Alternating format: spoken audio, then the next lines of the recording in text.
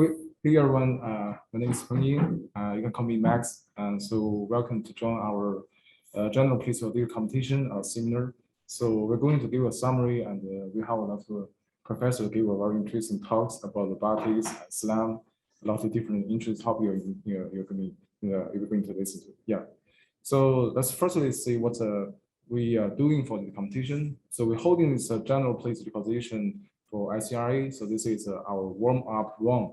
So we have basically two tracks. So one is a city-like 3D to 3D localization. So this is mainly for long-term UGV autonomous driver car localization.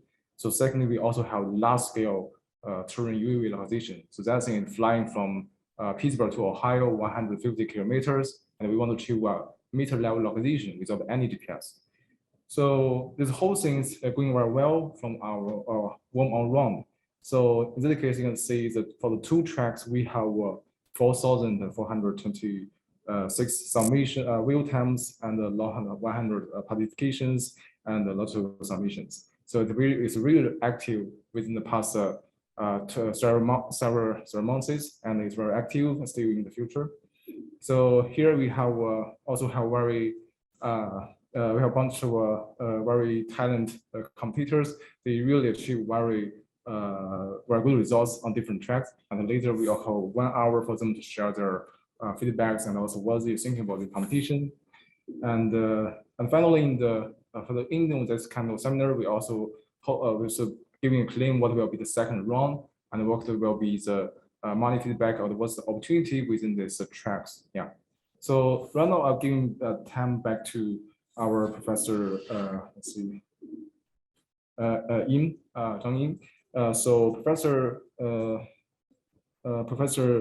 Yimin Zhang is a chief scientist from the AirLab China. So okay, so I'm stopping share screen right now and let Professor Zhang to share the screen and give our first talk today. Okay, thanks. Yeah. So Professor Zhang, can you share screen? Yes. Okay.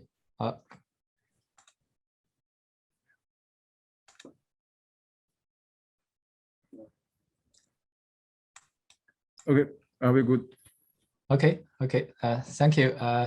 I'm very glad to give some introduction to our research. So the topic is knowledge-based self-supervised continual learning. So we think this is important toward autonomous service robots. Okay. So actually, we started the robot research at InterLabs about 5 years before, and in that time, we have the vision that multifunctional service robot will be at home, entering at home in 5 to 10 years. Yeah, so actually, from the last 5 years, we did some many research in this field and also collaborate with many universities. And we see this vision has become more and more feasible, and we will continue the research, yeah, to make this happen. And we are glad to have more collaborations with more universities. And actually, about in 5 years before, we actually look at the current status for the robot research. And actually, we see that robot research has been researched for many years, like more than 30 years. And and we are also in AI space. AI technology has also progressed very fast in the last 10 years. So we are looking at what are the key factors for successful service robot. So after some survey, and we actually have we have seen these 4 key factors. The first, definitely the low cost. because for the cost part is that we know that in the for robot in the labs they normally are very expensive in the past. So if we want that service robot can enter home and do service for normal people, then it has to achieve a much lower cost. Yeah, so this is one, and also in the past the robot can just do one single functionality, so it does not need much in intelligence there. But as we believe that the future, it should have multifunctional usages. So, and for some usages, it can even learn on the fly. So this needs much more in intelligence in the robot, and definitely good human-robot interaction.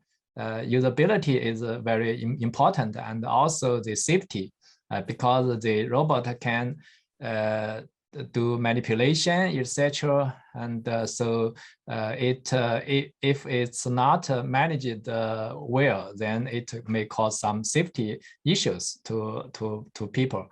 Yeah, and actually the last three factors actually more related to robot learning. So this is the topic I will talk about today.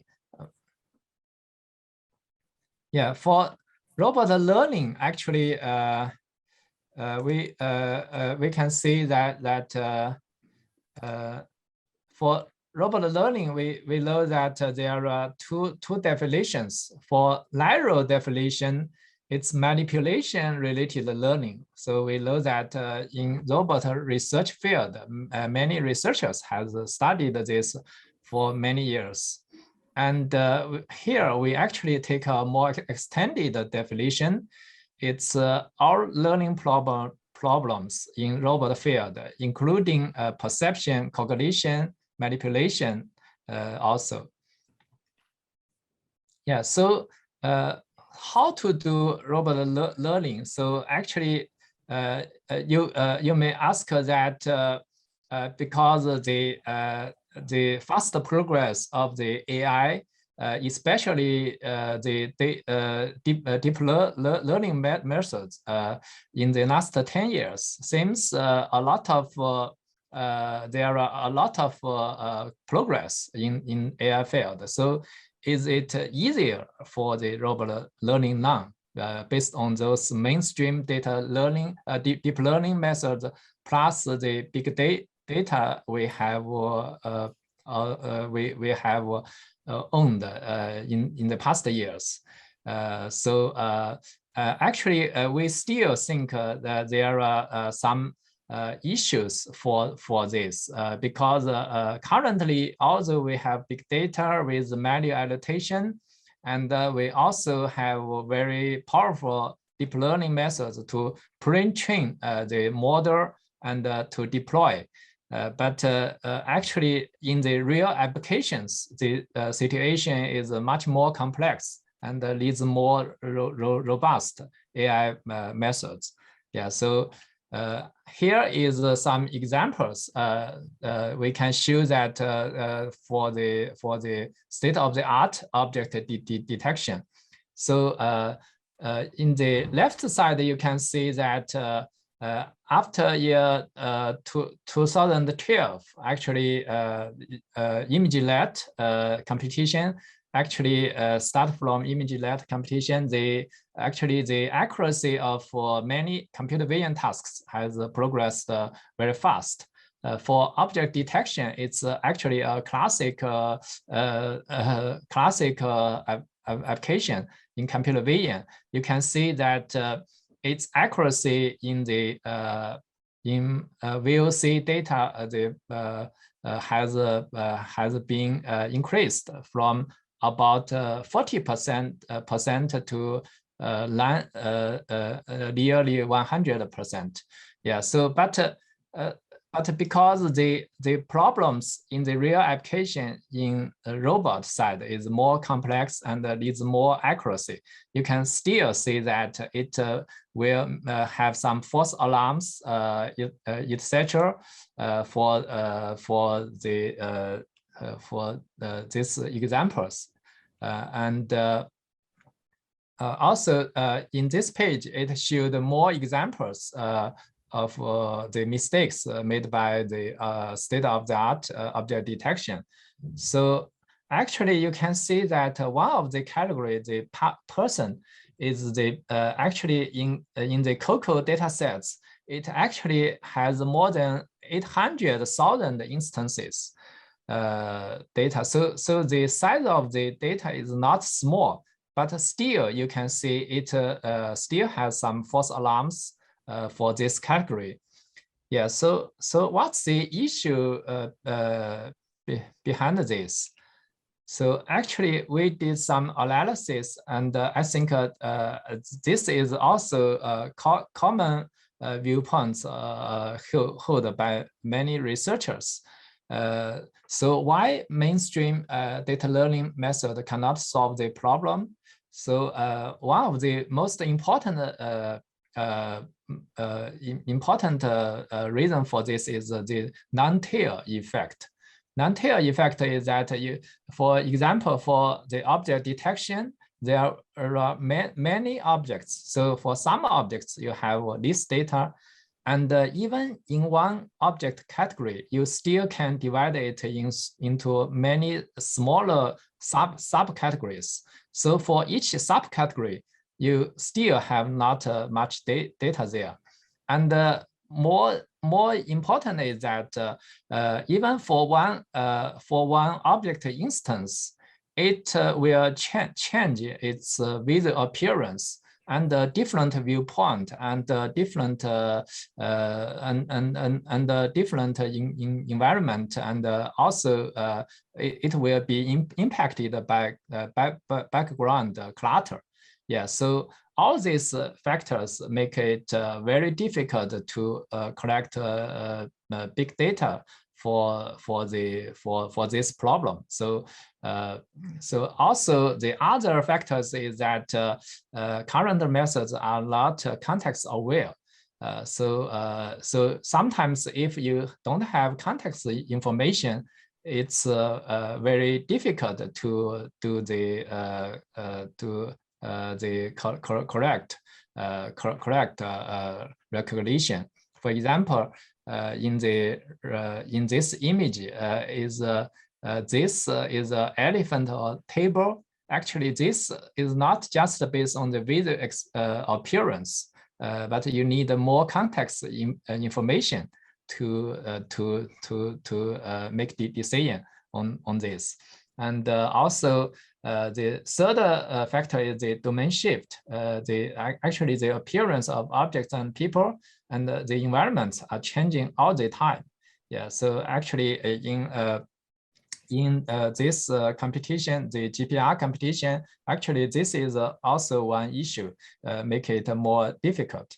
The last one is the high cost, because you need to collect big data, and especially the annotation cost time and money. Yeah, so our conclusion is that the data will never be big enough. So we need some kind of methods that can deal with these issues.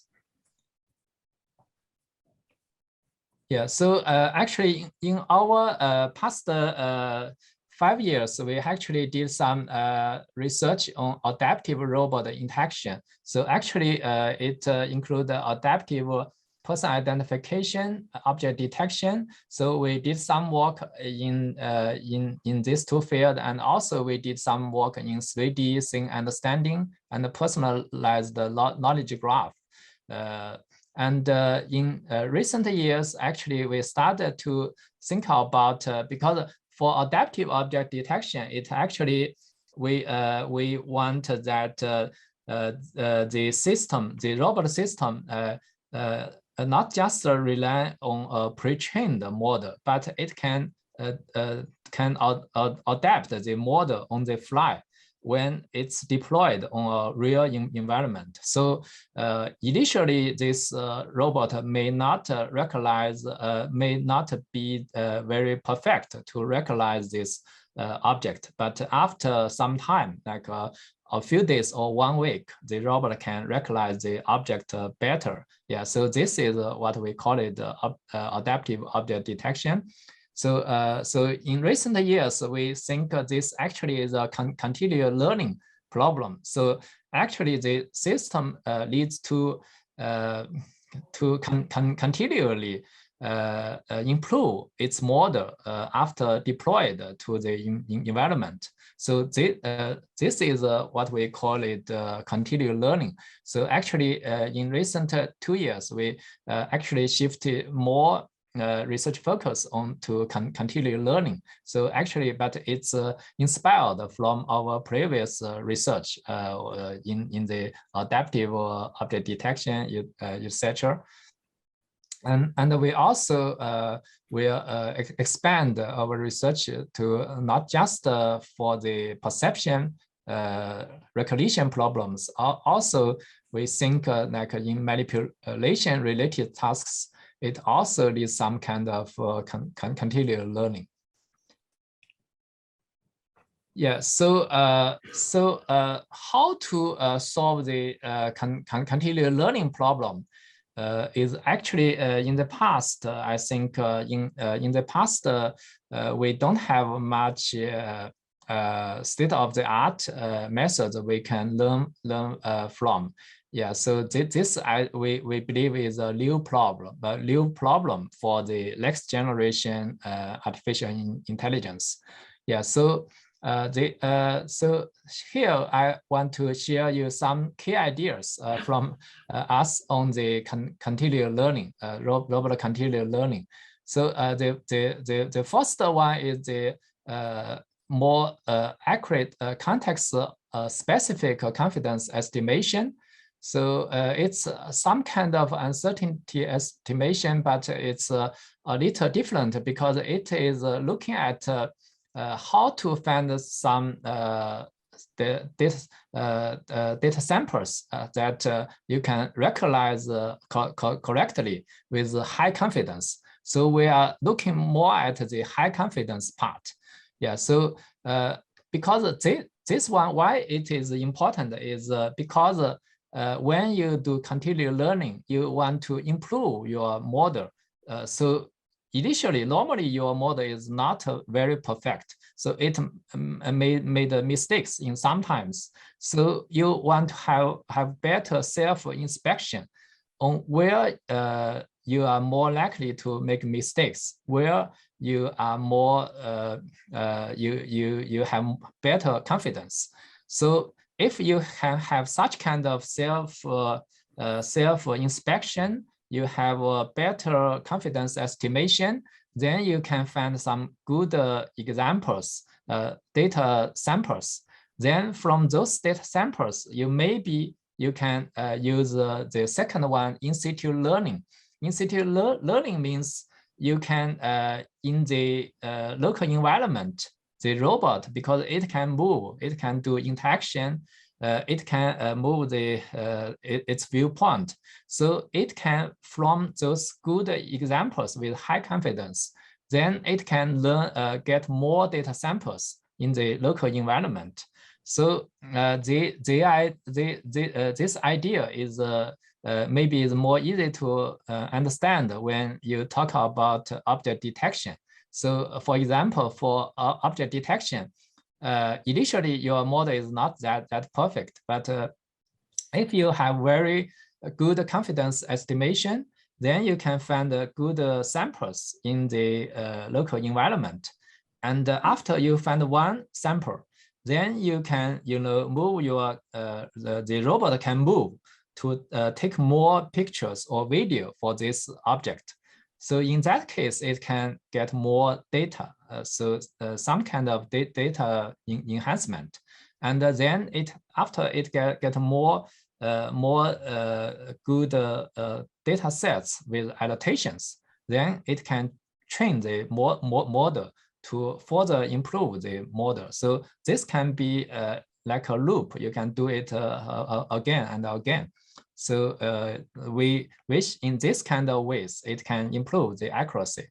The last one is the spatial temporal intelligence. So this one is actually the contextual awareness. So we think that in the environment, you need some more symbolic information to help you to decide the contextual part.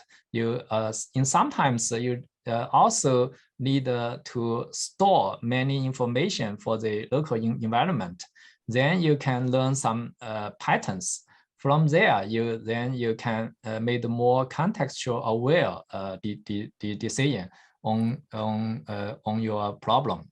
Yeah, so we think the spatial temporal intelligence part is also important. Yeah, so overall we think that those three aspects is important, and actually here is the we proposed a conceptual framework for the continual learning. So it's knowledge-based self-supervised robot continual learning. So the idea here is actually because we are thinking about the next generation AI. So we think it's important. First is the idea is to first you need to have both statistical learning. Actually, we also here we include the deep learning method as a statistical learning methods, and also you also need some kind of symbolic approach. So because the first generation artificial intelligence is based mainly on symbolic approach, like the knowledge base, knowledge graph. So that part we also is important. So we think we need two kind of approach, so we can leverage the benefits from these two sides. Also, we think it should be a continual learning. Continual learning means it has to be a loop, so it can keep improve itself. Not just do the learning once, but you can still do the learning after the system is deployed to the local environment. Yeah, so actually you can see that the upper part is the continuous symbolic learning part. So it has some kind of knowledge base.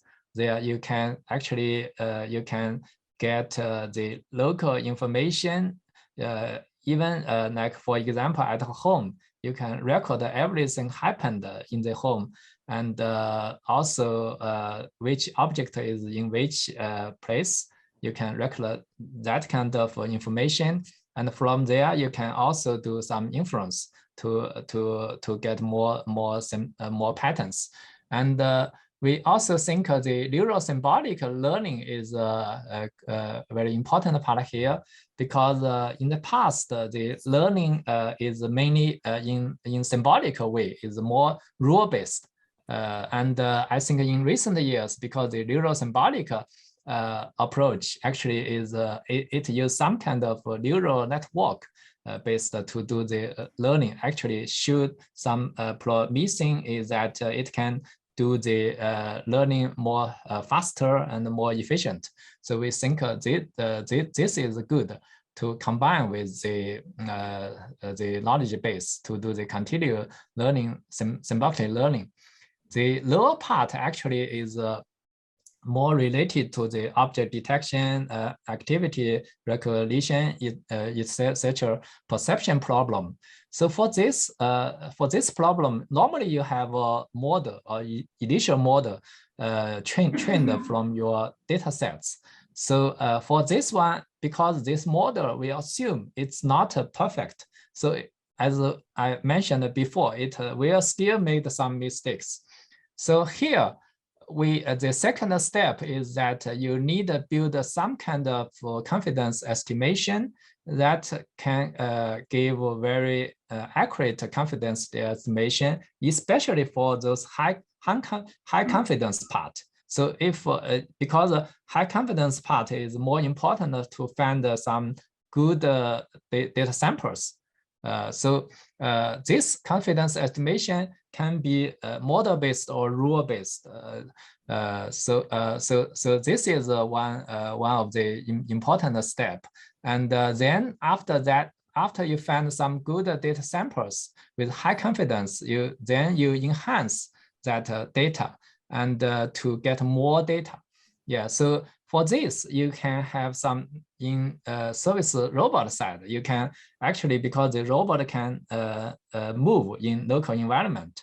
So it actually can, as I mentioned before, it can collect more data from a good data sample, high confidence data sample to get more data samples. Also, you can do similar ways as in like in normal computer vision problems. You actually can because the robot can get the background images for local environment. So it can also replace your background with those background images to enhance more data sets for this object or something. Yeah, and after you get more data samples, then you can put those into your data sets. Actually, the training data sets, we actually call it the core set database. So and after then you can train a new model based on that data sets to get new improved model, and from there you can continue this loop because after you have a better model, you can continue to do the recognition testing in the local environment, and you can use confidence estimation to get more data samples, and then you can enhance the data, and so this can be a loop. Of course, the confidence estimation, the challenge is that itself can make some mistakes. So this is one difficult issue we see beforehand. So possibly we need some kind of way to refine the confidence estimation after you see more data sets or more testing. Yeah, and actually, because we have the two loops, one is symbolic loop, one is statistic loop. So if you just simply combine them, it's easy, but it's not that good, because we think both sides is not perfect and may make some mistakes or may have their own limitations. So the best way is that you need to combine them into one system. So, and they can also help each other. So here you can see that from the upper part, the symbolic learning part, it can provide influence because it has some knowledge base and some patterns there. It can help do inference to help verify the perception part. And also from the perception part, because you can provide better perception results, more accurate perception results, you can feed more correct facts to the knowledge base. So actually, in this way, these two systems can learn from each other. Yeah. So basically, so this is the overall conceptual framework. So actually now we are thinking that this conceptual framework is a good baseline for us to further doing research. So of course, because it's a conceptual framework, so it didn't give the details. So for each problem, be it is object detection, activity recognition, manipulation, learning, so you still need some way to implement each of these. Yeah. Okay. So actually, we are glad to have more collaborations with more teams on these interesting problems. Yeah. Okay. So this is one example of the, actually it takes the similar ideas as I mentioned in the conceptual framework of continual learning. So it's for object detection. Actually, this work is done before we have the conceptual framework. So actually, we do this in the first, and then we get more better ideas, and then we propose that conceptual framework. So here the problem is to for robots to learn to recognize a new object instance, like this bottle. Yeah, medicine bottle. So first, the robot will have like 10 seconds to record some initial data sets. Initial data sets for this medicine bottle. But you know that because object detection is the accuracy, the results is much depending on the like viewpoints, different background clutter, etc. Or even you put it in different place, it may the results may vary. Yeah. So we know that the initial results, initial 10 seconds data sets is not enough for this for robot to recognize it correctly in all cases.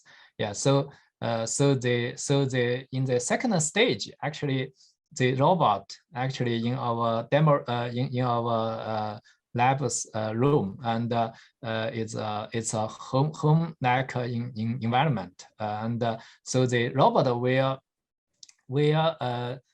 collect more data for this object, and sometimes the object may change places, yeah, put in different height.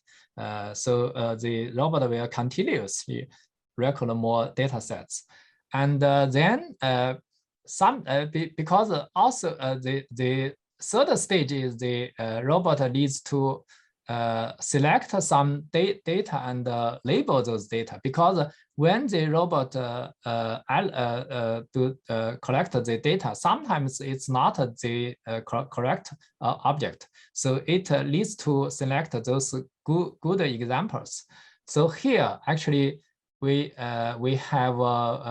use a model-based approach to do the very high do the confidence estimation.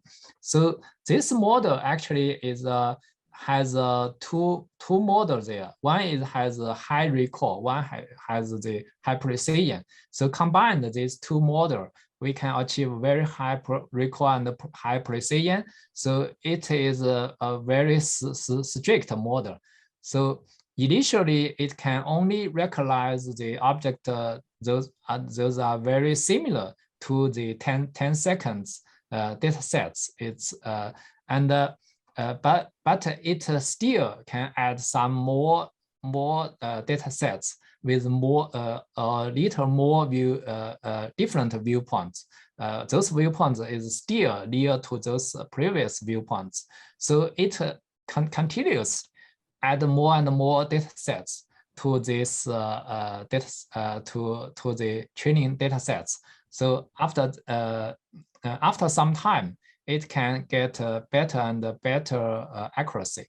Yeah. So basically, this adaptive object detection, we from the effect of it is initially in the first day. When the user shows this new object instance to the robot, it can only recognize that object in some cases, like just in like possibly in 5% of the cases, and then after a while, after 3 days or 1 week, it can recognize most of the cases. So this is the effect of this this system. Yeah. So this is our testing compared to different state-of-the-art system. So the first 4 you can see that is state-of-the-art in those time, and the best one achieved is actually the FCOS method achieved at 70% average precision and 67 recall. And actually, our method can actually achieve much better accuracy after some times of continual learning. So of course, in here, we are not doing our online testing. We just record the local data sets with 15 objects, and we record each object has hundreds to thousands of unlabeled data. So we use that for the continual learning. So finally, is you can see that the methods improve the accuracy much. Yeah. So this shows that the good potentials of the continual learning approach. Of course, because this is still not perfect, we want to achieve the accuracy for this for the object instance much higher with much higher accuracy, near 100%. So this we are still doing more research in this aspect. Yeah, to collaborate to allow more researchers, more students to participate in this kind of research, we think data sets and competition is important. So actually before, I think some of you may know that we have organized some of the competitions before on lifeline robotic vision, and we also have the some data sets shared for some problems.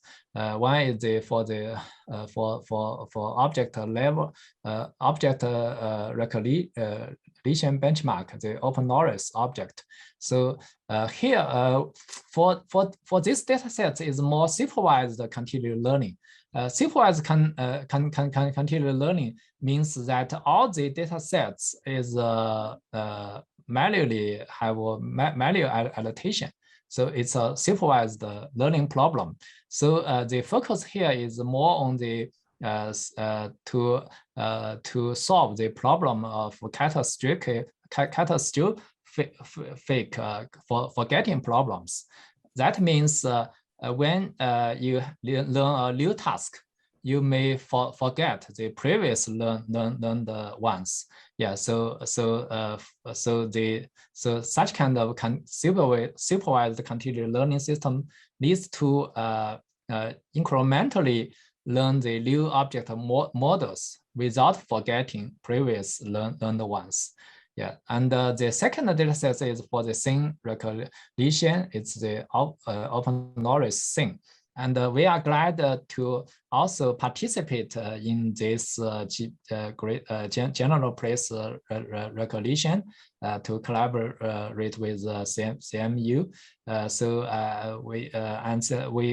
I believe this is a very good competition, and also the data sets. I know that CMU team led by Professor Sebastian has used the last 3 years to collect a large amount of data sets. So I think this is a very valuable data sets. I think I can do the research in this space. Yeah, so we are very glad to participate in this competition organization. Yeah. And yeah, okay. Okay, so here I also want to share you one competition we organized recently is the grand challenge for indoor robot learning. So so this one is more emphasizing on the self-supervised continual learning for the indoor home environment. Yeah, so actually the robot, for the tasks, currently we have 10 tasks. Some is related to the like object recognition, activity recognition. Some is related to manipulation problems. So this is also one interesting competition we want to share with you. And this is the website. And okay. So, okay, so that's my talk. Yeah, thank you. See if you have any questions. Yeah. Oh, okay. Thank you, Yimin. And it's a very good presentation for the whole things. And yeah, maybe I have one small question for task. So from your perspective, so what will be the continuous learning for, I mean, for general robotic system or general robotic problem? You mean the what's is important for continual learning, right? Yeah. Okay. Yeah. So actually, I can back to share to here is so first we believe that the self inspection. So our system, because in the past we know that most of our machine learning system assume that our system is perfect. Yeah, is very robust. But we know that it's not perfect. So I think to do the continual learning, one of the most important part is the self-inspection. So here we mean the confidence estimation. You need to know your model, to know its limitations, its where it's more confident, where it's not that confident. So if we have this, then I believe you solved half of this problem. Yeah, so this one is important. And the second important part is how to enhance your data to the data. So you need to collect more data sets after you use confidence estimation to get some high confidence data samples. So this one is also very important because sometimes because the problem normally have you need to collect data with different contextual information, different viewpoint. So if you get one good data sample, you need to enhance your data sets. So that one is important. The third part, I think, very important is how to have the combine the symbolic approach and the statistical approach, because sometimes we know that the statistical methods that train from data sets still have its limitations. Yeah, so we think some symbolic approach is important to help in that part. Of course, because the symbolic part, its learning part is not that strong in the past. So we believe that you can combine these two aspects. Yeah, so of course, how to combine symbolic approach and the statistical approach itself is not very easy, because in the past, we don't have many prior art on this problem. So talking about it is easy, but how to do it, we think in this space still needs more professors and students. We can work together on this problem. Yeah. Okay. So that's my answer to your question. Thank you. Okay. Thank you, Yimin. And okay, and thank you for your talks. Yeah, relax. Yeah. So I think we can continue our today's talk, and So even can you stop share screen so I can share? Okay. Okay. Thank you. Thank you. Yeah. Thank you.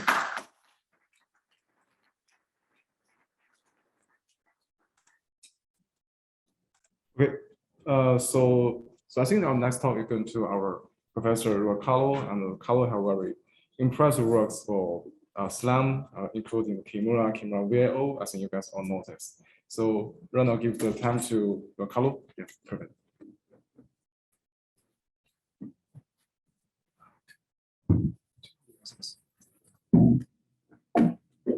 HDMI? HDMI. I'll need that, yes. Okay.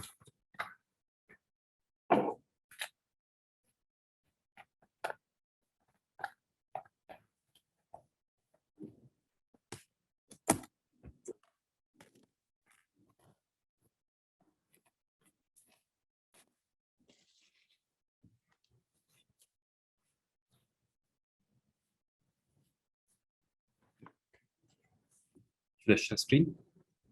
Yeah, share screen. Yeah. And I'm unmuting, so I want to make sure there is no echo. So I don't know if you guys have to mute on your Yes. side. So no, mute yourself. Yeah. So we use this Video? Yeah, we use this one, and here's some. Okay. Yeah.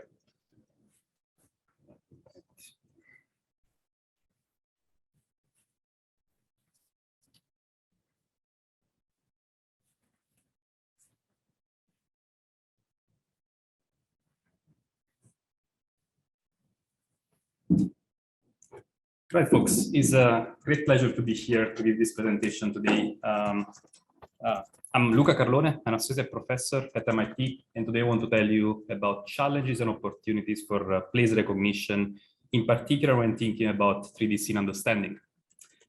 So a key motivation for this talk and for a lot of the research we are doing is that there is still a large gap separating robot perception from human perception. In robotics, we have to be quite proud. We have made impressive progress over the last few decades. So right now we have, for example, very advanced systems for geometric understanding. You can download your favorite library for SLAM, I don't know, or SLAM or SLAM 2, and you can get geometric reconstructions of the environment in real time on a laptop. At the same time, we are all aware of the progress on 2D semantic segmentation, 2D semantic understanding, which is fueled by deep learning. So right now we have pretty good tools for at least 2D object detection, bounding boxes, and also decent tools for 2D semantic segmentation. At the same time, humans are doing much more than that. And I can convince you that this is the case with a single image. If you stare at this image on the right for a few seconds, as a human, from a single image, you can picture in your mind what is the geometry of the scene, right? There is a road, there are buildings, and so on. You can understand the semantics of the scene in 3D. So for example, you can understand there are cars, taxis, pedestrians, and so on. And you can even reason about relations between elements in the scene. For example, you can think that a car is behind another, or a car is crossing a traffic light, or maybe a pedestrian is trying to cross the street. So this kind of 3D scene understanding is still lacking in robotics. This kind of holistic understanding of the scene, including relations, geometry, and semantic, is still lacking. Another huge gap is about robustness. While for human perception is pretty robust. We have optical illusions and things that can trick human perception, but these are really corner cases. It's really easy instead to trick state-of-the-art algorithms for robot perception. So a lot of the work we have done is about bridging this gap, or at least starting to bridge this gap. And towards this goal, today I'm going to present 3 contributions, and hopefully I will do a good job at connecting them with place recognition. So the first one is about 3D metric semantic SLAM. I'm going to present about Chimera and Chimera Multi. And this part is really about stressing the importance of place recognition in localization and mapping in single and multi-robot systems. The second one is about real-time 3D scene understanding. And I'm going to present the work on 3D scene graphs and Hydra, which is an algorithm to build a 3D scene graph in real time. And hopefully here I will show that there is a lot of potential in improving place recognition when using high-level representations such as 3D scene graphs. And then I will conclude with a different topic, which is about what happens if you have bad loop closures? What happens if your place recognition is failing? And I will tell you about certifiable perception algorithms, which are able to reject incorrect place recognition results. So I'm sure many of you were at the workshop on robotic perception and mapping yesterday. There is some overlap in the first two parts, but I'm going to go a little bit more into the details of the approaches. And instead, the last part is new, and I haven't presented that yesterday. So let me start with the first contribution. Again, we started thinking about how to push the boundary of traditional SLAM. And the first attempt at that was to enable algorithms for real-time metric semantic mapping. The first algorithm we propose, or the first system that we propose, is Chimera. Chimera, at least in terms of input-output, is a pretty simple object.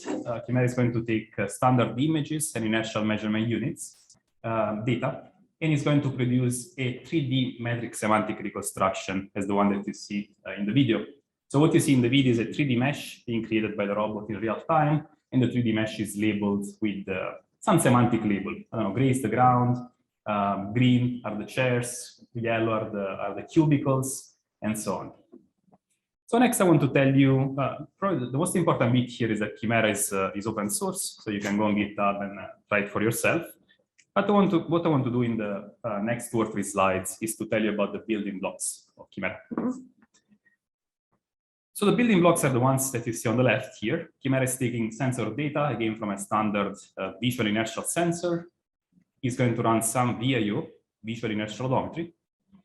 And visual inertial odometry is about reconstructing the trajectory of the robot. And next, the trajectory of the robot will be passed to Chimera Semantics, which is in charge of building a 3D reconstruction, this metric semantic mesh around the robot. And finally, there is a module which is called RPGO, as in robust Postgraph optimization, which is in charge of correcting the trajectory in response to loop closure. That's where place recognition comes into play. So let me tell you a little bit more about the VIO. What Chimera implements is a keyframe-based visual inertial odometry approach based on the Annupré integration theory that we proposed back in 2015 and 2017. This at this point is fairly standard theory. It's used in advanced version of Beans Fusion, OrbSLAM, and so on. We're using a GTSM implementation, and we're using that in conjunction with what's called smart projection factors in GTSM, which are a model for visual measurements. So in a nutshell, how this works is that you have images and sensor data, you convert that into factors, and then you do factor graph optimization to reconstruct the trajectory of the robot in also a sparse set of 3D points seen in the camera. After you reconstruct the trajectory, again, the odometric trajectory, you pass that to Chimera Semantics, the second module, which is reconstructing this nice 3D mesh. The way this works is that imagine that you have a stereo camera. For each pixel, you can reconstruct some depth.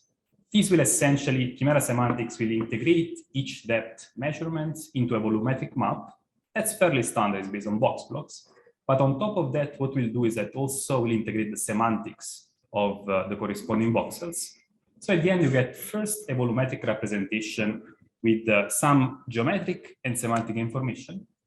And that representation is transformed into a 3D mesh. The cool thing about this is that this is a very fast approach based on CPU, so you do not have to spend a lot of compute on that, and it's running in real time. So far so good. We have a good estimate of the trajectory of the robot. We have a nice map. What happens, however, is that the VIO is going to drift.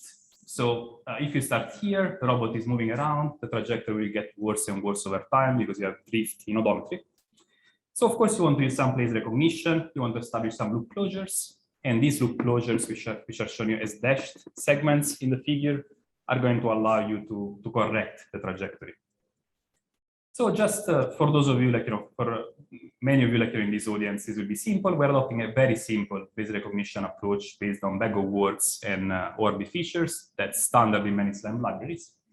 What we are clever about in Chimera is rejecting bad loop closure results.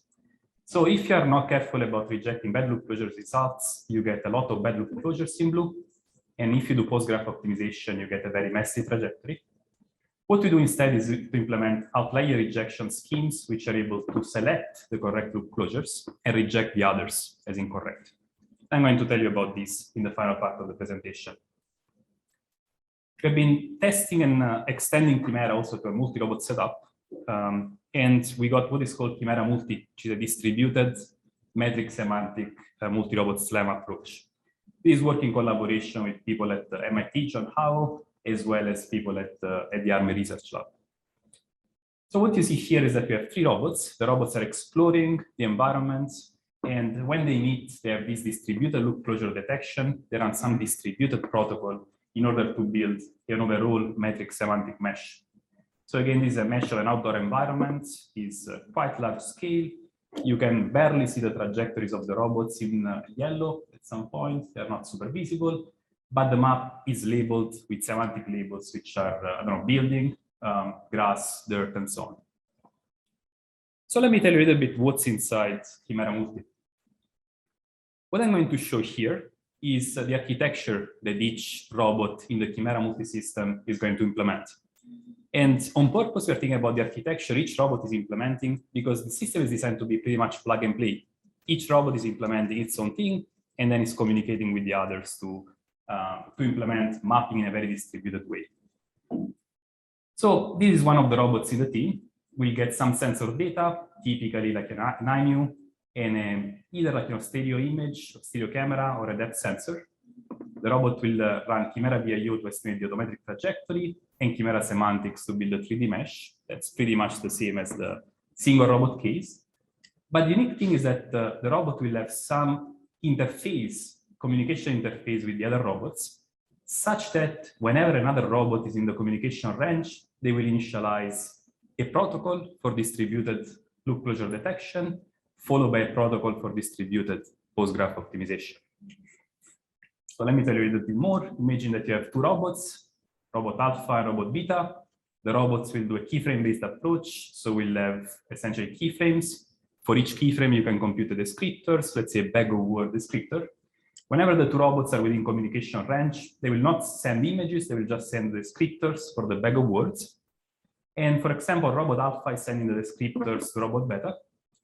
Robot beta is going to compare the descriptors with its own images. And if a match is found, the robots will keep talking, and they will exchange also key points and things which are going to allow to compute a relative pose at the loop closure point. Okay. So the protocol is what you see here. There is an exchange of bag of words vector. If there is a match, you exchange key points, and from the key points, you compute a relative pose. After you get relative poses, you essentially have a pose graph of each robot connected by what are called inter-robot loop closures. And you can do a distributed postgraph optimization approach, which is going to correct both trajectories in response to the loop closures. Okay, and the distributed postgraph optimization approach is a very nice technique proposed by the group of John Howe, which again is allowing to distributedly optimize the postgraph with minimal communication exchange between the robots.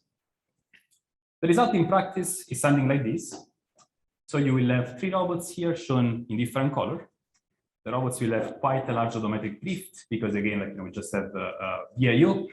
They will drift. These are very large, fairly long trajectories, but whenever they meet, they can establish loop closures and they can correct the trajectory.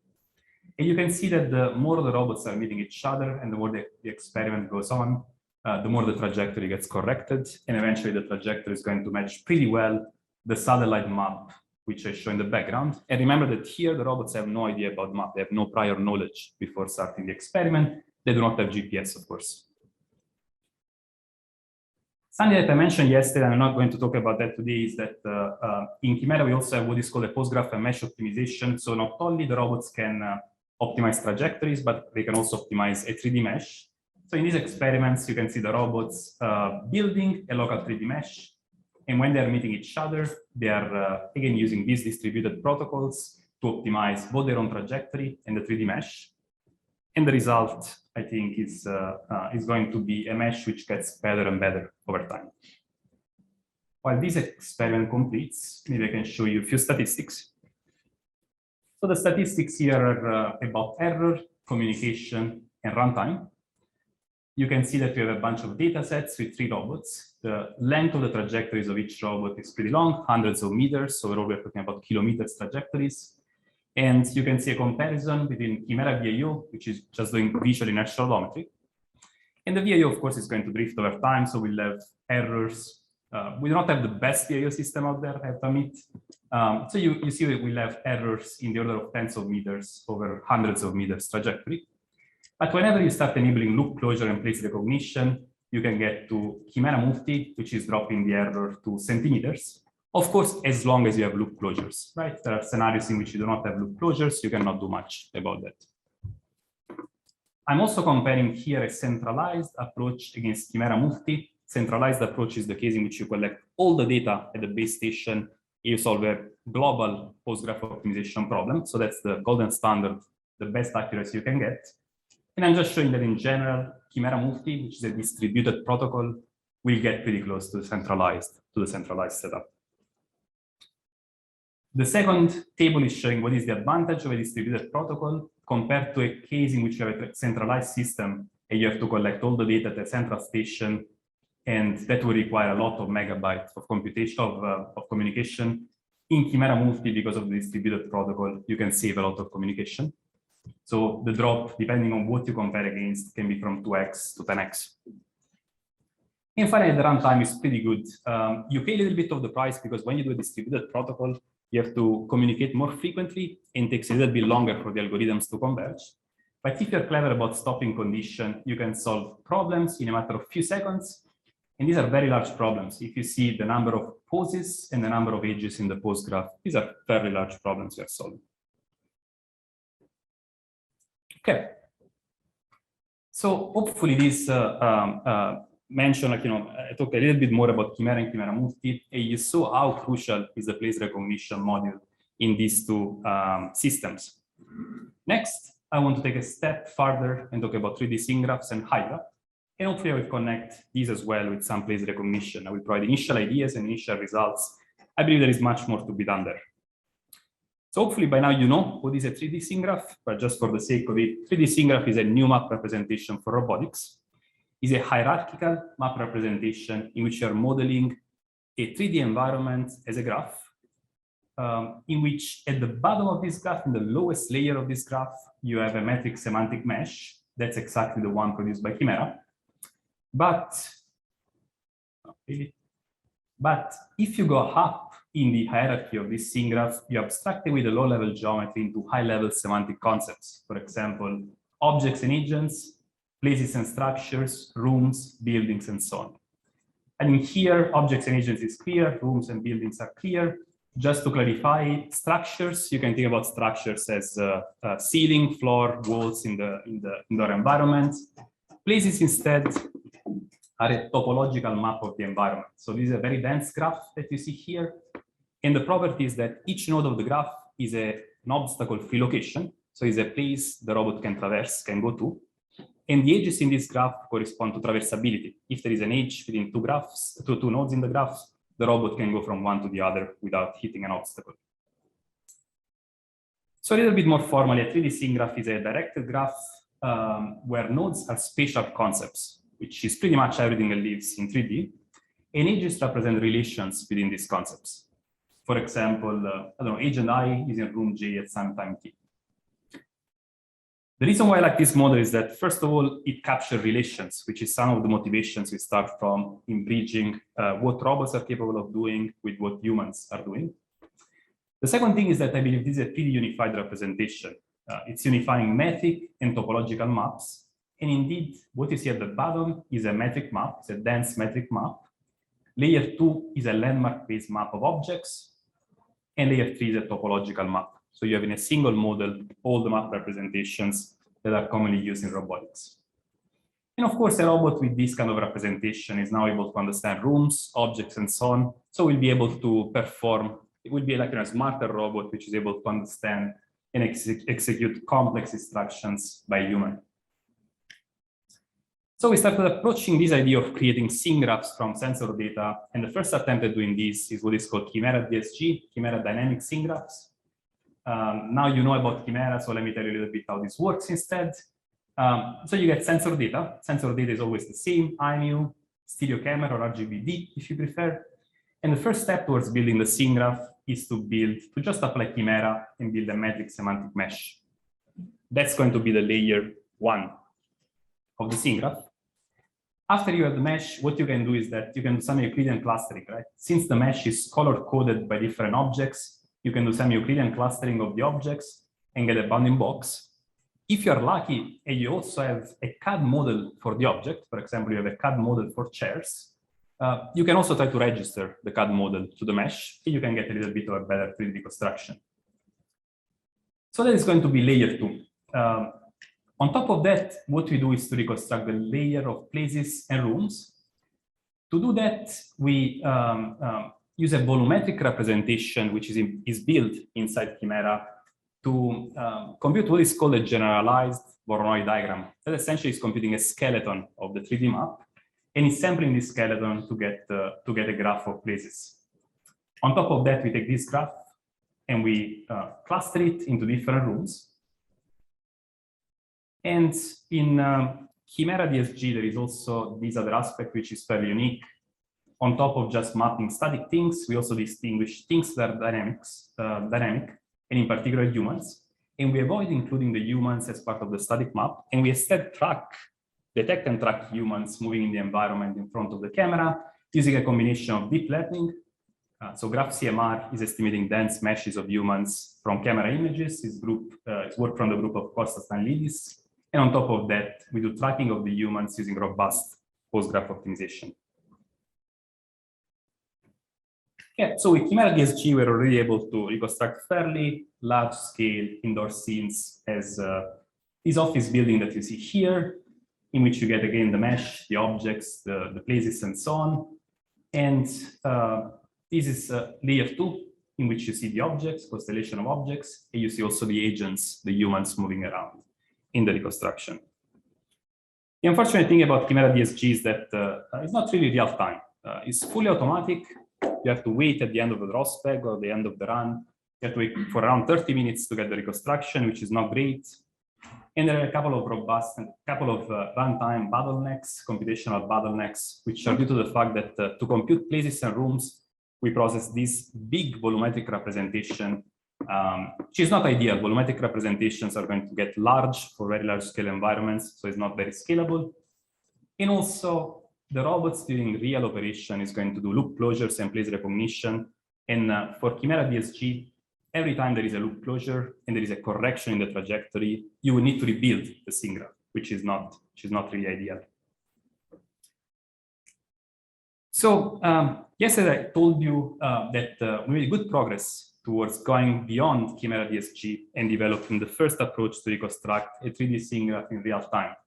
The approach is what we call Hydra, which again is an approach to construct in real time a 3D scene graph from visual inertial data.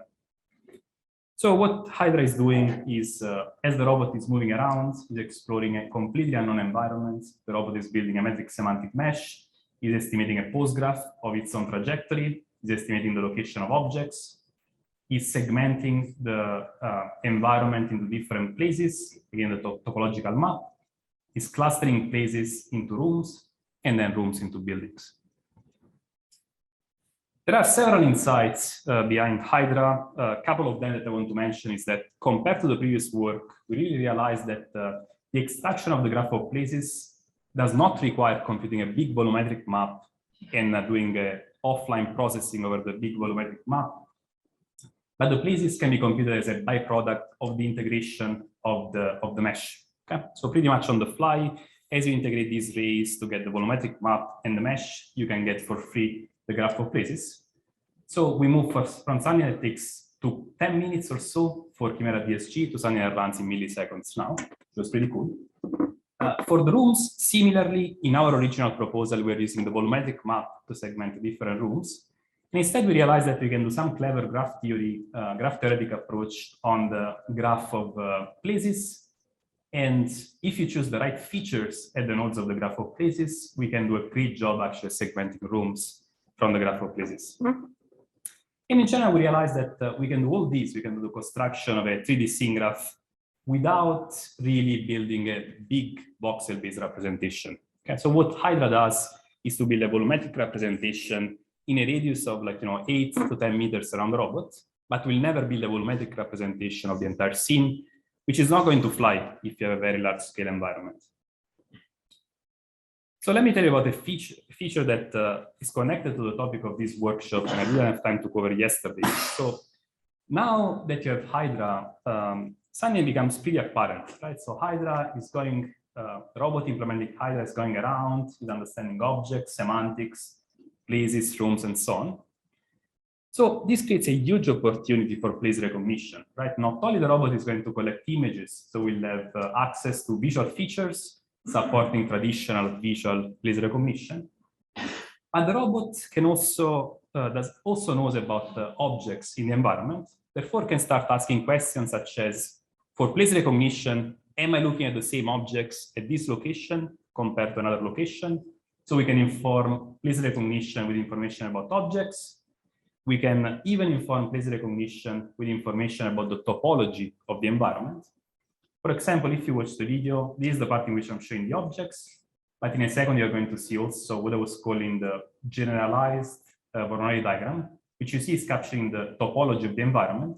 So we can essentially use this kind of topological information to understand, to inform place recognition. And eventually, we are not doing that yet, but we can also inform place recognition with information about rooms, buildings. I mean, if the robot has to close the loop in a room, at least you have to make sure that the room type is the same, right? If the room at time t was kitchen, when you go back, you expect that the room that you're revisiting has to be kitchen as well, right? We're not there yet, but I think that's an easy opportunity that you're going to get with the 3D scene graphs. So let me tell you the first steps and what we did to improve loop closure detection and place recognition by taking advantage of 3D scene graphs. This, by the way, paper is going to be presented at RSS next June, is already in archive. So imagine that you want to compare, again, two locations, let's say this one and that one. What we say is that while in standard approaches, you would do maybe a bag of words descriptor for each location, you would compare these descriptors. Now you can start building descriptors also for objects and places and eventually all the other layers in the scene graph. So again, you can build a descriptor from the places and objects. And we started with the simplest descriptor out there. You can build just a histogram descriptor telling you what is the frequency of objects around the robot. So you consider a location, you consider maybe a 10 meters or 5 meters radius in that location, and you compute a histogram of objects around that location. And you do the same for places. For places, I'm sure it will be a bit harder to visualize, but places will contain some, each node in this place graph will contain some geometric information, and you can do still a histogram descriptor over that geometric information. And on top of that, you can do standard bag of words descriptors because we also store the images as part of the scene graph. We have, again, the Postgraph, and within the Postgraph, we store the descriptors for each key frame. So now that you have descriptors for multiple layers of the scene graph, you can start doing a hierarchical place recognition approach, which is what I'm showing here. So how does this work? You want to compare two places. What you do is that you start from the descriptor of places. If the descriptor of places matches, you go and compare objects. If the object descriptor matches, you go and compute the visual descriptors from bag of words. And whenever you have a match, whenever the descriptors are close enough to each other, you try to compute the registration. Okay? So you try to compute the relative pose within the corresponding locations. So for example, if you have vision-based loop closures, you can get a relative pose through 3D registration or 2-view geometry, whatever, depends on your sensor. But there are also cases in which maybe you're able to match the objects, but you fail to match the visual features, maybe because the appearance changed a lot. If you match the objects, you're still in luck because you can align the two constellations of objects and you can compute a rigid transformation within the two to get a loop closure. Okay.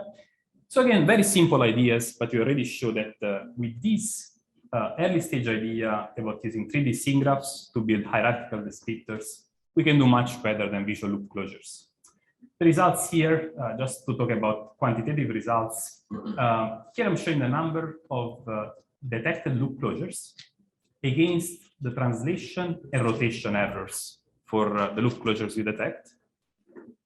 And you see in blue the results from detecting loop closures using the hierarchical descriptors that I was talking about, versus in orange and red the results from standard bag of words descriptors which are with two different thresholds. I think we have a nominal threshold, which is the one in red, and we have a more permissive threshold in orange. And here what you see is that not only we get more loop closures, that's why the curve is a little bit higher, but also the curve is pushed to the left, meaning that the loop closures we get are actually good loop closures with low translation error and low rotation error. Instead, with the standard visual loop closure, if you are permissive, if you use nominal parameters, you don't get many loop closures. If you use permissive parameters, you get more loop closures, but they get worse. Okay. So it's pretty exciting, I think, as an initial result. Okay, so this is an example of Hydra, including the loop closure approach that I was showing in the previous slide, running on at a student residence at MIT. Robot starts on one floor, going up the stairs, he's walking the corridor in the opposite direction, then he's going down, and eventually we'll go back to the original location. And then what the text is going to show here is that there is a detection of a loop closure here, and as a result, we are able to correct the entire scene graph.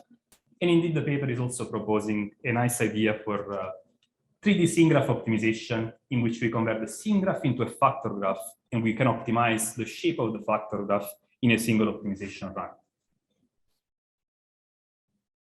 Pretty hard to interpret, but I think you can see that the mesh overall looks good to be real data without too much fine tuning. The segmentation of the rooms, again, hard to parse, but it's still reasonable. And the top view, I think, is what is telling a lot here. So you see that the top view of the scene graph is getting bad at the beginning because there is a lot of drift, right? So the corridor here is drifting in this direction, and as a result, the map is heavily misaligned.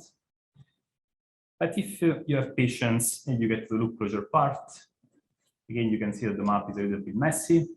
If you have patience to get to the loop closure part, much patience, okay.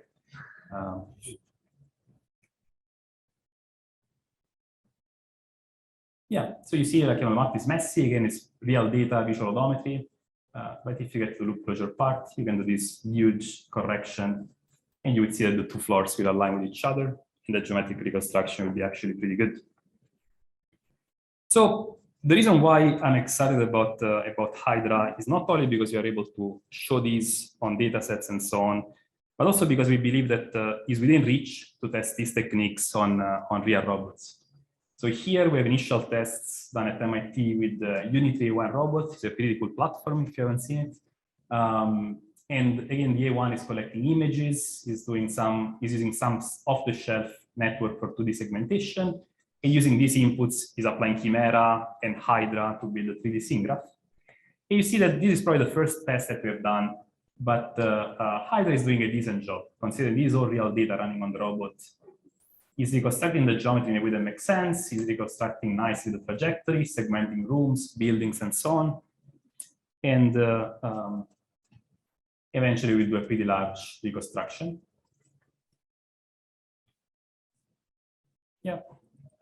So not perfect yet. If you go to the end of the video here, we have almost the entire floor of the building. But as I said, not perfect yet. You would expect kind of a loop closure here in this place, and I think this place, but there is no loop closure detected. And the reason here is that, unfortunately, there are not many objects, in particular from the viewpoint of the robot, which is pretty low. You don't get to observe many objects. Therefore, you cannot leverage a lot of the loop closure capabilities that we have in Hydra. But the exciting part here is really about this table with runtime. We can run the construction of Hydra and the different layers of the scene graph in a matter of milliseconds on a Xavier NX, which is an embedded computer. Okay, so let me speed up and move to the last part, which is about what happens if place recognition goes wrong. So we have a lot of work actually in a parallel research line. The first research line was more about 3D scene understanding. We have a parallel research line about certifiable perception algorithms, which really is about pushing the boundaries of robustness for modern perception and mapping systems. I will give an example. There is much more to say here, but I will just tell you the flavor here and what can be done with these techniques. So imagine that we have our robot moving around. The robot will move along a trajectory, which is shown in blue.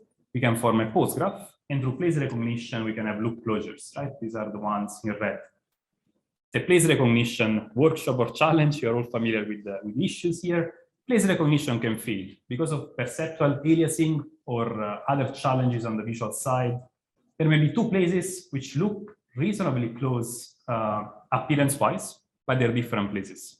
So you can get bad place recognitions or bad loop closures as the one in red. And you have to be very careful because if you include these bad loop closures in Postgraph optimization, you can get very poor results in terms of localization and mapping.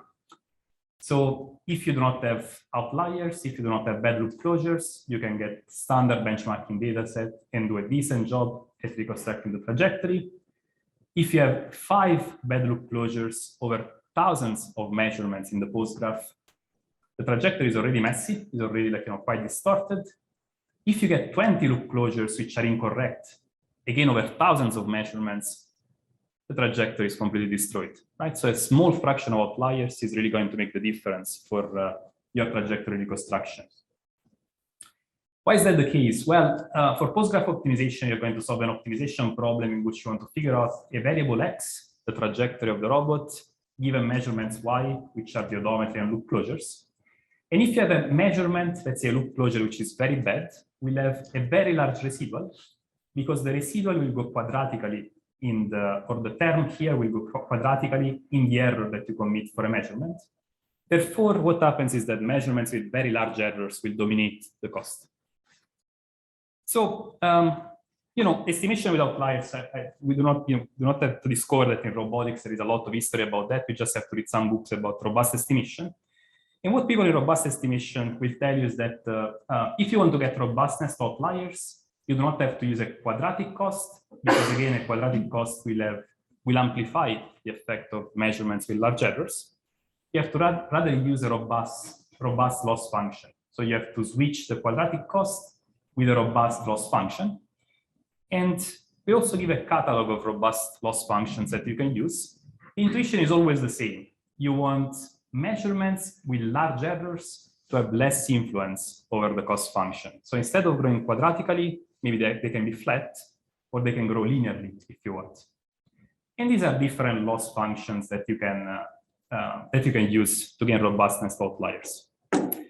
Well, then problem solved, right? People in the 80s with robust estimation told us how to be robust to outliers. So why am I giving this presentation?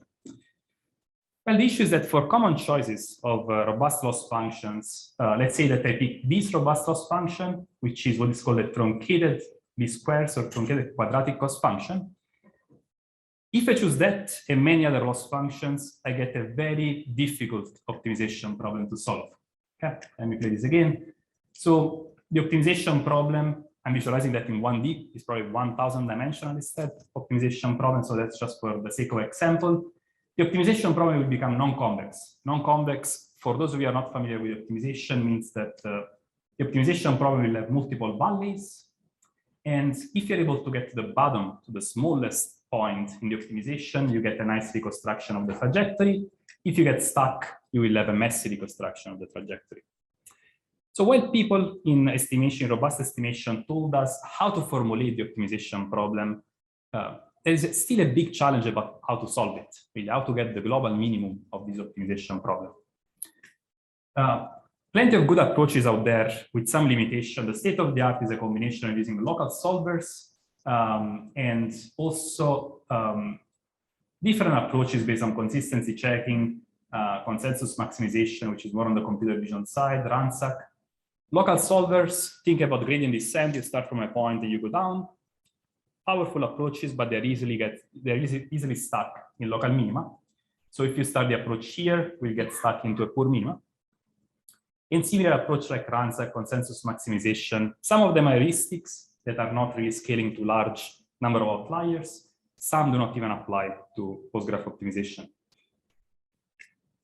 So what we did over the last, I would say 3, 4, 5 years maybe, is to develop a certifiable perception toolbox, which is really a broad set of algorithms to address these problems with outliers. And again, the problems we are thinking about are robust estimation problems in which you want to estimate some variable, given some measurements affected by outliers, and you want to minimize some robust loss function. For today, I'm putting a lot of emphasis on the robust Postgraph optimization, but the truth is that over the years, I've been showing that these algorithms apply to object detection in point clouds, object detection in images. So they're very general in terms of framework. And we have a broad set of algorithms, from algorithms based on graph theory, which are able to prune outliers, to algorithms based on optimization, which are able to get you close to the global solution, the global minimum of this cost function, to even algorithms which are self-defined that you have the right solution. Algorithms that are able to tell you, for the first time, algorithms are able to tell you if the solution you computed is the global minimum of the cost function or not, which is something that was not within reach before this. So of course, there will be another 1-hour presentation on this. Instead, what I want to do is to pick a single topic and tell you a little bit of what's inside that. And in particular, I want to tell you about graduated non-convexity, or GNC, which is a fairly powerful technique for optimization. Try also to speed up because I want to make sure we have at least a couple of minutes for questions here. So the key insight here is that if you have a robust estimation problem, there is a beautiful result from computer vision going back to the 90s. That is going to tell you that you can rewrite the optimization problem with a robust loss function in a form which includes auxiliary variables, extra variables theta. So you see that the variables theta can be understood as a confidence, a value between 0 and 1, such that if theta is 0, you don't trust the measurement. If theta is 1, you trust the measurement you believe is an inlier. And this result from optimization from Black and Ragarajan will tell you that there is an equivalence. You can, given this robust estimation problem, you can write the corresponding optimization problem with the thetas. And this problem is much simpler, right? You no longer have the rho, you just have a quadratic function from the standpoint of the x, okay?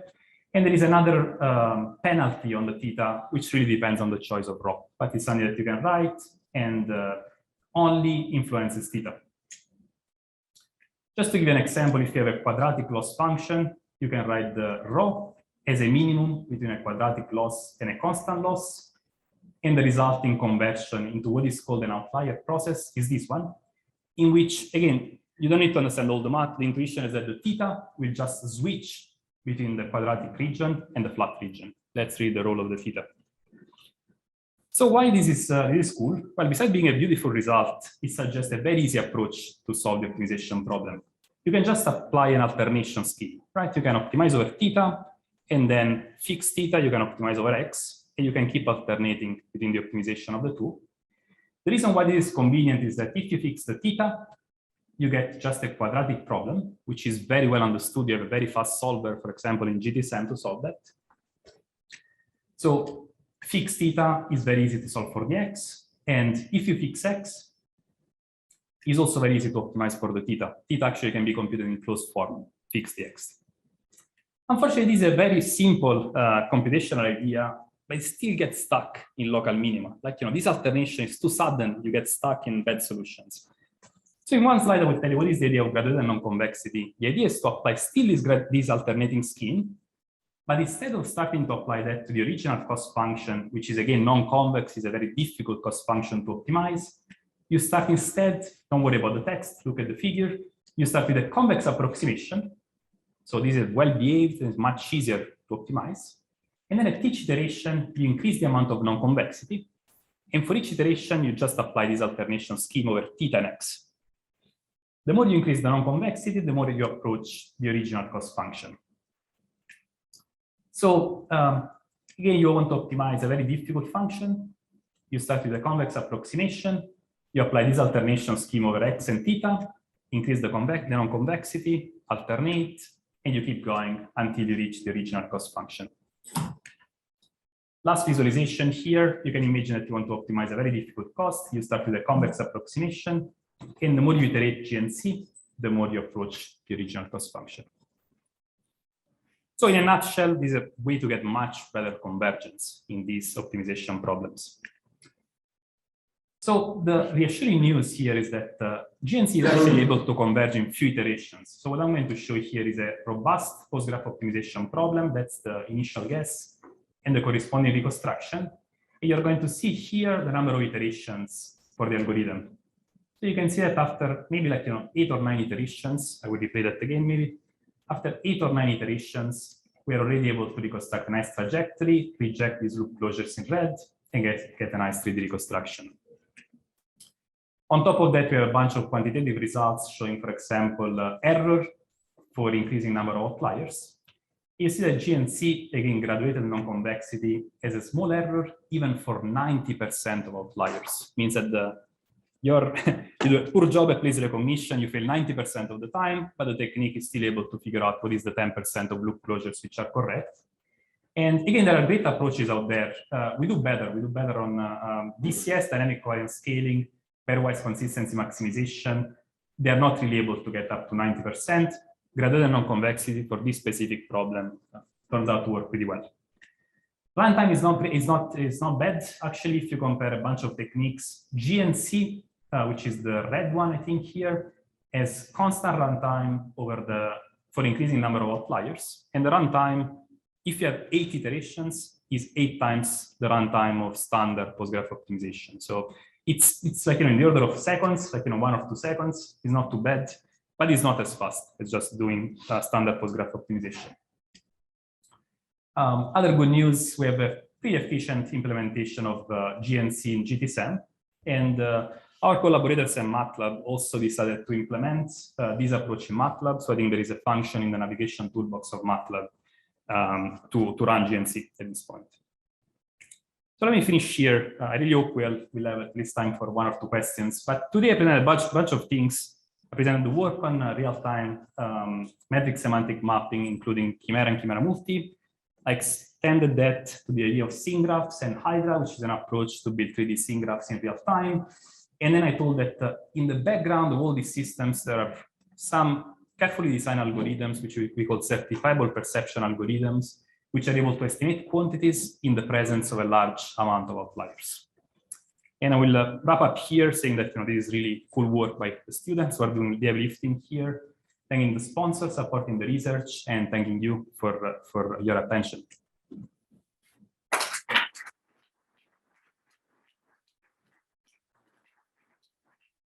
This is very impressive work, and I think we can ask a simple question. So I think you mentioned you're developing kind of hierarchical local detection. So one question is how can you balance the dynamic things and long-term changing within your hierarchical framework?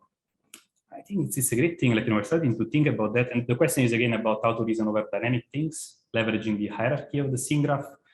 I think there is the representation is just right for that, because in a sense, instead of having a monolithic map, you are breaking things down into objects. Even at the mesh level, you're breaking things down into objects. And now each object will have different attributes. Beside the semantic class, you can start attaching information about how likely is the robot to be dynamic. You can start reasoning about things which are dynamic or not.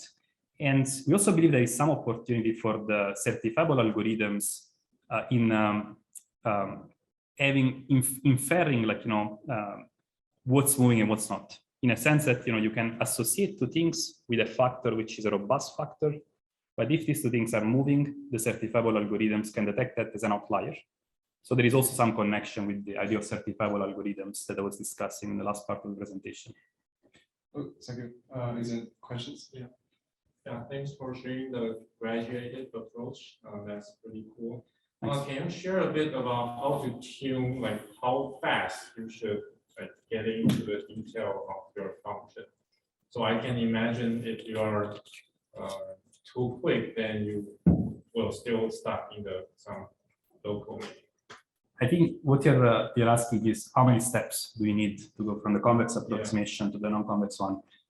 So we have a standard default step in GTSAM, which is a multiplier, which tells you how to. So there is a parameter mu here, which is controlling the non-convexity. And depending on how you update the mu, you get more or less non-convex. The truth is that we typically use just the default value. We do not fine-tune a lot that parameter because it shouldn't matter too much. And the consideration is that you just want to make sure that you do not have more than 10 or 15 iterations, otherwise things get too slow. I think more than a matter of parameter tuning, what really matters is the type of problems that you're solving. There are problems for which this idea works extremely well, problems for which is not the right approach. I think we got lucky because Postgraph optimization is a problem in which this is extremely effective. But if you try this with some problem like bundle adjustment or problem involving projective geometry, this does not work. So it's more about the problem and how challenging is the problem. rather than parameter tuning. I don't think you have to do much in terms of parameter tuning. Thank you. Yep, thanks. One more question. Just a follow-up, is that because of the sparsity or the connection problem, or what is it? I think so for this approach, you do not have guarantees of convergence to global minima, right? There is no guarantee of convergence. We do the guarantee of convergence in the certification part, but the basic idea is that if you start from a problem which is already very non-convex, as in bundle adjustment, even without outliers, is already very non-convex, that added to the non-convexity of the outliers is just too much for these approaches to work. That's my intuition.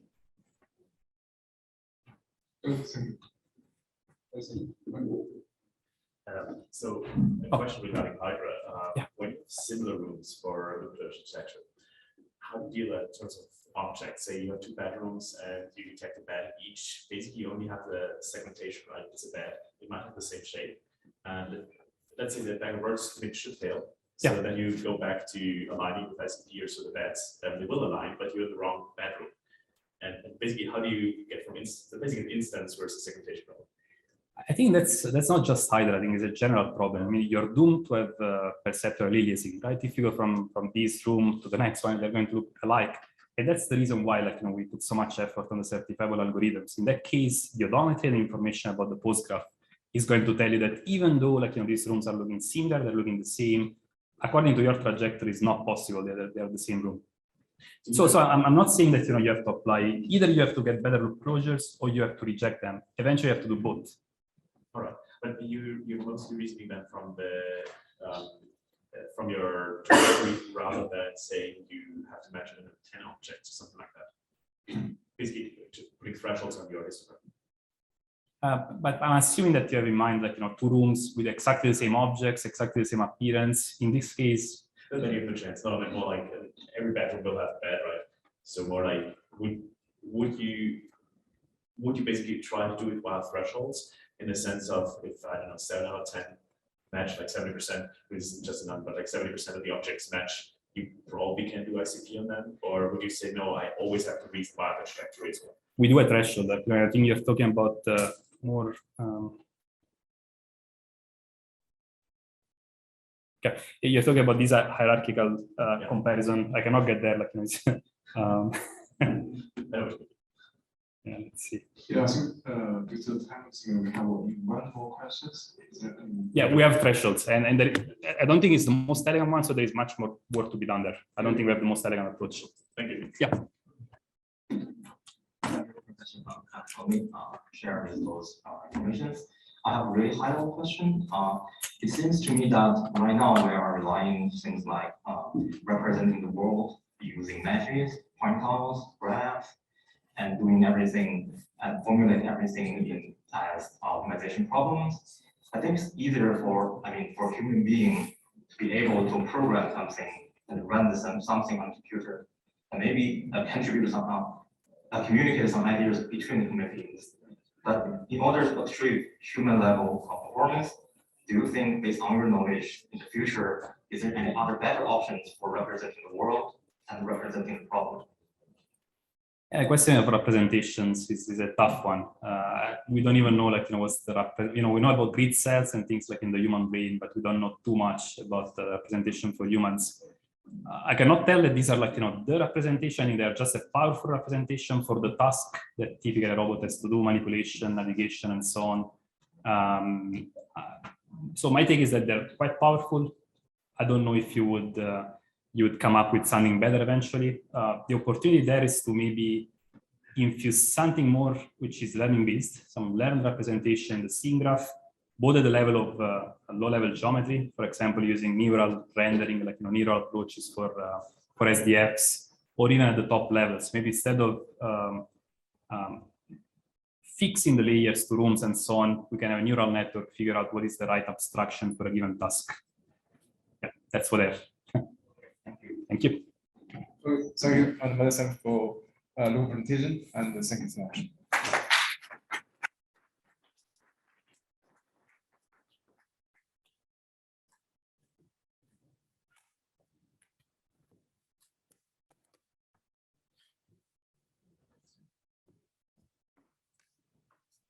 Yep, okay.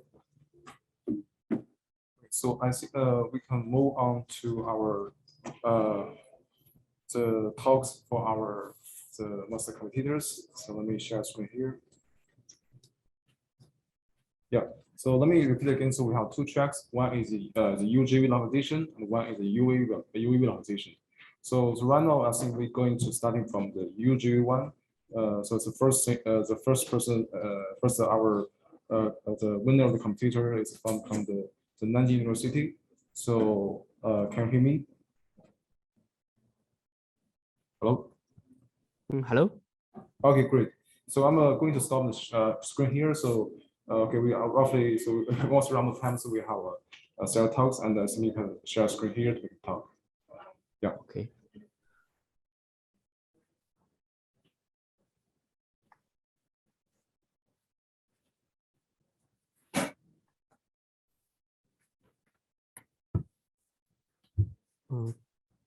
Can you see the slide? Yeah, we can see that slide. Yeah.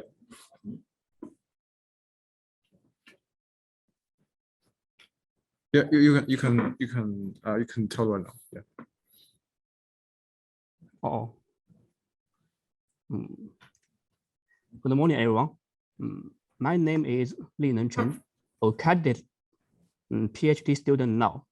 It's our pleasure to have the opportunity to share a method to such discriminated audience.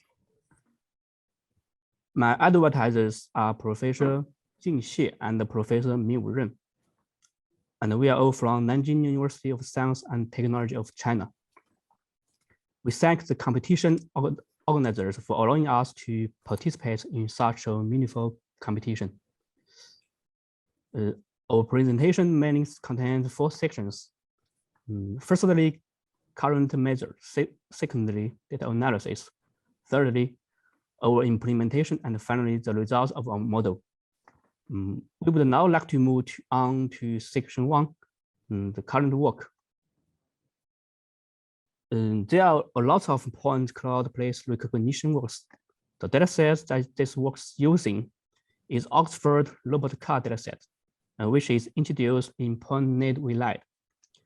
According to the feature extraction method, this works can be divided into these 4 main categories: PointNet based, and sparse convolution based, point transformer based, and both convolution and transformer based method. Sparse convolution based method can handle some maps with different number of points, while transformer based methods needs to sample the number of points to fix the number. Our team has published the transformer based method called PPDNet, which constructs a pyramid WeLight model to aggregate the multi-scale feature maps of point clouds into the global descriptors. And we now working on the convolution and the transformer based method and have achieved better results on Oxford robot car dataset, but still need to get improved on the Pittsburgh city scale datasets. Next, let me look at those 2 datasets. Here is Oxford robot car dataset. The main difference between these 2 datasets is that the submaps of Oxford robot car dataset has pre-processed. Each submap is downsampled to fix the 4,096 points, and the size of submaps is smaller than Pittsburgh datasets. And there is Pittsburgh city scale datasets. And each submap has a range of 50 meters in length and width each. Without pre-processing, each submap has about 140 kilo points, and the number of points in some maps after removing the ground differs greatly from thousands to 10,000. Just as the submaps in the low right corner many contains some traffic signals, while the submap in the upper right corner contains rich information. How do we deal with this kind of datasets? Let me see the part 3, our implementation. Firstly, we follow the point net we led to pre-process some maps. Secondly, we set the positive and negative sum map pairs to meet the task of this competition. The performance of the model is greatly affected by this setting. At the last, without better downsampling strategy, we adopt two sparse convolution-based methods to deal with submaps with changing numbers of points and build our ensemble-only model. Here we thank all the authors that opened their source code of models. Let we introduce the model briefly. The Milford 3D model adopts FPN architectures as feature extraction, while Milford 3D version 2 as ECA model extra. Milford 3D version 2 adopts multi-staged backpropagation method to set a large batch size, for example, 2048 in training process. We adopt ensemble learning method to combine these two measures, hoping to learn more discriminative global descriptors. And let's see the results of mentioned models. The left figure shows the results of Milford 3D. And it's worth noting that the model gets 97.96% recall at 1, but the model needs to retrieve at least 7 submaps to get 100% recall rate. The middle figure shows the results of Milford 3D version 2. Compared to the last version, this model achieves higher top one recall by adding ECA model and setting large batch size. It's also worth noting that this model needs to retrieve at least 8 submaps to get 100 recall rate.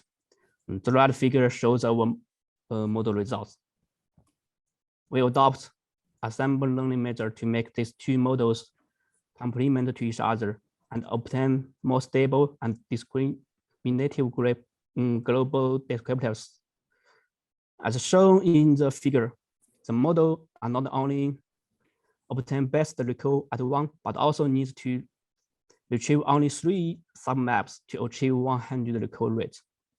And what's more, our model achieved the top 1 rank in the first round of GPRU-GV competition.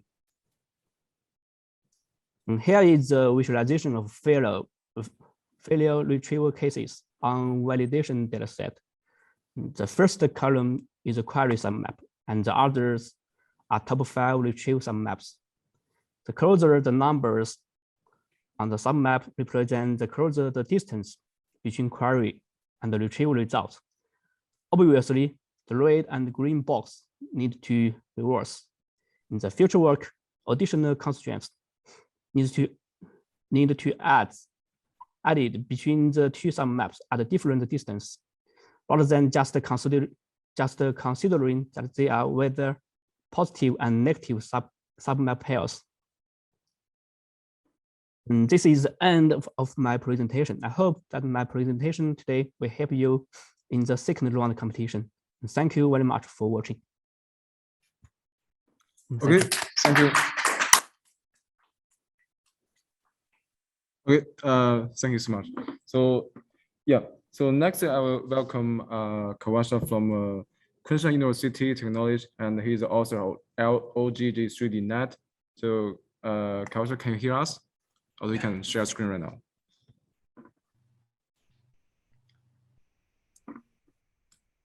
Can you hear me? Yeah, great. Yeah, we can hear you. So, okay.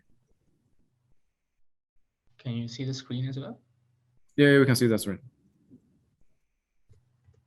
Okay. Hi, everyone. My name is Kavesh Vidhanpatrana, and I'll be presenting our work on locally guided global descriptor learning for 3D place recognition. This work is done in collaboration with Data 61 CSIRO and the Queensland University of Technology. So deep learning-based solutions for 3D place recognition usually define a network which maps input point clouds into a single vector representation to enable efficient retrieval. These networks are trained using a contrastive loss, which is applied at the global descriptor level. We note that in general, these networks can be decomposed into two distinct components, namely the feature extractor, which maps input points into high-dimensional local features, and the aggregator, which pulls local features into a single global descriptor. You see this decomposition from the pioneering works of the PointNet which uses the PointNet feature extractor and the NetBLAD aggregator, and also in current state-of-the-art methods such as MintLock 3D, which uses a sparse convolution-based feature extractor and generalized mean pooling as an aggregator. Given this decomposition, we observed that optimizing the network with a loss applied only on the global descriptor seems limiting. There are desirable properties of the local features which cannot be fully enforced solely by a global loss. To address this, as our main contribution, we propose to jointly supervise the local and global embeddings through the introduction of a local consistency loss. We demonstrate how learning of local features which are consistent across revisits can result in more repeatable global descriptors. As additional contributions, we also introduce a sparse point voxel convolution-based backbone for feature extraction and a second-order pooling with differentiable eigenvalue power normalization for feature aggregation. During training, a tuple of point clouds are fed into a sparse conv unit to extract local features, and the local consistency loss is applied on the anchor and positive point clouds.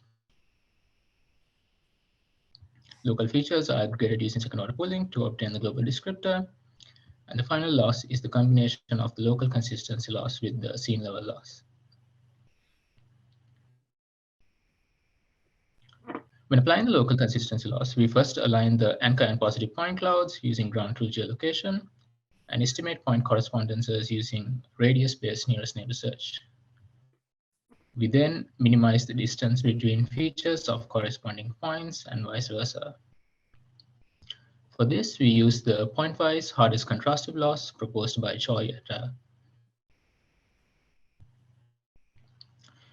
We validate our method through evaluation on the Kitty and Moore-Round datasets against handcrafted, hybrid, and end-to-end global descriptors. We first investigate the contribution of the local consistency loss through ablation on the Moore-Round dataset.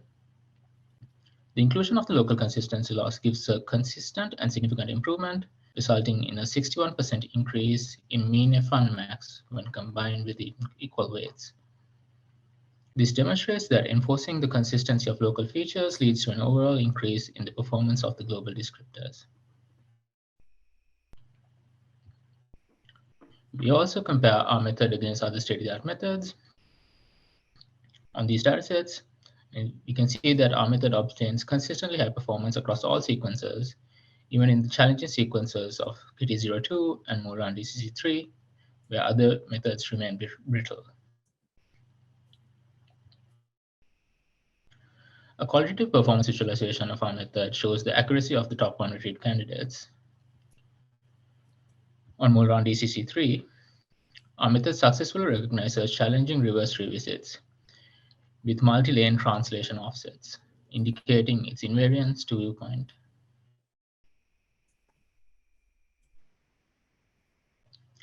On KT08, we again demonstrate correct top-one retrievals during reverse and orthogonal revisits.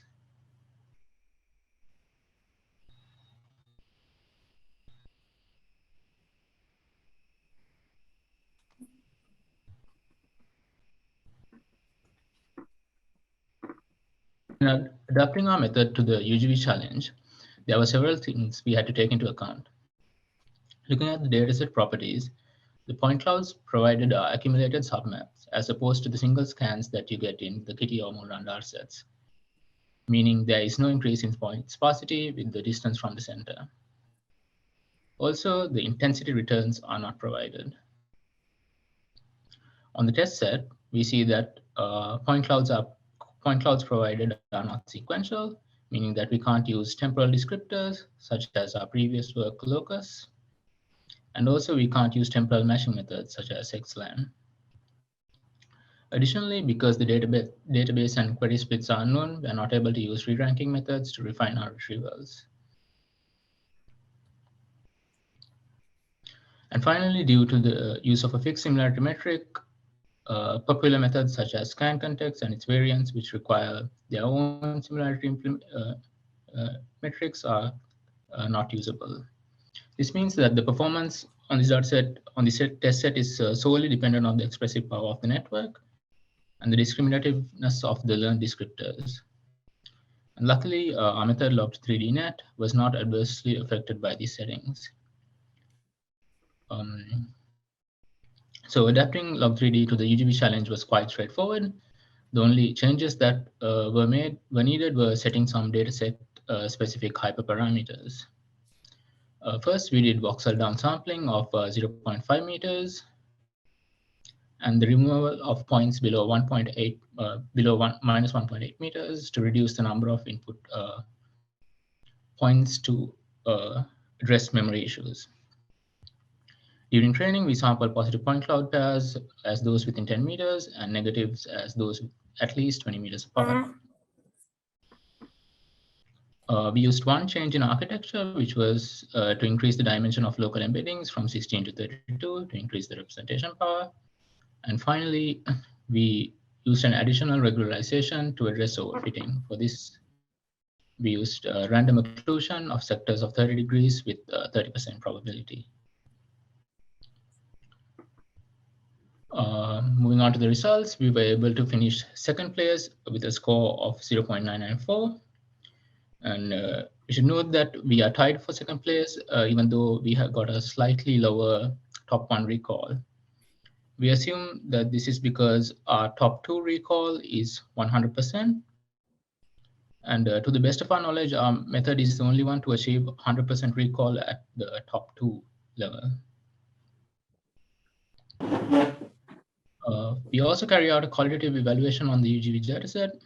Here we visualize a sequence of point clouds from the UGB dataset validation database, sequence 2, where points are colored based on the TSNA embeddings of their local features extracted from our pre-trained model.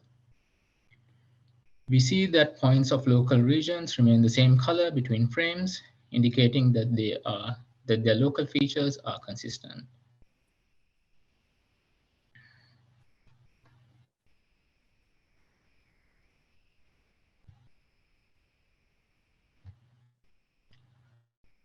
For more information, you can check out our open source code base using the link provided.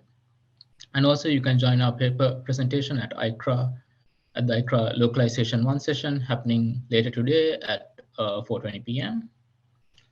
And I'd also like to share that our lab is recruiting. So CSIRO's Robotics and Autonomous System Group is looking for new interns, PhDs, postdocs, and scientists. So if you're interested, please reach out to my advisor, Payman Mohodam, using the email on the slide. Finally, we'd like to thank the conference organizers for the competition organizers for releasing the data and putting in a lot of effort to organize this competition. Thank you. Okay, thank you.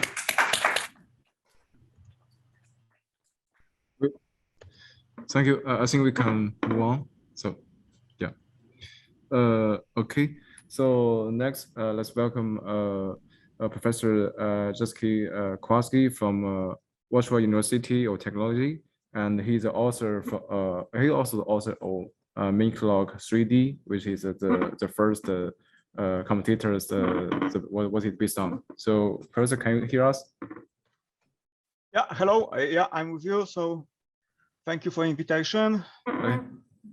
Yeah, you can share a screen right now. Yeah, so I will share my screen and start presentation. Okay. Just give me a sec. Okay. Okay. So may I start? Yeah, you can start. Yeah. Okay. So hello, hi everyone. My name is Jacek Komorowski from Warsaw University of Technology. Thanks for inviting me for this session. Actually, yes, I'm an author of Minglog 3D first and second version method, which was actually used by the winner of the competition. So I was kind of defeated by my own weapon. But that's good, actually. So I will tell a little bit more detail about my method and let's say the key components that I think were crucial for the success of this method in 3D point cloud-based place recognition. Okay, so basically for the, I will check the screen. So basically for the competition, I used the enhanced version of Minglog 3D method, which generates a global point cloud descriptor from the input point cloud. The original method was designed for this PointNet version of Oxford Robotica dataset, which consists of a small point clouds, 4,000 points, covering 20-meter distance. And actually, just for test, I've run the model pre-trained on Oxford Robot Car. I ran the same model without any change on the competition dataset, and it scored 87% top recorded one, which was quite encouraging. It shows that even the model trained on so different dataset gets resonant performance on the competition dataset. Here on this slide, you can see, let's say, the modification in the original Minglog 3D version 2 method, which is accepted for the ICPR conference, but you can check that the paper is accessible on the web. And on the blue, the enhancements to the original Minglog 3D version 2 method for this particular competition, because in the competition, the Pittsburgh data set is much larger, the point clouds are much larger, they cover by higher, bigger area, and they contain many more points, so we increase the depth of the network. But the overall design of the network, the generalized global descriptor, is very, very simple. We are working on sparse voxelized representation. So basically, the 3D point cloud is quantized, and we've got sparse tensor just indicating the occupied cells, occupied box cells. And then we've got a convolutional architecture modeled after feature pyramid network 2D design pattern. Like we've got bottom-up path and top-down path. In bottom-up path, we've got convolutional blocks. All of these blocks, apart from this first block, got a almost the same architecture, like stride 2 convolutional filters, which actually downsamples the point cloud, and free stride 1 convolutional filters with 3x3x3 kernels, with efficient channel attention layer at the end, and residual block. And these blocks basically compute feature maps with decreasing spatial resolution, but increasing receptive field. And we've got this top-down path with transposed convolutions, which basically merge the output on the, let's say, the feature map from the corresponding hierarchy level, passed through 1x1 convolution with 1x1 filter, with the result of the, let's say, from the higher hierarchy level. And they are just summed. And here we've got the local feature map that is then pulled using generalized mean pooling. So very simple operation. Generalized mean pooling is the pooling operation with one learnable parameter that's basically something that generalizes the max and average pooling.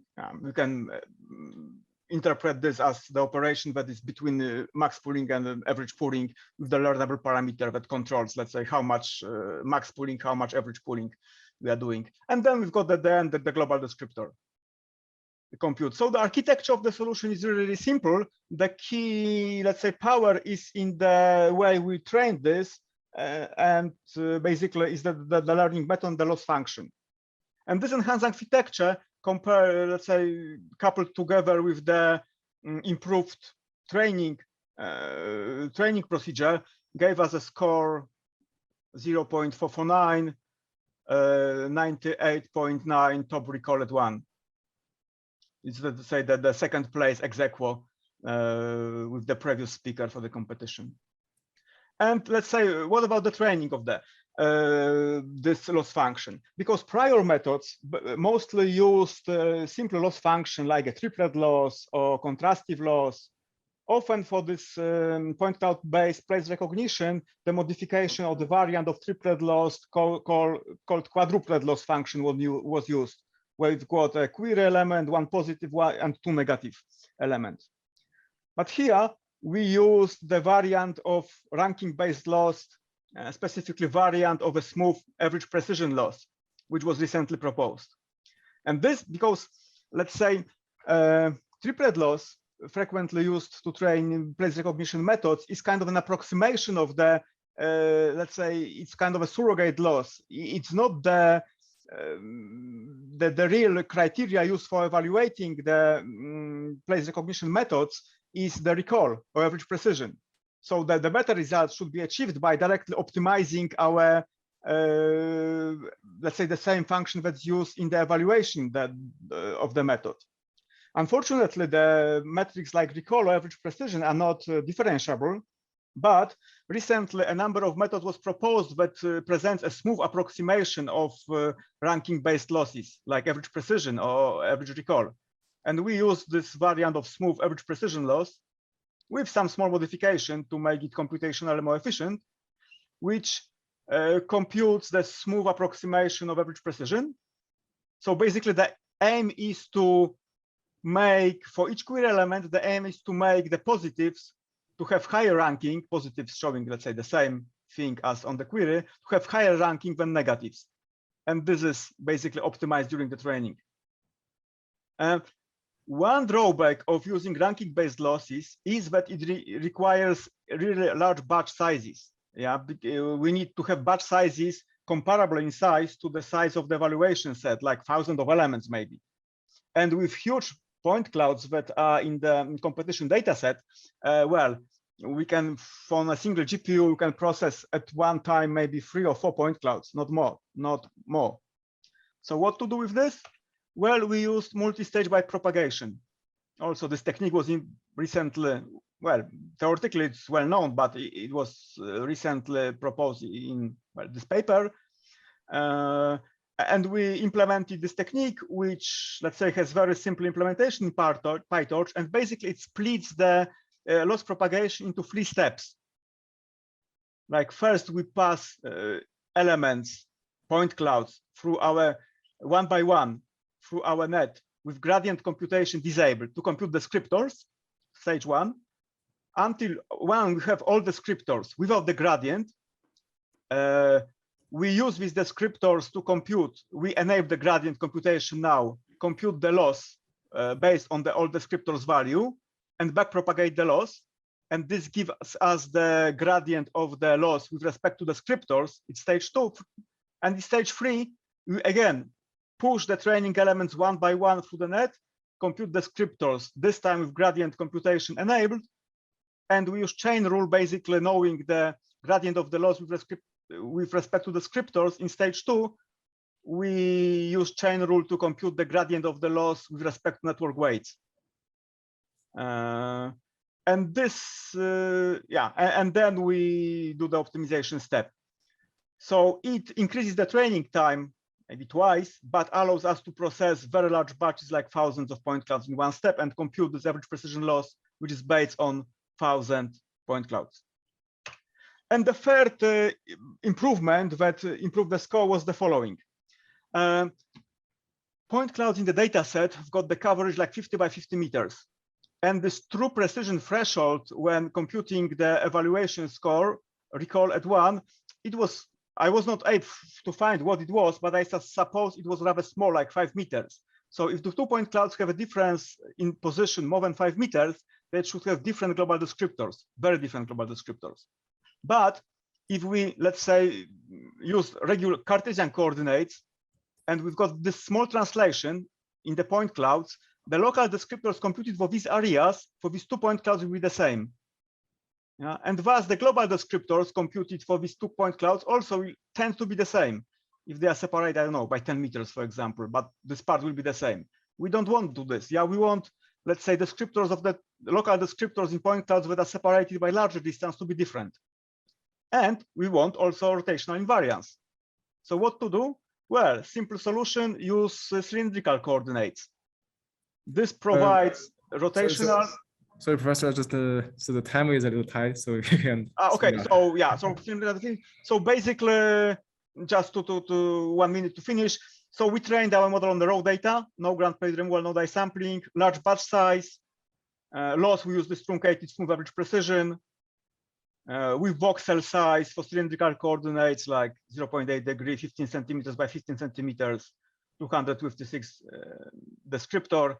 And if you want more information, let's say we release the open source, the code on the GitHub, and also the paper is available on arXiv, so you may have a look. Thank you for your attention. Yeah, thank you again, Professor. Okay. Yeah, I think you can stop the share screen. So, yeah. Okay, thank you so much. Yeah, so so in the next two talks is about our UV localization. So I think the first team is the sky shape, and from so the University of Science of Technology from China, and his name is Liu Hai. So Hai, can you hear us? Hello. Yeah, can hear you. Yeah. Okay. Yeah, share screen. Can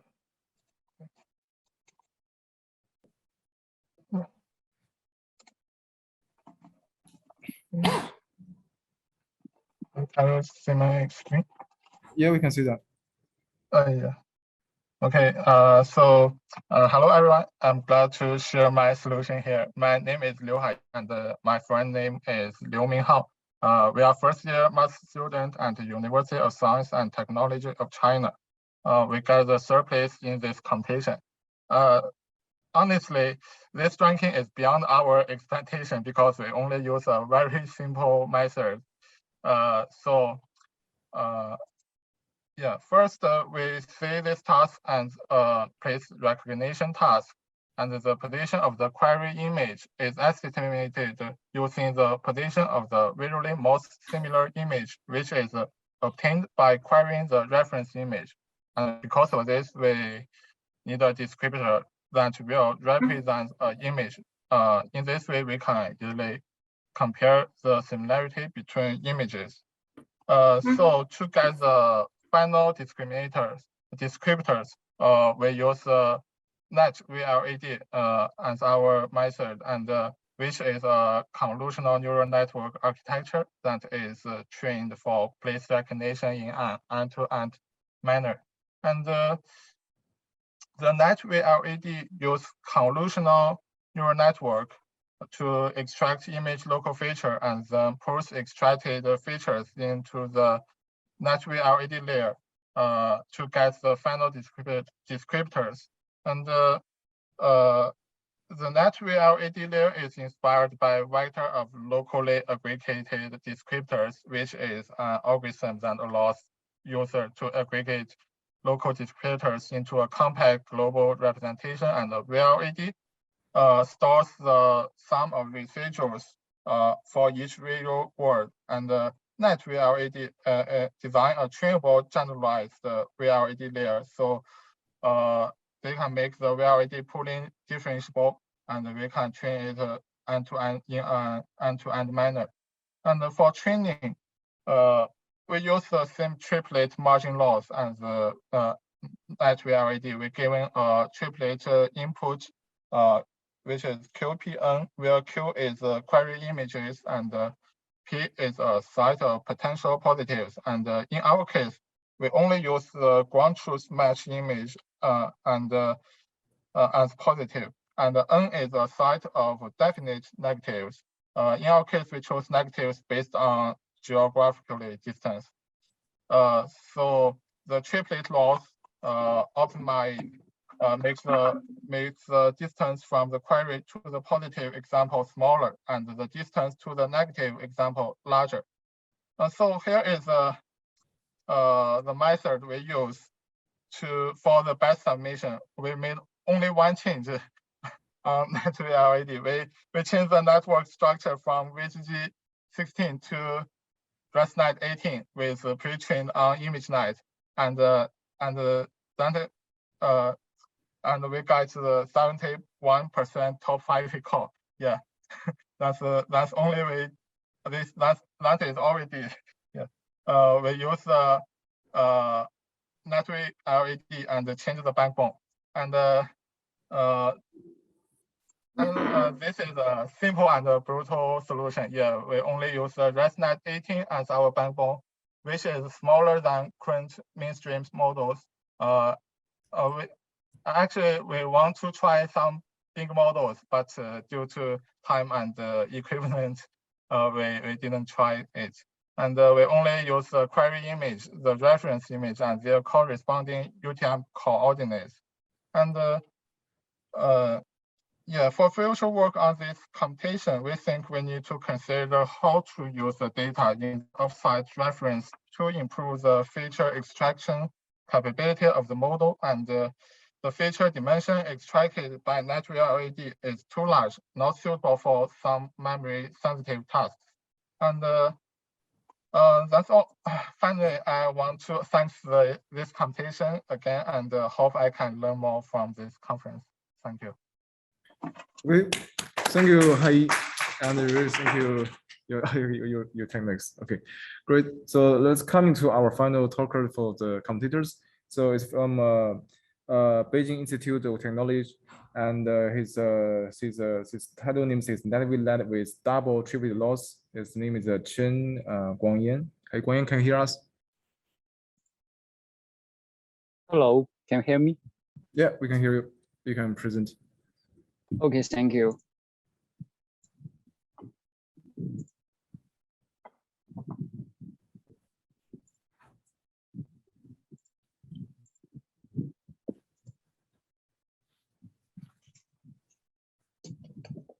Can you see the screen?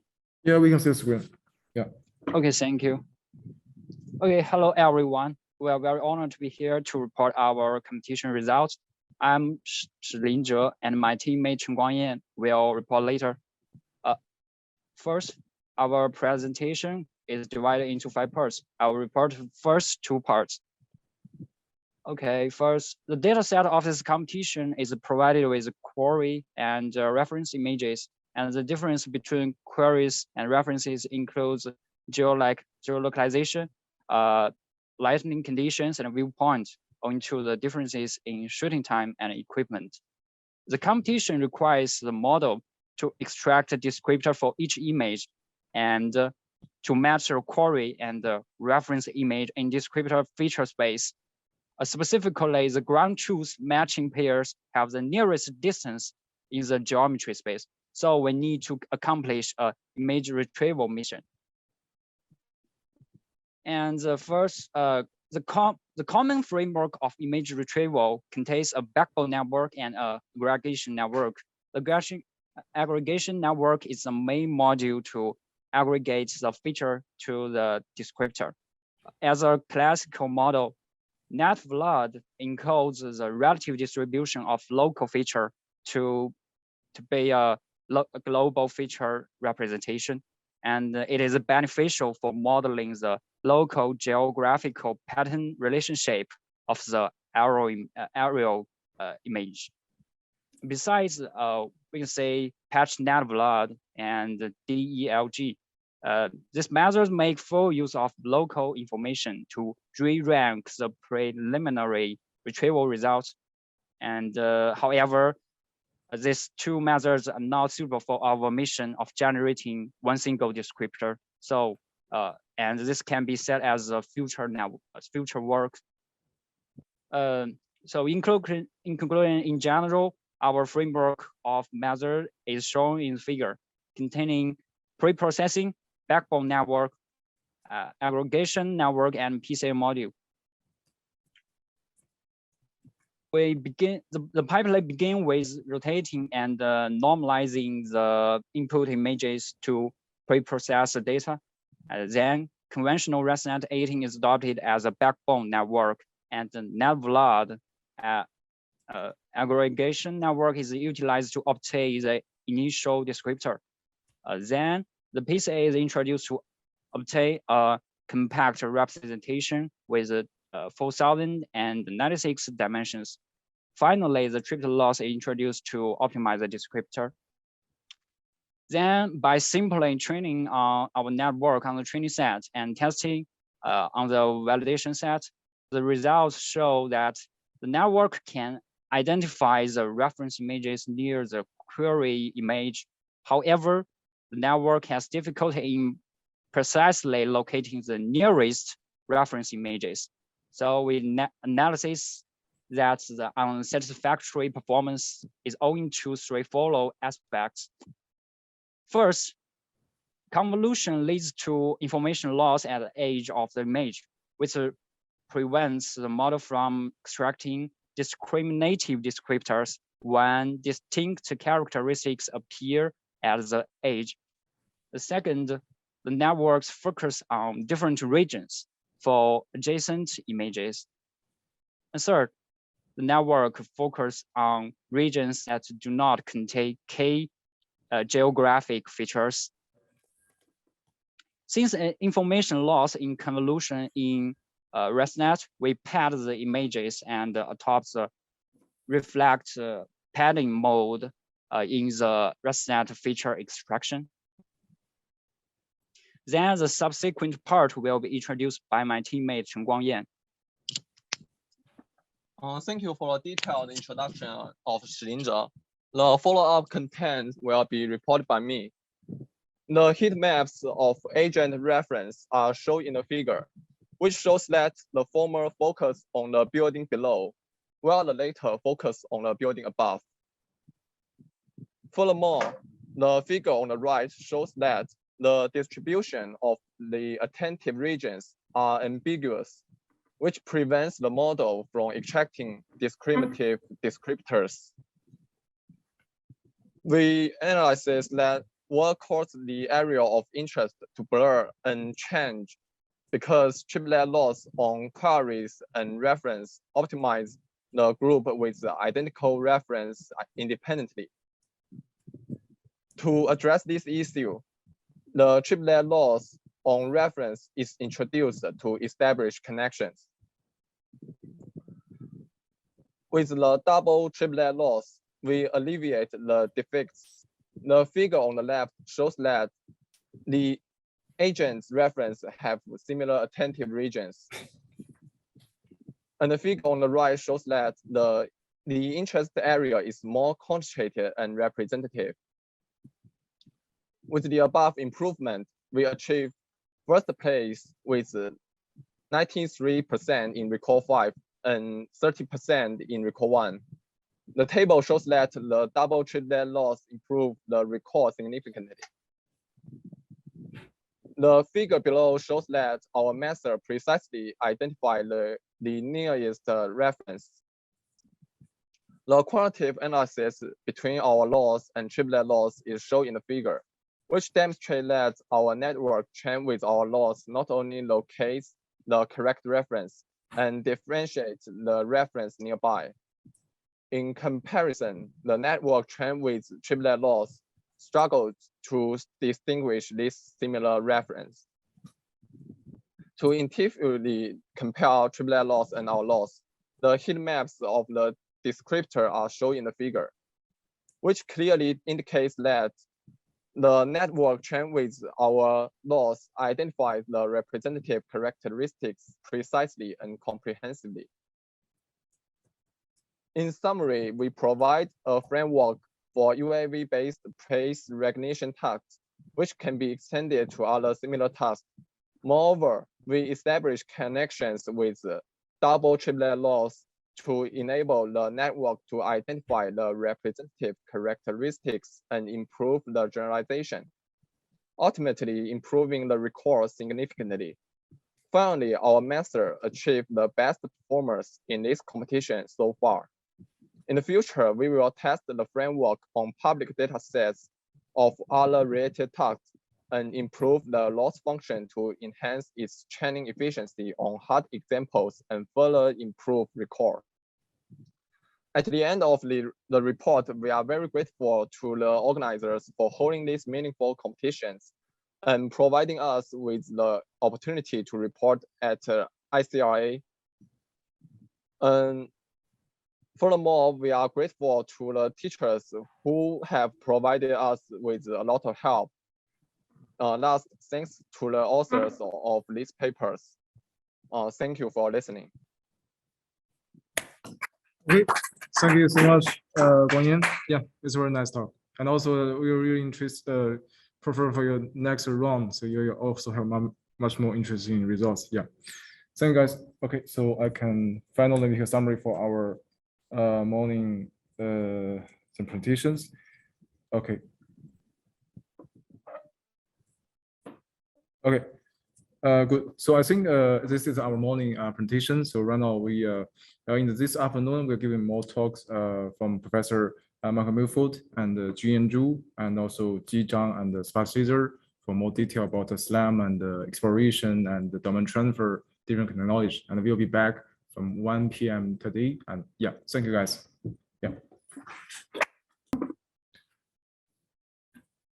Okay, perfect. I think we can start Junyan. Yeah. So yeah. So firstly, I was going to introduce Professor Junyan Zhu. So right now he's an assistant professor in CMU, and he's very famous for his work for cycle-GAN domain transfer. So right now I'm giving time to Junyan. Okay, Junyan. Yeah. So thanks for having me. I'm very great to talk about some of our work on conditional image synthesis. The idea is we want to transfer an image from one domain to another. So in this talk, I will not only describe some work from our group, but also describe some general technology from other research groups. Hopefully give you a very complete overview of all the technologies available. So in the conditional image synthesis, we like to synthesize output image, such as this cat, given an input image X. And so this G is the generator, which we try to learn from the data. And here, this X can be an image from a different season, can be a sketch image, can be any kind of input. And we like to learn a generator. It can be any kind of favorite network, can be 2D or 3D. And then we try to predict the output image. So the most interesting part here is the loss function. Is what will be a good loss function for this particular task. Maybe it should capture realism, maybe it should enforce correspondence. So we would like to generate the output image which corresponds to an input image. It's not a random image. And maybe this loss function should be useful for many different tasks and be adapt to new tasks and domains very easily. One's baseline loss function is just L2 regression. If you train a generator in this way, oftentimes you will get very blurry results because L2 regression tend to average multiple plausible outputs given the same input. And people have worked on improving this L2 regression using various methods. For example, maybe you can turn this regression problem into a classification problem and add some loss to encourage more colorful results. Or maybe we can match the statistics in the deep learning feature space rather than the pixel space. People have invented different methods for different tasks. In this talk, we would like to explore several loss functions which are more universal than this individual loss function for different tasks. For example, one very popular loss function in the field is called this adversary loss, which try to train a classifier to classify whether this is the output from the algorithm or this from real images. And we can apply this loss function to these tasks. We can just classify whether this cat looks real or fake. So it's a two-player game with generator try to generate fake images and discriminator try to detect fake images. For example, this might look like a fake image. If you feed a real cat like my cat, it should produce this a real cat. And from the generator's perspective, it's just a learnable loss function. You try to optimize the loss function, which involves a second network. You want to make your score higher and higher. But there's only one issue here. This image looks like a real cat. So that this also looks real cat, but it has nothing to do with the input image. Again, in the conditional image generation, we would like the output to become realistic, but also correspond to the input. So one simple fix in the work pix to pix is we just concatenate input and output both to the discriminator and ask the discriminator to classify whether this is a real or fake pair, or rather than this is real or fake images. And so by doing that, we can force the network to learn something to correspond to the input. This is the idea behind pix-to-pix, which led by Felipe Sola, who is current assistant professor at MIT. And pix-to-pix can get edge to cat. You can draw like a sketch and you can get a cat. Here's how it works. You just sketch a cat briefly and then you press the button and you get a cat. And it runs on a CPU, so it's not that fast. And you get more creative cats like here. And but the interesting part is not just for edge to cats, but if you feed different input and output, you can do other kinds of transformation. You can learn other types of transformation functions.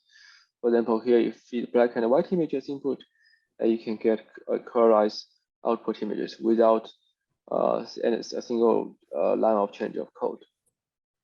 We can, related to this workshop, we can also feed daytime images and we can get nighttime output.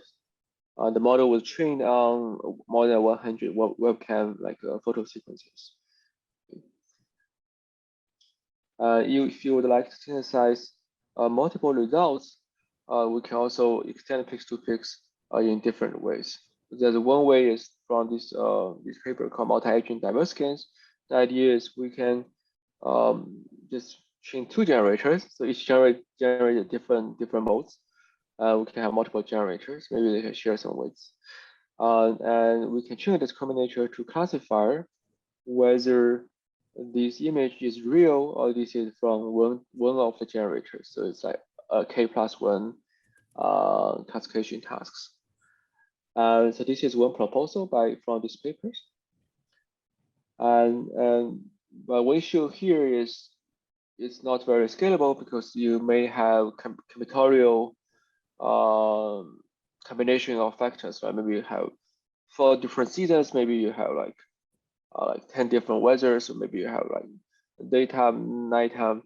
Maybe sometimes you have different kind of mountain, different kind of grass, different kind of lake.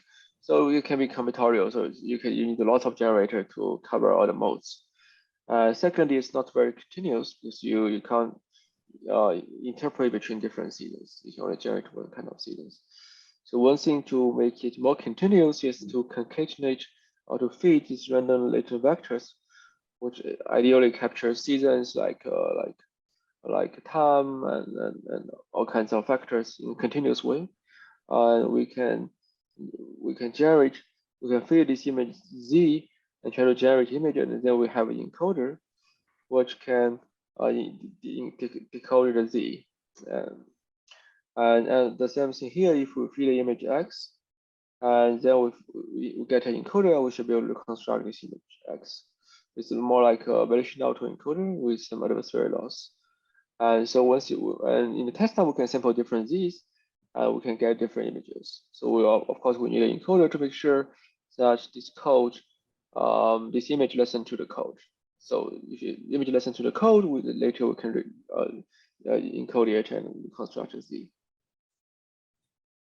And we add some additional loss to encourage the Z from a Gaussian distribution. That's the second proposals. And there are also a third proposal is from DSGAN from Honrak's group. So the idea here is maybe we can sample 2 different Z's, and then we can measure the distance between these 2 images. And then we can try to maximize this term, just make sure if we sample 2 different latent vectors, we get quite different results, like here. So there are just 3 proposals. This proposal requires you have a good distance function between 2 images.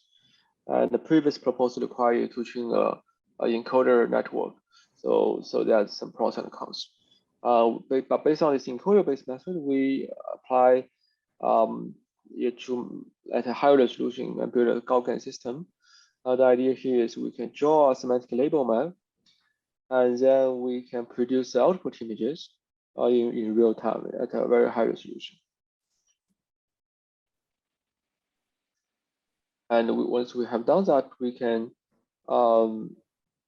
transfer the style from these real images and get quite different images.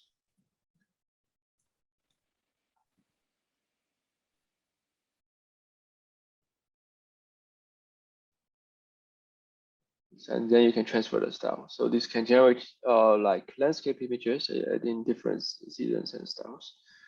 But so far, we only explore methods which train on supervised data. For example, to train a model from daytime to nighttime, we need to collect a lot of webcam photos. And to train a model from semantic label map to photos, we need to collect lots of pair data. But it would be desirable if we can go beyond the supervised setting and develop unsupervised learning method. In this case, all we have is a collection images of domain X and a collection images of domain Y. And the algorithm needs to figure out the correspondence and learning the mapping at the same time. So how can we learn this mapping? So in such cases, given an input horse, all we know is that a output should look like a zebra, right? We can enforce this using adversarial laws by feeding this output to the discriminator, and then we can track whether it's a real zebra or fake zebra. So we just train the model with adversarial laws. Unfortunately, it doesn't work very well. There's two issues here. First, you get some artifacts. The second, which are more kind of concerning, is that the network tends to ignore the input image and always produce the same output, which is known as mode collapsing in the GAN literature. So again, remember what we want is we want an output which look like a zebra, but we also want the output zebra to correspond to the input horse. And so we need some additional constraints to enforce this correspondence. So here we could propose to use the cycle consistency constraint, in the sense that if we translate a sentence from English to French, and then we translate back from French to English, we should expect to arrive back at the original sentence, right? Even I don't know anything about French, I can just run Google translation twice from English to French, French to English if I know English, and I can know whether the translation is good or not. I don't know which direction is bad, but if something is not consistent, I know one of the direction is bad. And the same idea here, if you translate the horse to zebra and then translate it back, we should get the same horse as we started from. This is not a very new idea, right? This idea was used in 18th century for them, basically. If two governments try to translate official documents, they will hire two individual humans to translate the documents and check whether it's correct or not. So this is not a very new idea, but we just apply it to image-to-image translation. So here how the math works. Given input image X, we first apply mapping G to domain Y, and we ask the discriminator to check if the output looks like a zebra or not. So in addition, we apply inverse mapping from F to reconstruct image X. And we can apply so-called cycle consistency loss to reconstruct image X. But this can be L1, can be L2, can be other kind of reconstruction loss. But for simplicity, we just use L1 loss here. We can simultaneously, we can also do the same thing for the zebra to horse to zebra. And then we can get true reconstruction loss, and we optimize the loss jointly. Okay. And this allows us to do horse to zebra, but it also allows to do CG to real. So the idea is we have CG rendering. This is a game called Grand Theft Auto. You're just driving a car in Los Angeles and just to hang out. And then we have some street view images in German cities. And we can make this GTA 5 image more look like a German cities. So here's the output.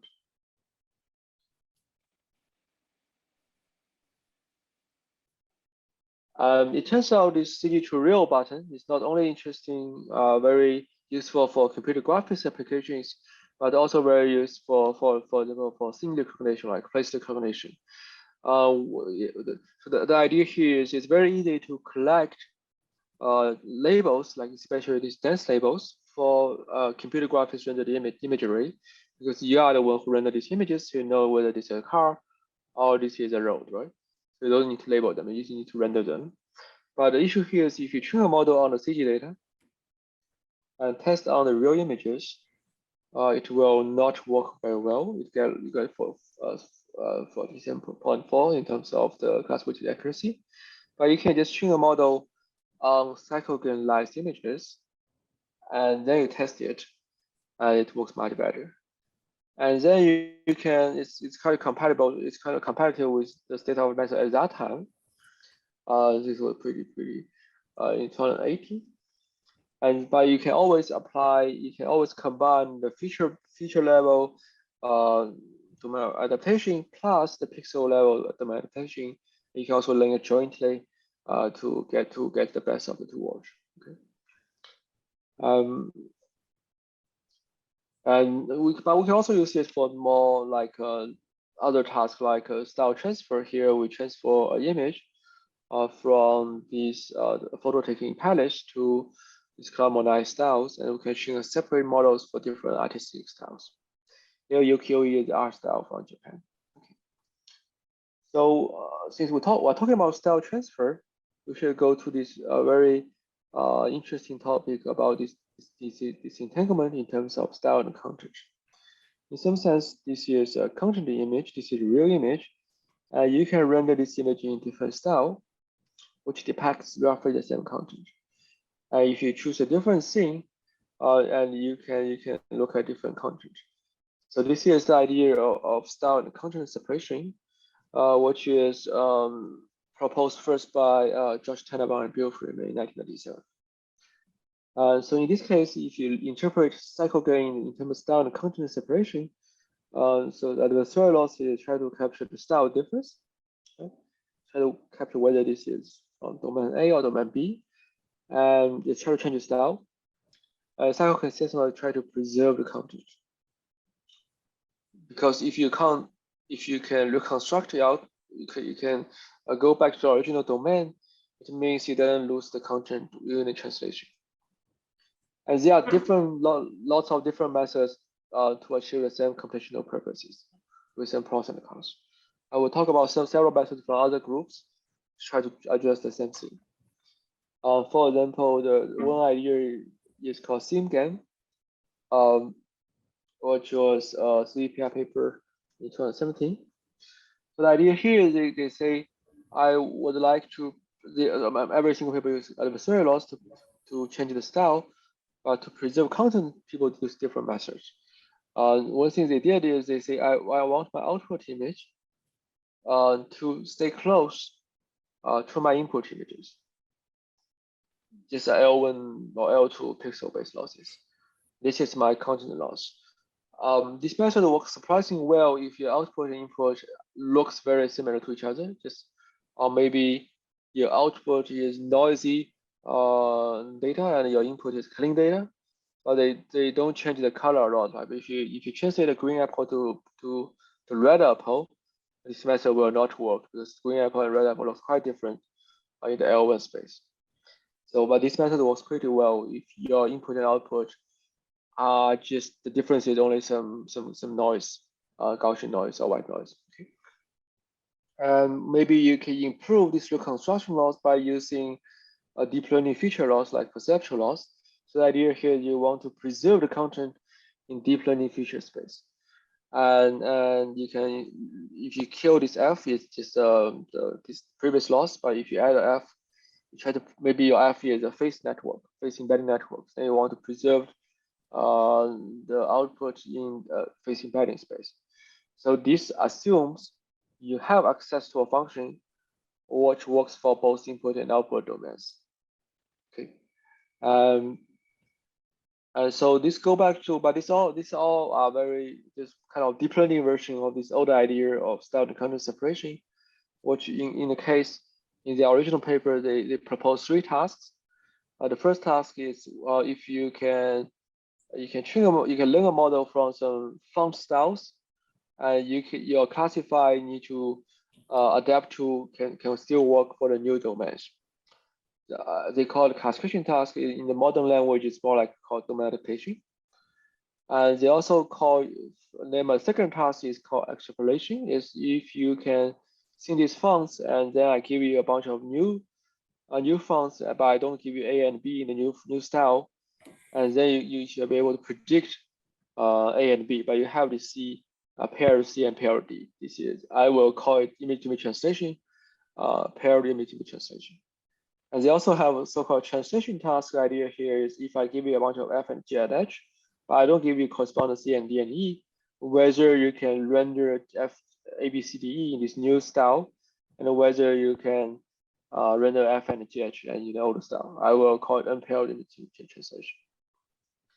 In their original proposal, they want to learn a bilinear model. It's kind of like an extension to PCA model, but some A basis control the style, some B basis control the content. And if you have different weighting, you get different style and different content.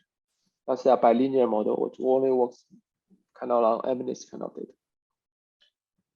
So in some sense, there are some model research which try to make this bilinear model kind of deepify these bilinear models, and by having different style and content code.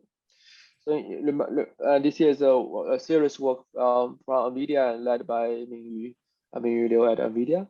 Recall that CycleGAN is just trying to go like a dog to catch a dog. There are no latent space at all. But in the unit paper proposed by Yimin Liu in 2017, he tried to, and his colleagues tried to learn latent space. And for example, I have a dog latent space, and then I have a cat latent space. If I can align these two spaces into one latent space, I can just go from, I have an encoder from dog to my latent space, and then I have a decoder, I have a generator from this latent space to cat. So I can do domain transfer by transfer everything to the shared latent space and then transfer back. Okay, so in their case, the image translation model is this generator. This is first encode and then decode. Okay. And they show that if you have a shared latent space, it can guarantee you have a cycle consistent loss satisfied. But in the original proposal, they can only produce one output. But in their and you cannot generate multiple outputs. But in their more recent work called Munich, they can produce multiple outputs given the same input by sampling different style code. And you have one output, but you have different styles in the output space. Because actually the original unit has just tried to map everything to the same latent space. They don't distinguish whether this is style space or this is content space. But there are more recent work called multi-model units. They have a more interesting design. I feel like it's very similar to original work of Tenenbaum and Bill Freeman. Okay, so in their case, they try to say, I translate my dog into the content space. I translate my cat into my content space, which maybe capture the shape of the animal. But for each dog and each cat, I have my own style space, which are not shared.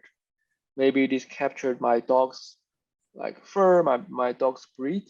This capture my cat's fur and cat's breed, but they are not shared. So they have a shared content space and have an unshared domain-specific style space. You can think about this as a bilinear model, but now we just have lots of neural networks instead of linear like PCA layers. Okay, and in the test time, you can encode your X into your dog content space, and then you can sample different style code from your cat style space, and then you can generate different cats. So compared to CycleGAN, it allows you to produce multiple outputs more easily by have this entangled style and content space. Let's see how they train the model. It's a little bit complicated, but I try to go through it step by step. And first of all, they have a pre-training. Is they just train an autoencoder. They have an image X, predict style code and content code C, style code S, and then try to reconstruct image. So it's just like an autoencoder. And the same thing applies to the cats. You have a X2, your cat content code C2, content style code S2, reconstruct your input content image. It's just like two different autoencoder. And then they try to merge these two autoencoders together. The idea here is I can try to encode it into my content code, and then try to sample a cat style and try to generate cats. Vice versa, I try to encode my cat into my content code and try to sample a dog style code and generate a dog. And they do that by enforce different kind of loss functions in both the GAN loss and also the reconstruction loss in both image and pixel space. For example, one thing they can do is they can say, if I can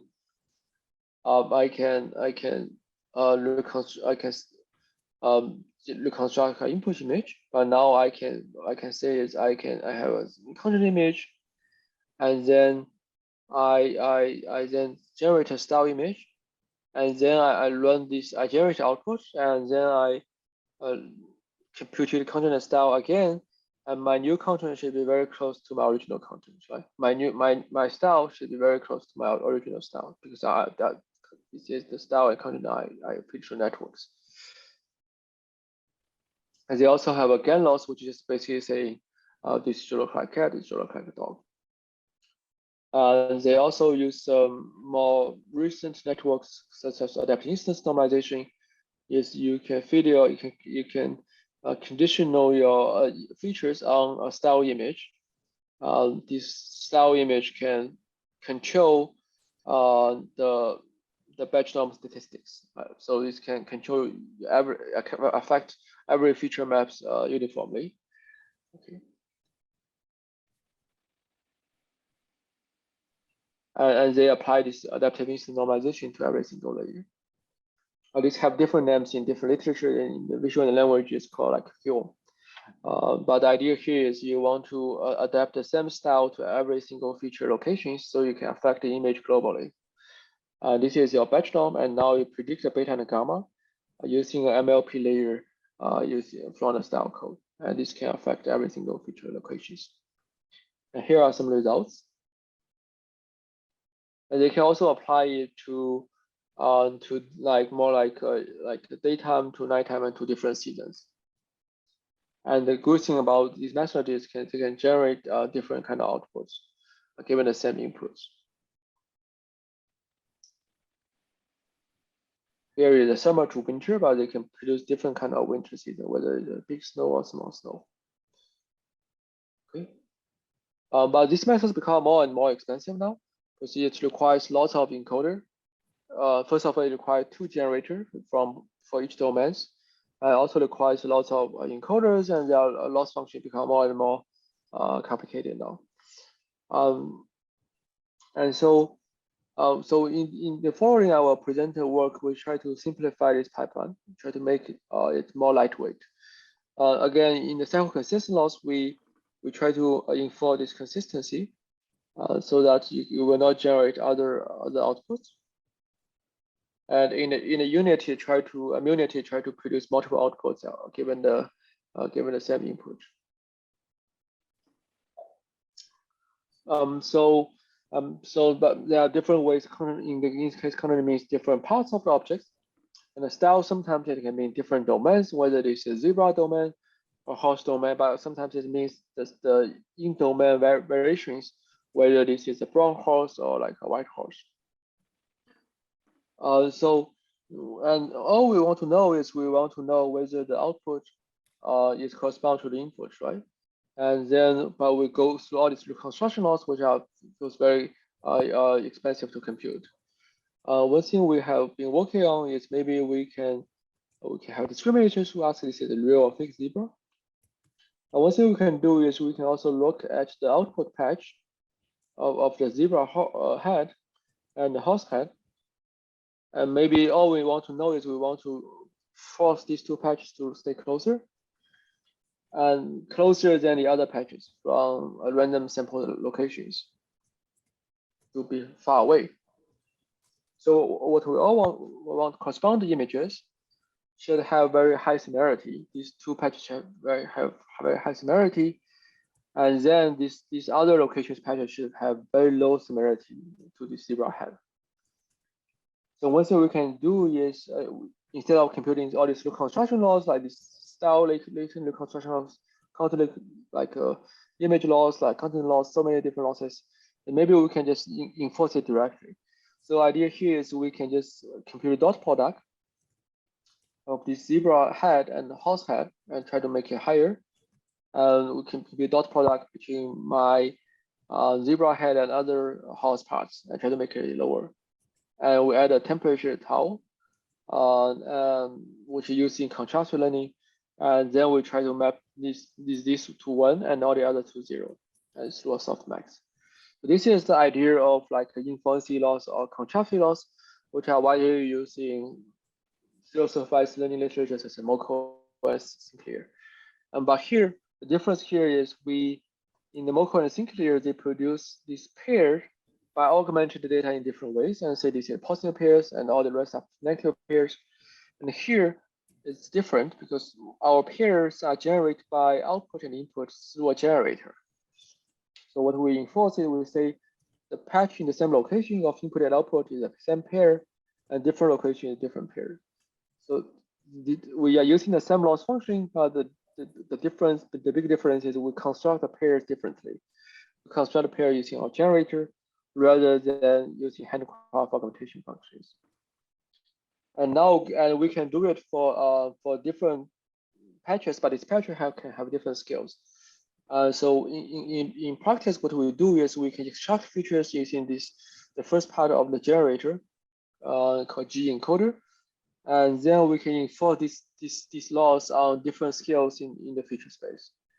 So we enforce the multi-scale contrastive learning. So we encourage the network to the output to correspond to the input in different scale. In cost level and fun level, they should all correspond to the input. The advantage of this method is this does not require you to have a pre-train, have a loss function like L2 loss function or deep learning feature loss functions.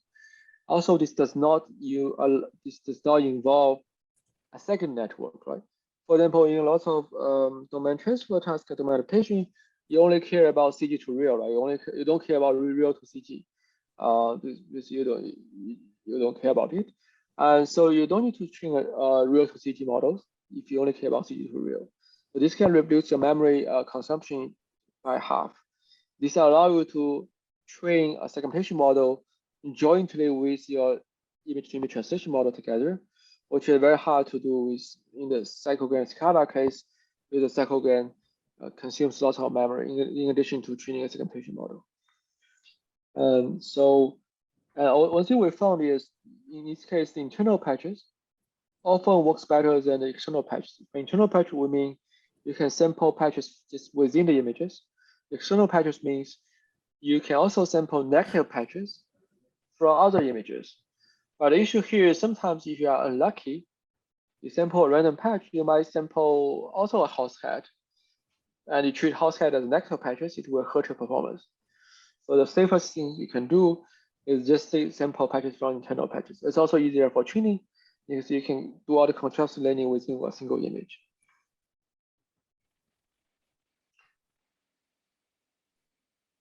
And here are some comparison. If you sample external patches, it might make things worse. And here are some results. And this method can reduce your training speed and your memory consumption of cyclogram by 50%. So if you care about if you want to train a very large scale semantic segmentation model for domain adaptation, or you want to use cyclogram, maybe you can replace cyclogram by this contrastive learning. Okay. Again, we're talking about the unsupervised and unsupervised method.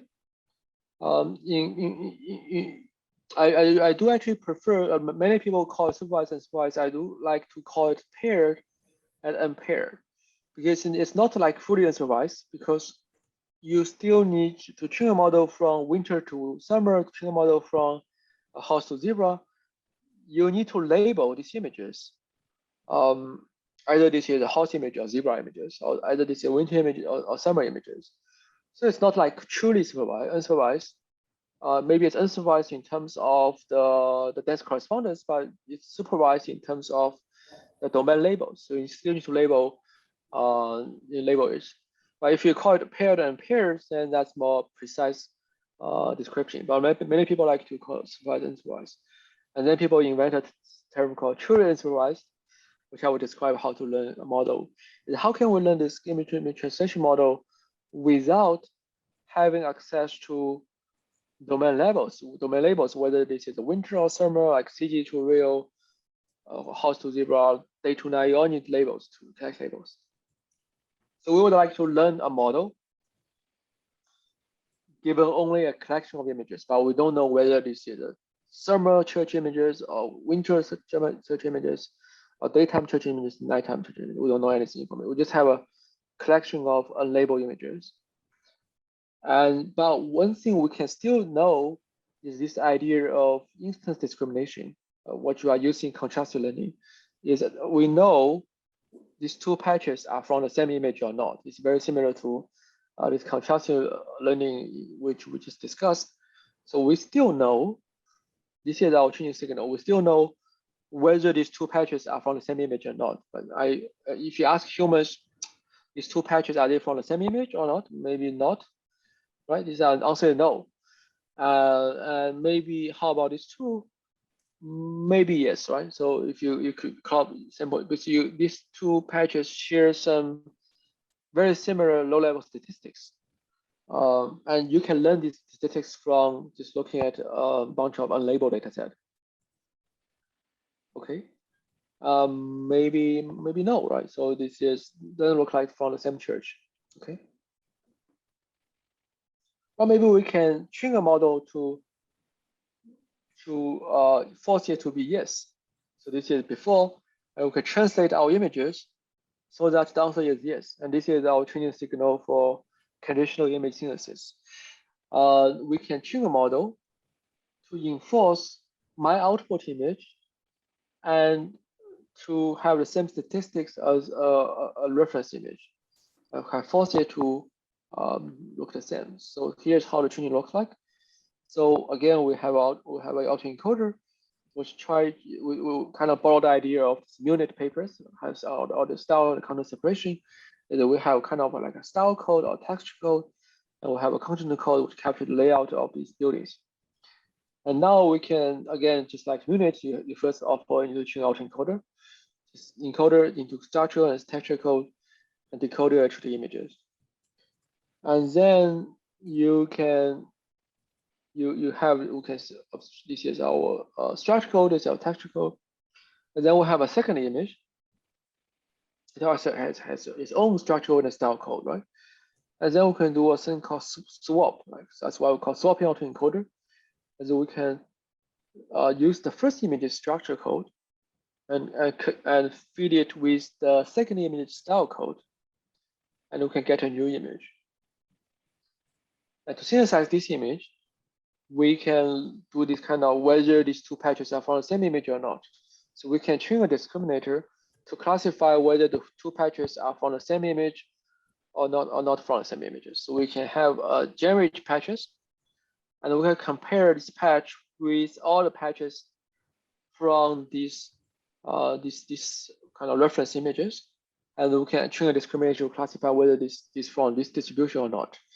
So we train a model by this kind of patch co-occurrence discriminator in addition to the reconstruction loss.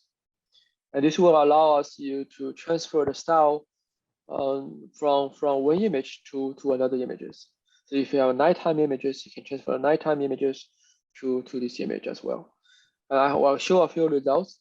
So here is our more like a style or texture image, and here is our input images. And this is when we combine the style of this image to the structure of these images.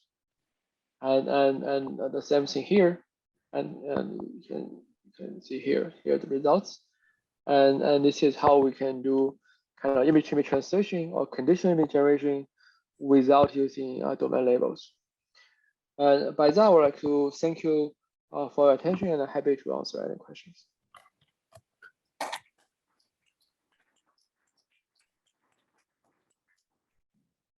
Thank you, Professor. The fields of style and domain transfer are definitely of importance for roboticists in terms of increasing robustness and real-world applicability. Are there any questions from the audience? No? Okay. Go ahead. Thanks for the talk. That was yeah, really good. I've started to dabble a little bit recently in generative networks and that sort of thing for domain adaptation. In terms of training, I've found that they quite often overfit and don't generalize too well to different environments and that sort of stuff. So in terms of like transferring nighttime images into daytime, even if you take nighttime images from different cities, that doesn't always end up with a very nice output.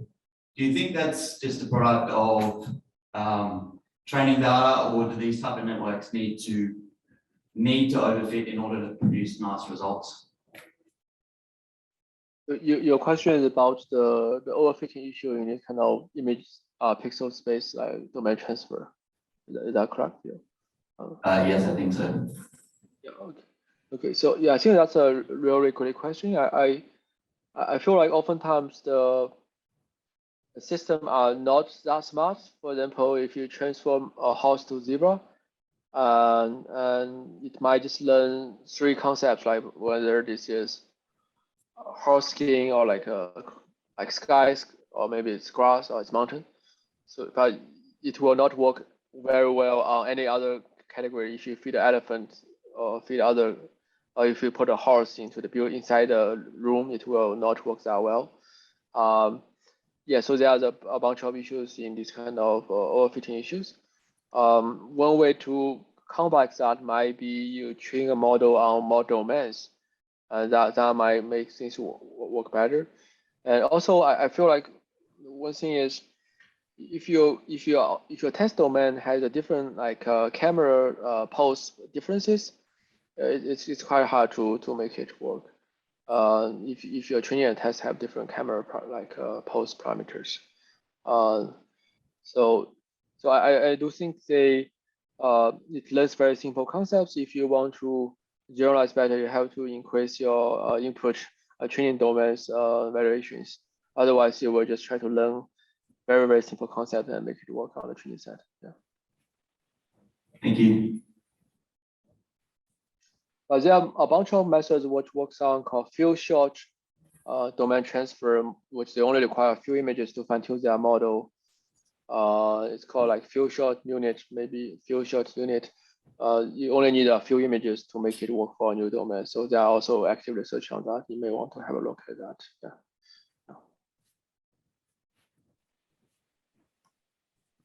Okay. Does anyone else have any questions? No? Well, thank you again, Professor. Yes, Hi.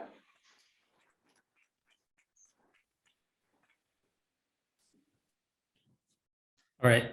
So our next speaker is Professor Michael Milford from Queensland University of Technology.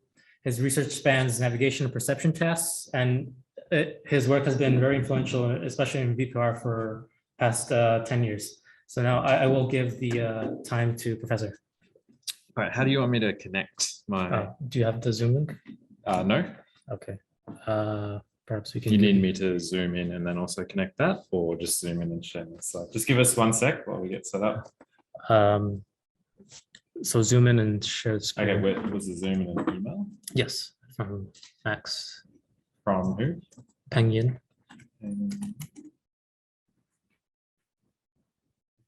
The speakers.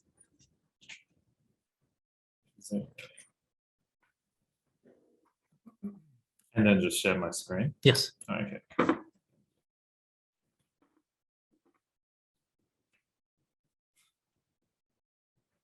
Does it have to update? Installing Zoom update. Alternatively, do you have? It shouldn't take a second. Okay. I do have it.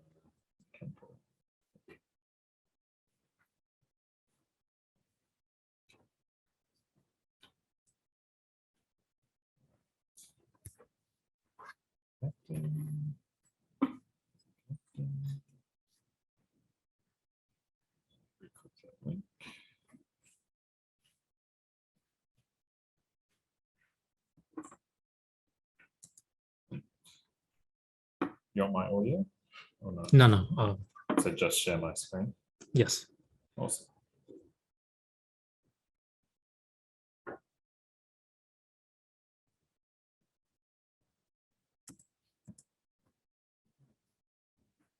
Okay. All right. So how long do I have? Is it 45 minutes. 45, including questions? Yeah. All right. All right. Hello. Good afternoon, everyone. Thank you so much for taking the time to turn up. I know it's lunchtime and various keynotes are on. As long as I have more than 2 people in the audience, I'm happy. I've done a talk to 2 people and several hundred people online, and it was very unnerving. So thank you to the organizers for inviting me to what's a great competition and a topic very close to my heart. Today, in the brief time I have with you, I'd like to cover a few things. A very brief introduction to who we are. I want to set the scene. I know various people have set the scene in different ways, but this is how we really look at the problem of localization and place recognition. I'll very briefly add an unsatisfyingly high-level touch on a few of the key pieces of research we've done in this area recently. We've been working on visual place recognition, or I've been working on visual place recognition for almost 2 decades, which makes me feel very old, especially amongst the youthful ICRA audience. But I wouldn't have it any other way. It's the topic that I love to investigate. I want to spend quite a bit of time talking about all the incredibly painful but also insightful lessons we've had from trying to move from fundamental research that you publish at ICRA or CVPR or ICCV to technology that might actually work in the real world with industry partners, and some of the very confronting but also very interesting insights we've learned over and over again from that journey, and then rant a little bit politely about, I guess, what are we really trying to achieve in this field, and do we need to have a little bit of a think about how we're going about doing it. And I'll finally just touch on just an interesting inversion of the visual place recognition problem, which is actually from Connor, one of my students who's actually was in the audience. I don't know if no, he's still there, of really inverting the whole nature of what we think visual place recognition is.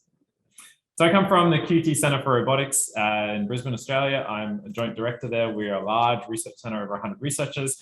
If it moves and it's autonomous, whether it's in the sky, under the ground, swimming on the ocean, or underneath the surface of the ocean, in a medical or surgical theatre, we work in fundamental research and applied research projects. So really exciting place to be. My personal research group follows sort of 2 main things: bio-inspired research, bio-inspired robotics, as well as high performance localization and mapping systems. Not so much on the SLAM side of things. SLAM is very hard to do properly and takes a lot of resources. So we focus on subsets of the SLAM problem, like 6-dot localization and place recognition. If you want to go for more information, just look us up. If you want to look at our survey and review papers, we've been fortunate to contribute a number of the pivotal papers in this area. Survey papers are a great way to try and impose your opinions on the field, sometimes unsuccessfully, sometimes successfully. And particularly relevant to this workshop, obviously open source code. We are trying to get a bit more rigorous, as is everyone in robotics, around how we assess and evaluate the system. So this is work led by the University of Essex, which we contributed to, along with a bunch of other universities, VPR Bench, and it's a sort of all-in-one assessment suite for assessing your visual place recognition algorithms. All right, so let's set the scene. So we really see, obviously, place recognition under ideal conditions in ideal circumstances is, you can genuinely say it's a solved problem, pretty much. But where it gets difficult is when you have viewpoint changes in terms of visiting places from different angles and different perspectives, or from the air or from the ground, and the changes in appearance that inevitably happen because the world is always changing. It's never really static for very long. And so this is a video I always show, partly because it was very painful for me to get it as a young researcher, but we know the appearance of everything in our world can change completely radically. And this is a problem that some of our autonomous systems will need to be able to solve flawlessly, pretty much, if they're to be functional and safe. So appearance change is the number one thing. Things change because of lighting, changes in season, changes in the geometry of the environment. The world is pretty much always changing. And this is also a picture I always show, just the fundamental problem. The last talk was really clearly illustrating some of these problems in terms of patches with and without context. The two images on the left are the same place, the two images in the middle are different places, and you can immediately intuitively grasp the problem. This was actually shown at ICRA 10 years ago, where we got the best robot vision paper, but this problem still isn't solved completely. A lot of progress has been made by a great many great researchers, but there's still a lot of work to be done. And the second challenge is viewpoint change. We're not at a computer vision conference, but it's obligatory to include landmarks to illustrate some of the points in your talk. So visiting places from different perspectives and different entry areas can be challenging. And the pathological problem is when you deal with both at the same time. And a little later on, I'll say that we probably have gone as far as we need to in terms of solving both of these problems at the same time. We shouldn't be trying to solve anything that is fundamentally impossible to solve. So our lab has been attacking this problem for almost 2 decades now. We use novel sensing techniques. We draw a lot of inspiration from biology. We, of course, use the big hammer that is deep learning and more recent derivatives of it. We still like novel, elegant algorithmic approaches. Semantics is increasingly important for what we do. Simulation, extensive use of simulation.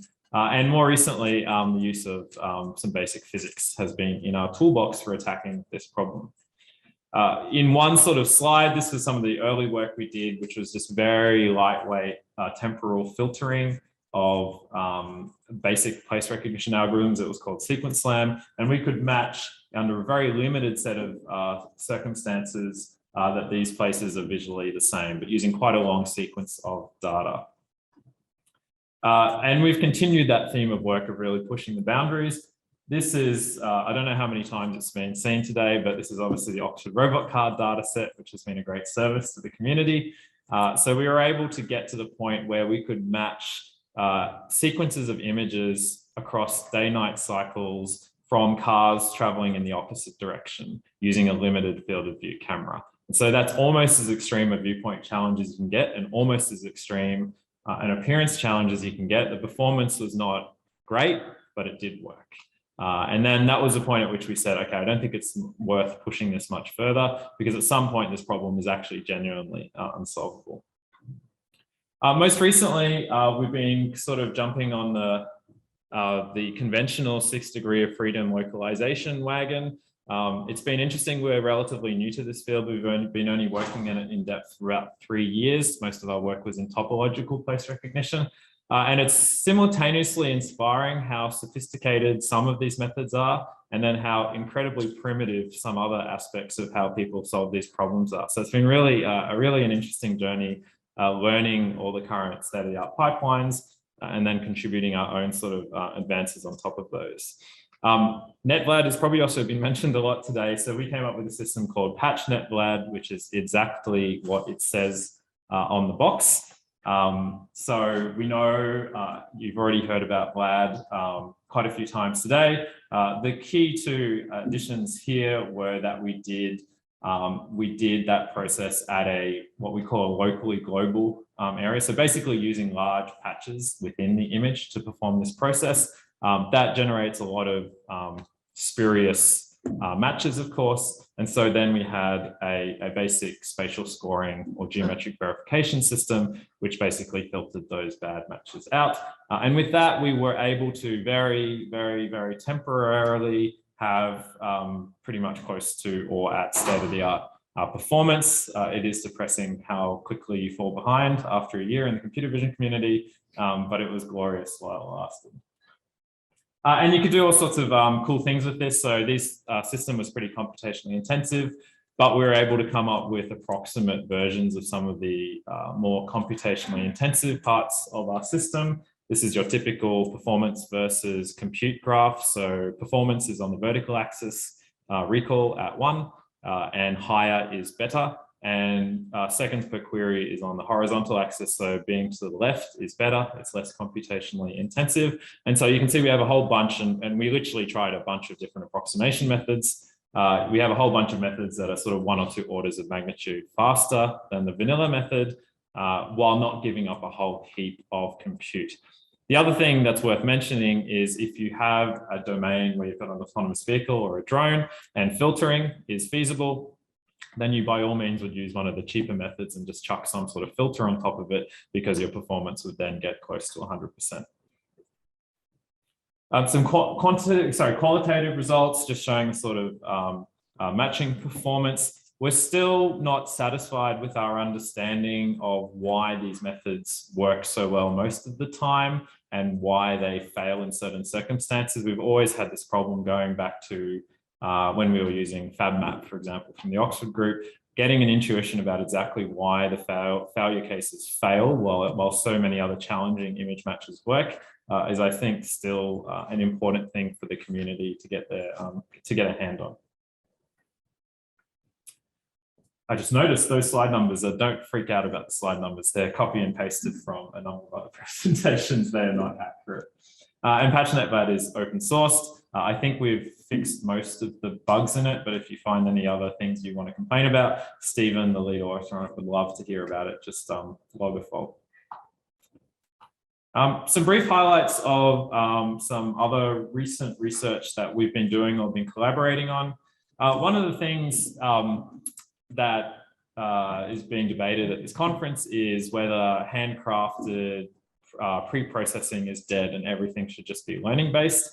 This was some neat work done by a visiting master's student, Attila, from TU Delft, on basically using a very simple pre-processing step, basically color invariant edge detectors as a sort of trainable input into any generic CNN network. And this was able to significantly improve performance on both a semantic segmentation task and also a visual place recognition task. And so, although you probably theoretically could have learnt this and achieved the same performance, this very neat, somewhat based in actual physics pre-processing step was a really neat way to improve performance. And this was an oral paper at ICCV, and Jan, the lead author, the co-author at TU Delft, celebrated that it's not all learning. Physics still has a place in the computer vision community. This was another paper, surprisingly, which had not been done yet, despite all the work on particle filters and Kalman filters and other sequential-based methods over the years. So this is led by a postdoc in our lab, Saurav Garg. This was an oral presentation at Conference on Robot Learning last year. And so we've done a lot of sequence-based matching for visual place recognition. So the basic idea is you take any single frame place recognition method. It doesn't actually really matter what that method is. And then the traditional thing was you chain together a sequence of these matching hypotheses, and then you look for coherent sequences of these matches. And that way you're able to match locations under a lot more perceptual aliasing, under a lot more noise. But that had always been done in a relatively unsophisticated way. A lot of groups, including, for example, Cyril Stackness's group, had done more sophisticated filter sort of searching methods like dynamic time warping and other approaches. But what Saurav did here is basically jointly consider both the sequence match hypotheses and the individual frame-to-frame matches at the same time. That was the basic element here. And that led to significantly improved performance and is a straightforward thing in retrospect that should have been done years before. But as far as we know, had not actually been done this way. And so that was presented last year. And at ICRA, we have a number of works ranging from using neuromorphic approaches, so spiking neural networks for visual place recognition. We try and get visual place recognition as a keyword into most of our paper titles. Low resolution based approaches to place recognition, another variant on NetVLAD. Some use of visual face recognition for things it was never meant to be used for, and I will touch on that briefly at the end of my talk. Some bio-inspired visual face recognition, and another paper which isn't actually visual face recognition for a change.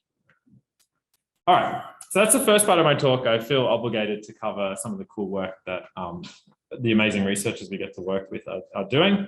What I want to talk now about is some of the interesting lessons, painful lessons, eye-opening lessons we've learned from attempting to work with various industry partners and government partners to use some of this stuff to actually work on actual deployed platforms in the real world. And none of these systems ever deploy first, second, fifth, or even 10th contact with the real world. The real world really sucks.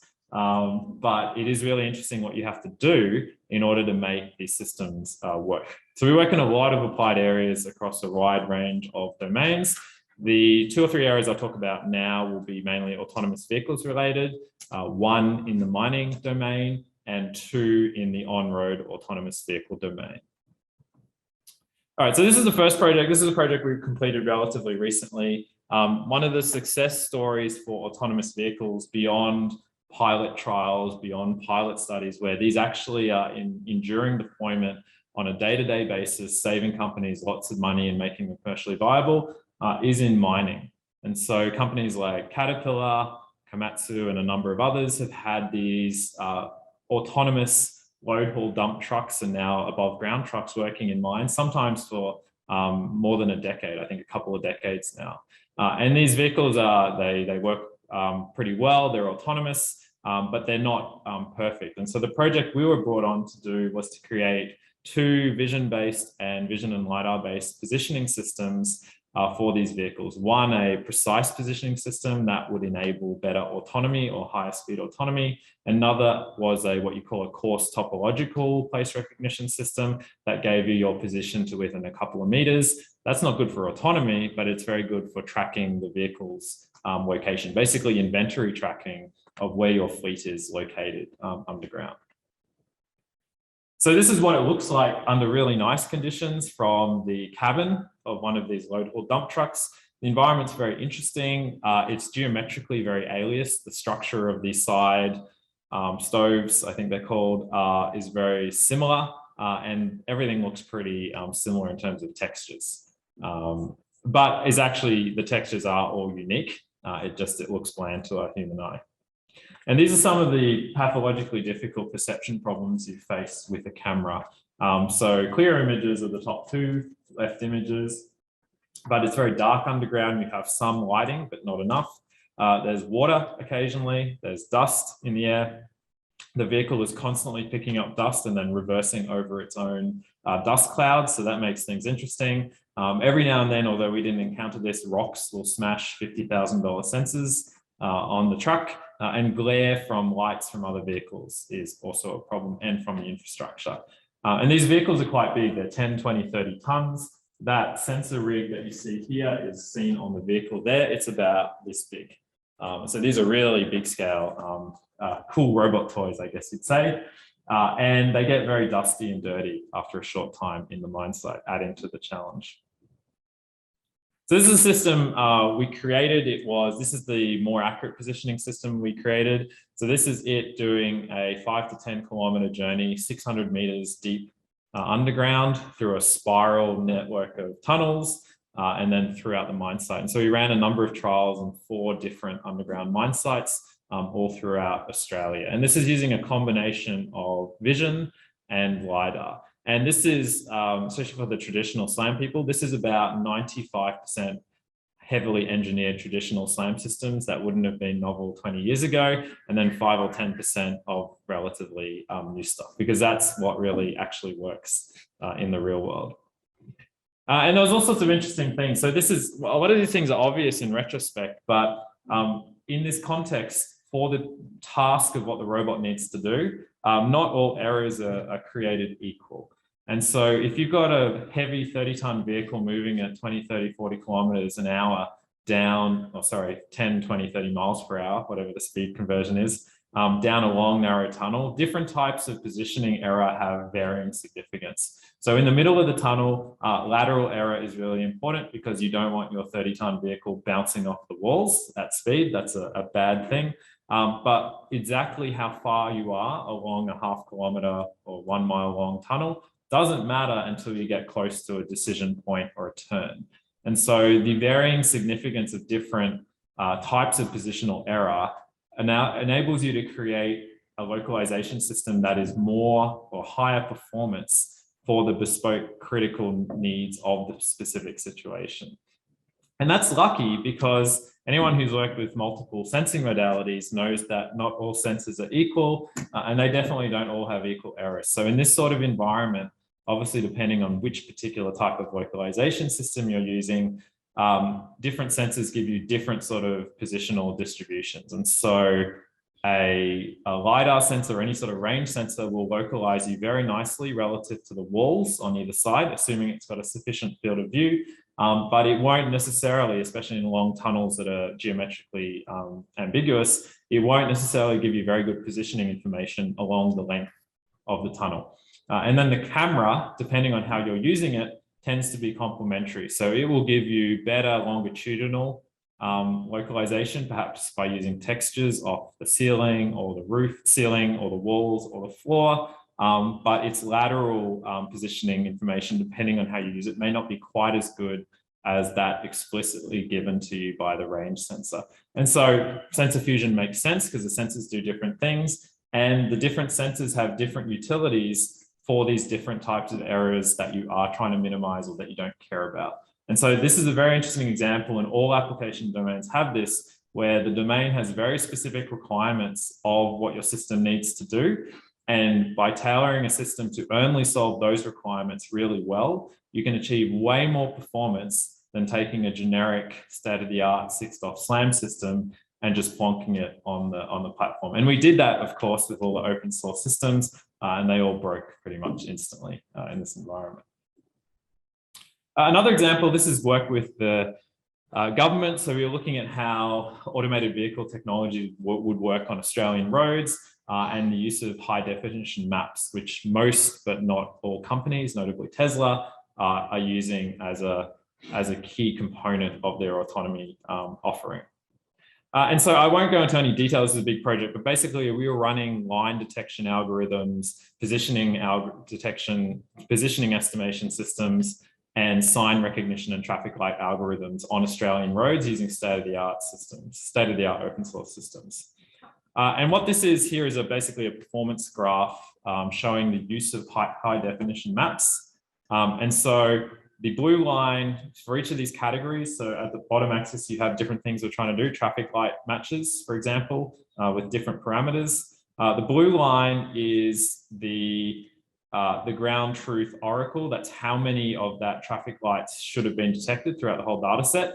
The green line is the correct system matches, where it got the traffic light correct, and the red is where it got it wrong. The three sets of 3 bars on the left are the system just out of the box with a little bit of training for Australian roads, but with no use of HD maps. And you can see there's a lot of false positives, and the correct system matches are by no means exactly the same as the actual ground truth oracle. And on the right, with the use of HD maps, and this is no surprise to anyone who works in autonomous vehicles, the performance goes through the roof because the car knows what to look for in the environment. Of course, it's not anthropomorphic, but it's able to reference the map of where the sign should be, where the traffic lights should be, and the performance improves. It's not perfect, but it improves. And one of the really key lessons here was that the benefit of HD maps is very nuanced. So for a lot of situations, to use a HD map, a high definition map, your vehicle needs to know where it's located within that high definition map. Otherwise, it's utterly useless because it's going to look up where it is and say, oh, I should expect a traffic light here, 3 signs over here. I'm going to actively look for them and perhaps bias my open loop recognition systems to look for them in those positions. This is just one of an example intersection. So you can see the 3 traffic lights on the left are very nicely separated. And so if your positional estimate for where your car was not quite accurate, you would still probably match the traffic lights in your prior map to the correct positions of the traffic lights here. But you see these situations all the time. If you look at the traffic lights in the middle, those traffic lights are actually separated by a significant distance longitudinally into the image. And if you are trying to align what you're seeing now to the traffic lights stored in your map, even the tiniest positional or orientation error in either the estimate of where your vehicle is now in the map or at the map construction stage means you're very likely to catastrophically mix up things like this because they are so closely aligned and they're even going to obscure each other periodically. Now, there are ways you can solve that, but this illustrates a fundamental concept, which is the degree of positioning and pose accuracy you need varies hugely depending on the specific thing you're trying to do. And there's a bunch of reports if you want to look it up on the web where you can read about this in much more detail. Another project which is theoretically not yet public, but this is an autonomous vehicle project with a major automotive company, international automotive company. One of the things we're doing is we're working on improving 6 degree of freedom precise vision-based localization for this company in the autonomous vehicles domain. And what we were doing is we have our best team on this doing some really amazing work, and they were making significant changes to how the underlying systems are working, none of which I can really say anything about. And it was resulting in a lot of the cases where the baseline system failed catastrophically in providing a localization estimate. It was fixing those problematic situations, and you could really clearly see it when we eyeballed what the system did in these challenging situations. It was getting the localization estimate more or less correct. The problem was we spent a lot of our early time just eyeballing the recall at 0.25 meters and recall at 0.5 meter metrics. And the problems with those metrics, which completely dominate papers submitted to CVPR, to ICRA, basically most localization work, is they completely obscure the most critical element of performance of your system, which is, are you getting rid of catastrophically bad localization errors? And it took us probably a couple of months to actually have this epiphany and realize that these metrics are just completely not fit for purpose for some of the things that we should care about the most in terms of designing good positioning systems, for example, for autonomous vehicles. And so we met with a lot of due diligence. And I referenced the Oxford group yesterday. Oxford group did some really good work, which frustratingly, I don't think is published in enough places to reference, but on things like the longest period of time you go without a good localization estimate. And so this is a similar concept. So the x-axis here is basically slices of data as you move through like a 10-kilometer long data set for autonomous vehicles. And the bars are the recall at 0.5 meter or whatever the threshold is performance for each of those sections. And so for this work to actually really identify whether we were making a difference, we came up with a new metric, which was the percentage of localized regions where the recall performance coverage, where the good recall localization coverage drops below a certain percentage of the slice. And that was very useful for much more correctly identifying whether tweaks and changes to the learning system, to the algorithm, was actually resulting in a performance difference that was meaningful to the potential end user of this system. I'm not saying we should abandon the recall at 0.25 meter metrics, but they're very dangerous if they're the only thing you're using. But that's what the field is currently obsessed with. So that moves me on to the final part, sort of to wrap up. What exactly are we trying to achieve? And I probably should have put the opinion warning earlier on. So the glib answer is, especially if you're a student, this is very understandable. You're trying to get to your next high profile paper accepted. So you need to make sure you beat the current benchmarks using the agreed upon metrics that the community accepts. And that's the way our field works at this stage. But that's not the only motivation, right? So really the background to everything we do is we really want to create research that has some chance of leading to new useful capabilities, useful technology capabilities for our industry partners or for society, which might use the autonomous vehicles that we create, or the service robots that would operate in homes and workplaces. Now we do that by conducting fundamental research. Fundamental research is incredibly important. But that fundamental research should be at least loosely tied to the actual functional requirements of these end users, not the theoretical requirements of the research community. And I would argue, not through anyone's particular fault, that all the metrics and performance standards we're optimizing for in the research community have become increasingly disconnected from what a lot of our end users are actually looking for.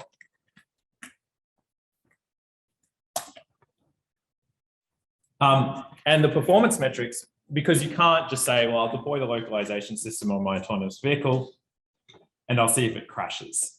So you can't directly just do those experiments because it would be very expensive and not good for anyone. So we do need performance metrics because these are our proxies that indicate whether the directions we're heading in are useful. And my argument is that the performance metrics we focus on now are very incomplete, I think would be the most charitable way you could say it, based on lots of experience trying to translate these systems into the real world.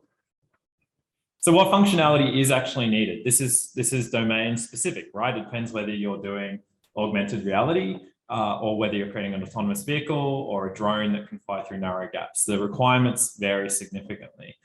But there's other functionality that we need from these systems, especially if you want these systems to be parts of safe, reliable systems in the real world. The first, probably the most important one, is knowing when you don't know. And this is incredibly important and has had almost no study, I'm exaggerating here, but relatively speaking, has been the subject of almost no research in the localization community. There are obviously papers on this, but if you compare the volume of those to the volume of work looking at optimizing other things, it's a tiny, tiny, tiny fraction.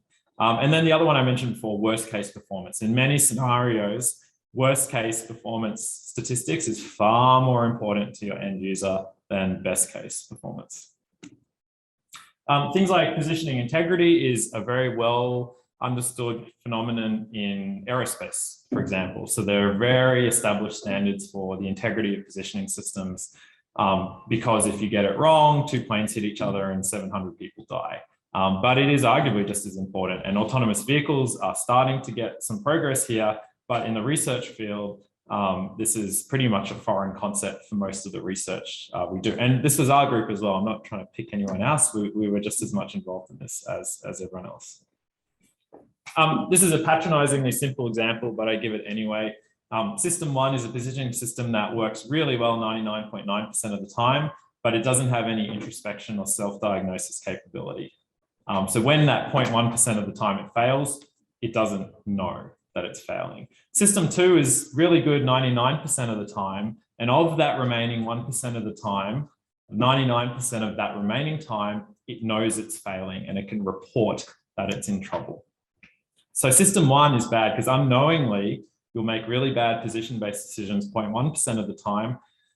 That drops by a factor of 10 if you use system 2, which is a huge improvement. We're working on creating system 2 capabilities. It's not trivial, but it's incredibly important, and it's quite acceptable to trade off some of that top line performance. So dropping from 99.9 to 99.0 in many applications is very acceptable if you then know, if the system then knows when it's not working. So this is an interesting trade-off you can play with. It's also critical to a theme that's been present in this conference quite a bit.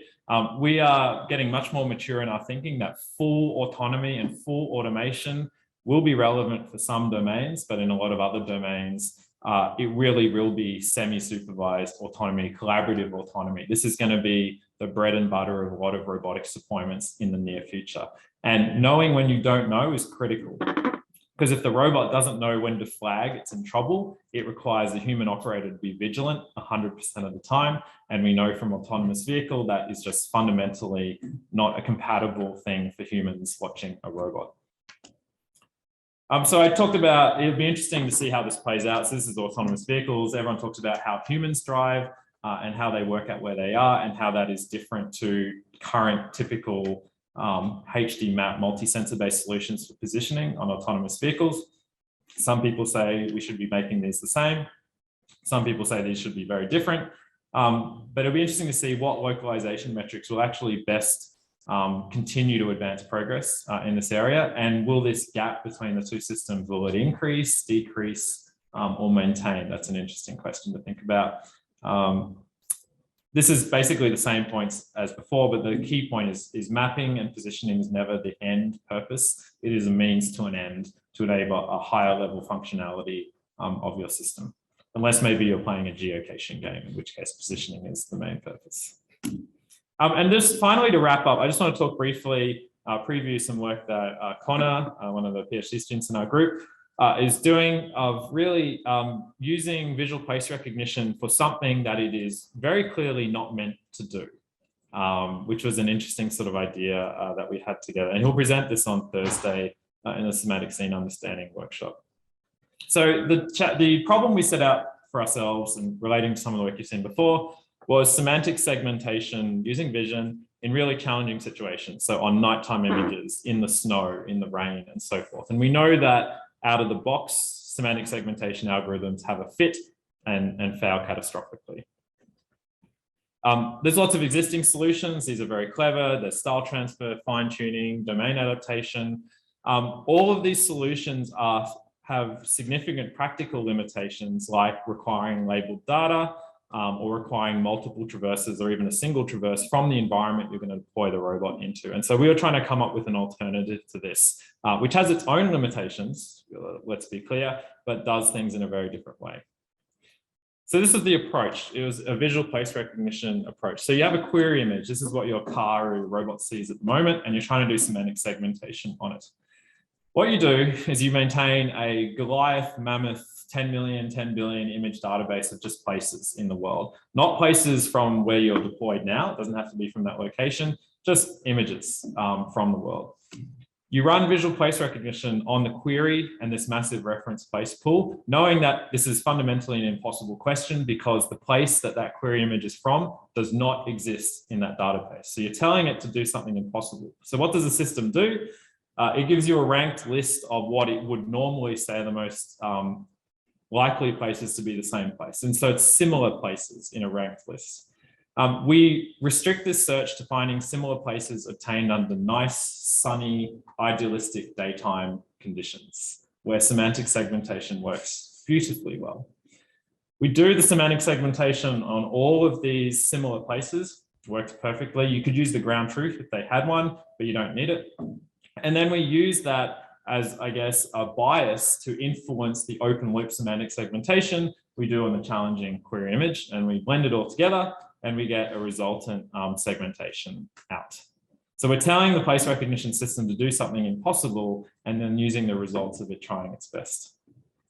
And basically it works really well. So if you put this on the top of any state-of-the-art segmentation system, pretty much it will improve it. Without needing access to imagery, labeled data, anything like that. There are limitations. Obviously, you need a large reference database, and it may be that there aren't images that are sufficiently similar in it, but we did enough testing to think that this has significant promise going forward. So just to recap, I touched on the key challenges of place recognition as we see it, brief highlights of some of the research we've done in recent years. Obviously, this goes back about 20 years.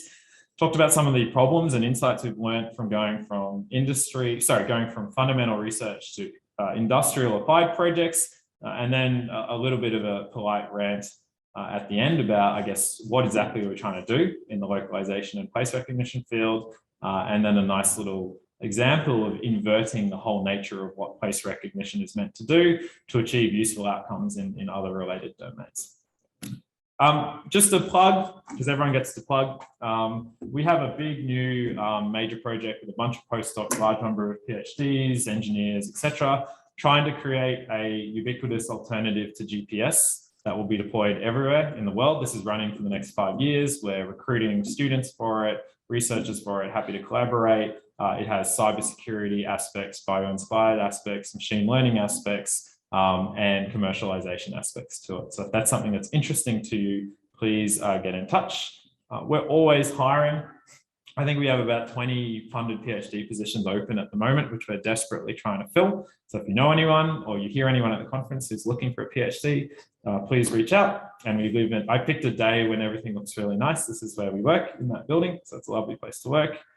Yes, and that's it. I think I kept time well, so I think we have time for questions. Thank you.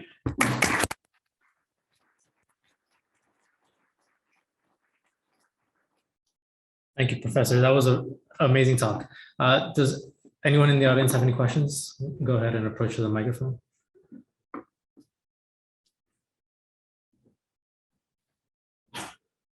Oh. Maurice, I saw you twitching a little bit. Okay, so maybe I can ask. Yeah, so maybe I can ask you a question. So I follow your works for more than I think 7 almost 10 years. So one thing I'm really interested in. So for the visual visualization, so what's your perspective for, let's say, the very long term? I mean, for some areas such as this room, you come to data, net, and different things. And so how are you doing the data association and different kind of this kind of stuff? Yeah. So the question was about, I guess, the long-term mapping face recognition problem. Yeah. Look, I don't think it's one answer. So I think it's going to be a combination of the increasingly sophisticated semantic SLAM techniques. So a colleague of mine and some students in our lab led some project called Quadric SLAM, which is basically a version of that. And there's a number of labs around the world who've done increasingly capable object-based or semantic-based SLAM systems. I think it's a combination of that, increasingly invariant visual front ends that can cope with a significant degree of objects, the same object moving around or the appearance of the place changing somewhat. I think that's part of the solution. Abstraction, I think, is also part of the solution. So rather than trying to represent a millimeter accurate voxel grid map of this entire room and then try and update it without it corrupting or having any aliasing issues, I think we'll also need much more abstracted, obviously, topological place recognitions, but even more abstract, like harking back to classical AI, sort of symbolic representations of this is a medium-sized seminar room with some other feature descriptions. I think it's going to be, it's not a very satisfying answer, but none of those individual approaches, I think, is going to be sufficient. Okay. It's on average going to be a combination of them. And for certain applications, you would weight it to more towards one of those solutions than another. Okay. Yeah, thank you. Hey, Michael. Right back at the start of your talk, you mentioned in the VPI data set, there were just times where you couldn't solve it. Yeah. Is that an important thing to say the performance of an autonomous vehicle to solve that perhaps in another domain, or does it just not matter? No, so thanks for the question. So I guess my point was, at some point, if we don't think about it continuously, at some point we'll be trying to brute force learn our way to the system solving a problem that it should not be able to solve, and bad things will happen. And to give a sort of contrived example of this, if a robot moves out of this room, goes down the hallway and comes back to this room, it can't know for certain that this is actually the same place. Like someone could have completely rebuilt the room from scratch. And then there's there's all sorts of gray areas. Same with visual ambiguity versus visual change. So one of the big problems for place recognition is when the environment visually changes, but another problem is when different places look the same. And those are fundamentally intention problems. And there are pathological situations where your algorithm should not be able to solve it. If it's solving it, it's overfitting, I guess is what I'm saying. Thanks, man. Professor, I got a question. So from first work you showed before, like so more like 2 images matching. So from my understanding, more like classification problems at the basics. So I wonder if for like video visual aliasing problem. So if you can take a sequence of videos as your input, well, this kind of benefit for the problem. So you mean just using sequential input? Yeah, sure. So if the application domain allows you to use sequences of images, so like autonomous vehicles or a robot moving through the environment, by all means, you would use a sequential based method that somehow filters or integrates the information over multiple frames. Was that what you were asking, or something more specific? Yeah, I was trying to say if we put the video instead of one image, so doing something like video matching. Oh, sure. So yeah, you can do video matching based on, and we've done this. So Saurav Garg, a senior researcher in our group, has done things like delta descriptors. So looking at aggregations of the the differences between descriptors from one frame to the next. You can do temporal convolution as well as that. And then a bunch of other methods. You could look at all the predictive prednet and all those sort of systems and work backwards to create a localization system as well. So yes, I think the potential there is huge beyond just boring filtering. Thank you. Okay, that's it. Okay. Thank you very much. Thank you.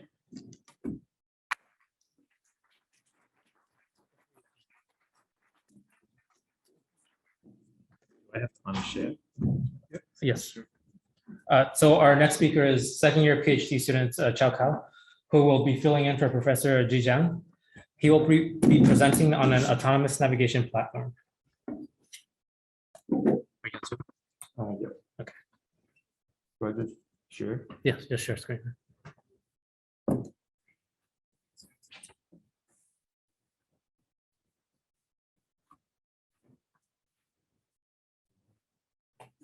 All right. Okay, I guess everybody can see my screen.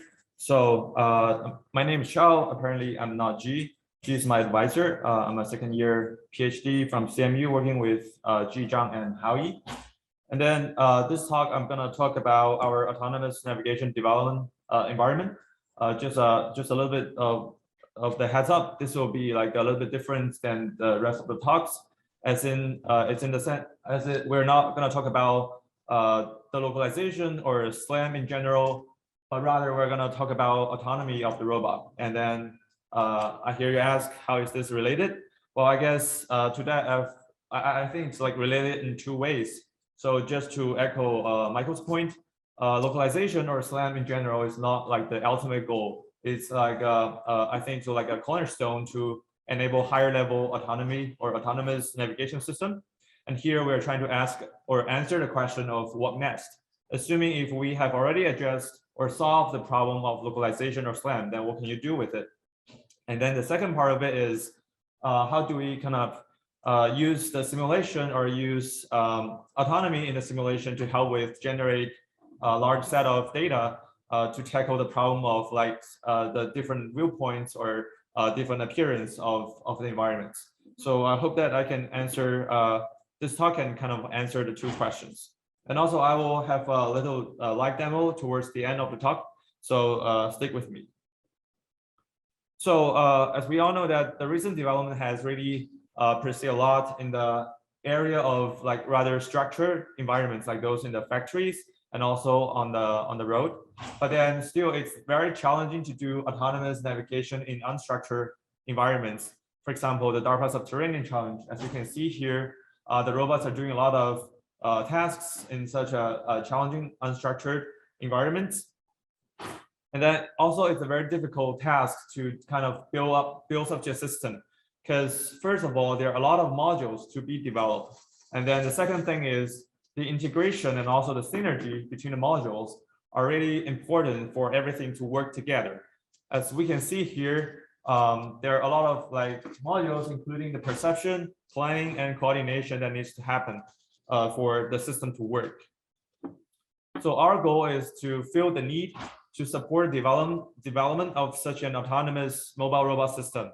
And to that, we provide a software platform to help the development and also deployment of those advanced navigation algorithms in both in simulation and on real robots. And then we also want this to be like a test bed for people to use to benchmark their advanced navigation algorithms. So we have this platform hosted under cmu-exploration.com. And then since the launch, we have already gathered some attention from many users, which I will give you a little bit or give you some examples of how users are using our platform to develop their own applications and algorithms. So compared to other platforms or systems that kind of can help people to do the development, the uniqueness or the features that we have are those missing features, including those navigation modules that can really help people kind of integrating the SLAM and then putting on the robot to do real world kind of navigation. Here we provide those navigation modules as like the collision avoidance, terrain analysis, and the path following, which other platforms, most of those are they don't do. So throughout our experiments of developing autonomous mobile robot systems, we have identified that there are those 4 core components that are really necessary for people to be able to develop those advanced systems. The first thing is the state estimation, just as what other people have talked about, the localization or the full SLAM. And then the second thing going above that is the collision avoidance or the local kind of planning. And then after that will be the terrain analysis, which will do traversability analysis to tell the robot which one or which area is preferable to go and which is not. And also path following control is also important so that those modules can follow the goal or the waypoint from the high level planners. So when we look at this, the whole system from the very traditional or popular kind of 3-tier navigation system architecture, then what's at the bottom is the state estimation, localization, and motor control. Those interact with the hardware or sensors and then provide the state estimation for the high-level planners. And then at the middle layer, those are the navigation modules that are doing like local reasoning, and also those are very necessary for robot to do to like perform safe tasks. And then at the high levels, those are like task-specific planners, for example, say exploration or route planning, that interacts with the middle layer to kind of to fulfill different tasks. So our system provide the modules at the middle, and also will provide the right hooks into different kind of state-of-the-art SLAM algorithms and motor control hardwares to be able to use those as like existing modules. And also we provide 2 example high-level planners to showcase how our system can be used to kind of develop those mobile robot platform applications. And then building around this navigation modules and then high-level planners, we also provide a set of environments that we hope to kind of to be used as like a test bed or development platform for people to test their algorithms. And also we provide a set of visualization tools and debugging tools for people to better kind of interact or interface with our system. So next, I'm gonna go through each of that and then to kind of introduce each component of our system. So we provide here those basic representative environment models to help people to test their algorithms, the navigation algorithms. And then we carefully design those environment models to include different features to stress test different capabilities of the algorithms. For example, the first one is the campus environment, where it's modeled after part of the CMU campus. And then it has very like undulating terrains and also very complex topologies. And then the second one is the garage environment, which contains multiple levels. And then the third one will be the indoor environment. It basically consists of corridors connected by rooms with cluttered obstacles. And then those representative environments, those are the usual or very common scenarios that we have encountered during our kind of real world tests in the real world. And then we do believe that with those environments, if your navigation algorithms can survive or even succeed in those environments, then you'll go a long way in the real world situation. So those are the features that we're trying to incorporate when designing those environment models. And also, we also support photorealistic rendering. So here, the support is provided by Metaport 3D and also the Habitat engine. So with this, with the vehicle navigating around or in the environment, the photorealistic images and also images with semantic labeling will be generated. So people can really use this to, with also the ground truth from the state estimation from the simulation, people can kind of use this to collect data to train a neural network or anything to kind of do this localization task. So in terms of navigation modules, we provide 2. The first one is the local planner.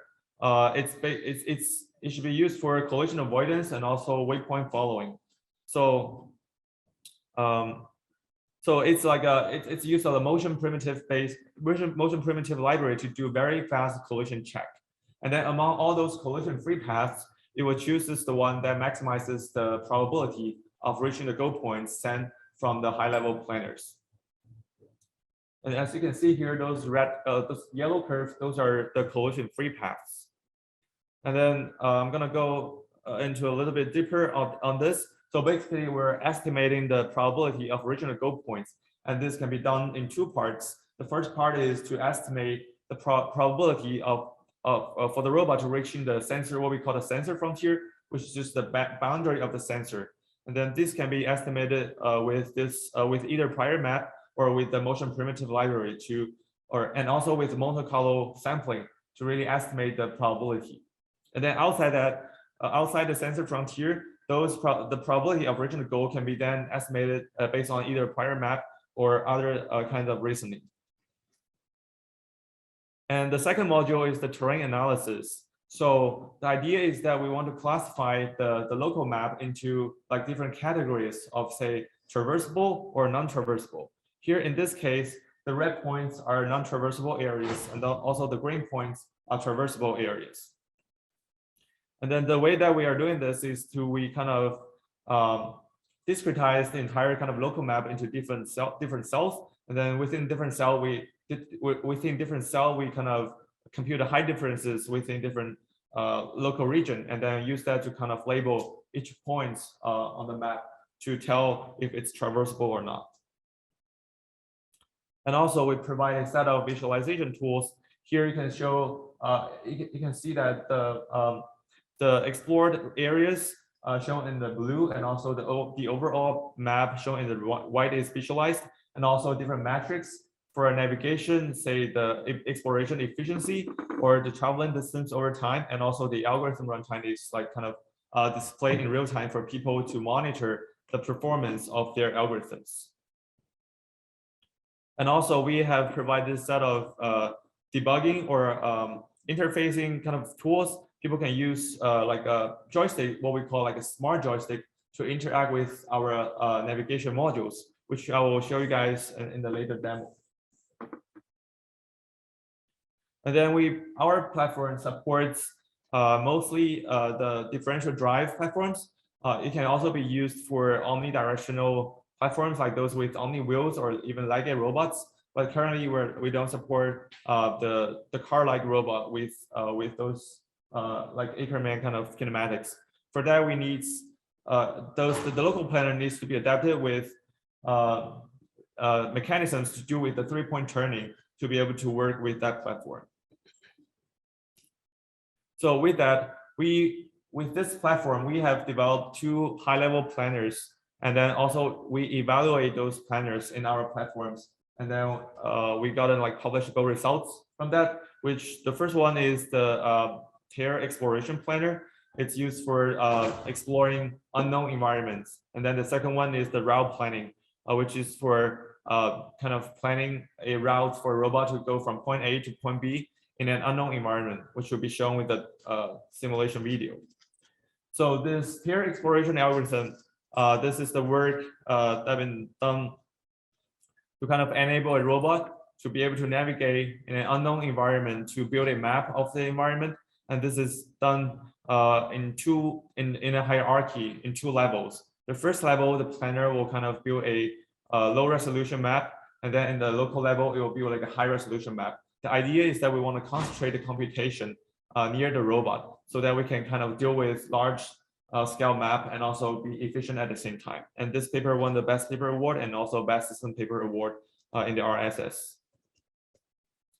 So here is a video demonstrating the process of exploration. So the robot here is tasked with exploring a multi-level garage. Here we are using this wheel robot equipped with a Velodyne and also a Velodyne LiDAR and a IMU for a state estimation. And also the LiDAR scan will also be fed into the high-level planner to kind of maintain a world representation to do the exploration. And then here shows the algorithm view of the exploration process. Here, as you can see here, the green rectangle shows the local planning area where the robot is concentrating most of the computation within. And then the robot started from the top level of the garage and then explored its way all the way down to the bottom of the garage. And then there's a corridor connecting us to the garage. And then when that's finished, the robot will went all the way back towards the entrance of the garage and then explore a little patio connected to the entrance. And then here shows the local planar view where you can see those red curves are the collision-free paths.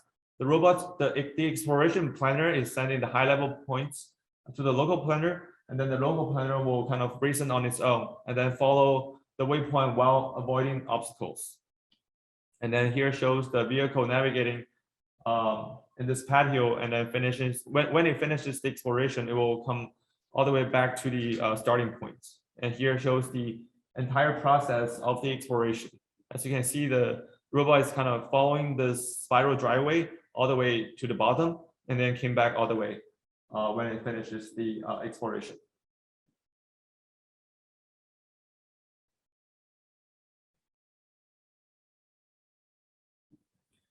Again, the planar is generating this like blue path to be followed by the local planar. And then after the exploration, this is the overall map built by the SLAM system. Here we can see that the environment is very complex. It's like multi-level with like very challenging terrains. And then the entire run is like fully autonomous. And then our robot is able to kind of explore this very complex scene and then be able to come back to the origin after the exploration.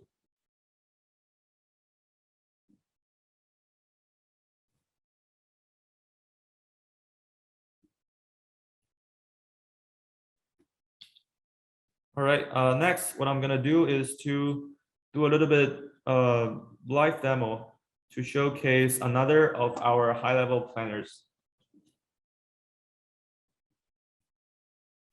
Okay, this is what we call the FAR planner, route planner. It basically plans a route between 2 points in an unknown environment. So here it shows the overall map of the environment. The robot doesn't know about the map. This is just for visualization purpose for users to be able to see what's going on there. And then as you can see on the right, the photorealistic images are generated at the top, and then the depth images in the middle, and then the images with the semantic labeling is generated at the bottom. So when I click a goal point at a corner of the environment, the robot will try to get there with this route planner. What it does is basically building a visibility graph on the fly. And then on the visibility graph, it will search for a shortest path connecting to the goal. Since the robot doesn't know about the environment beforehand, so it will have to do some like trial and error kind of attempt to reach the goal. And then when it finds that it's a dead end, it will then have to replan on the graph and then to get to the goal. And then here, those light blue line segments showing the visibility graph built on the fly while the robot is navigating in the environment. And as you can see here, when the robot reaches a dead end, it will then turn around and then replan the routes to kind of reach the goal.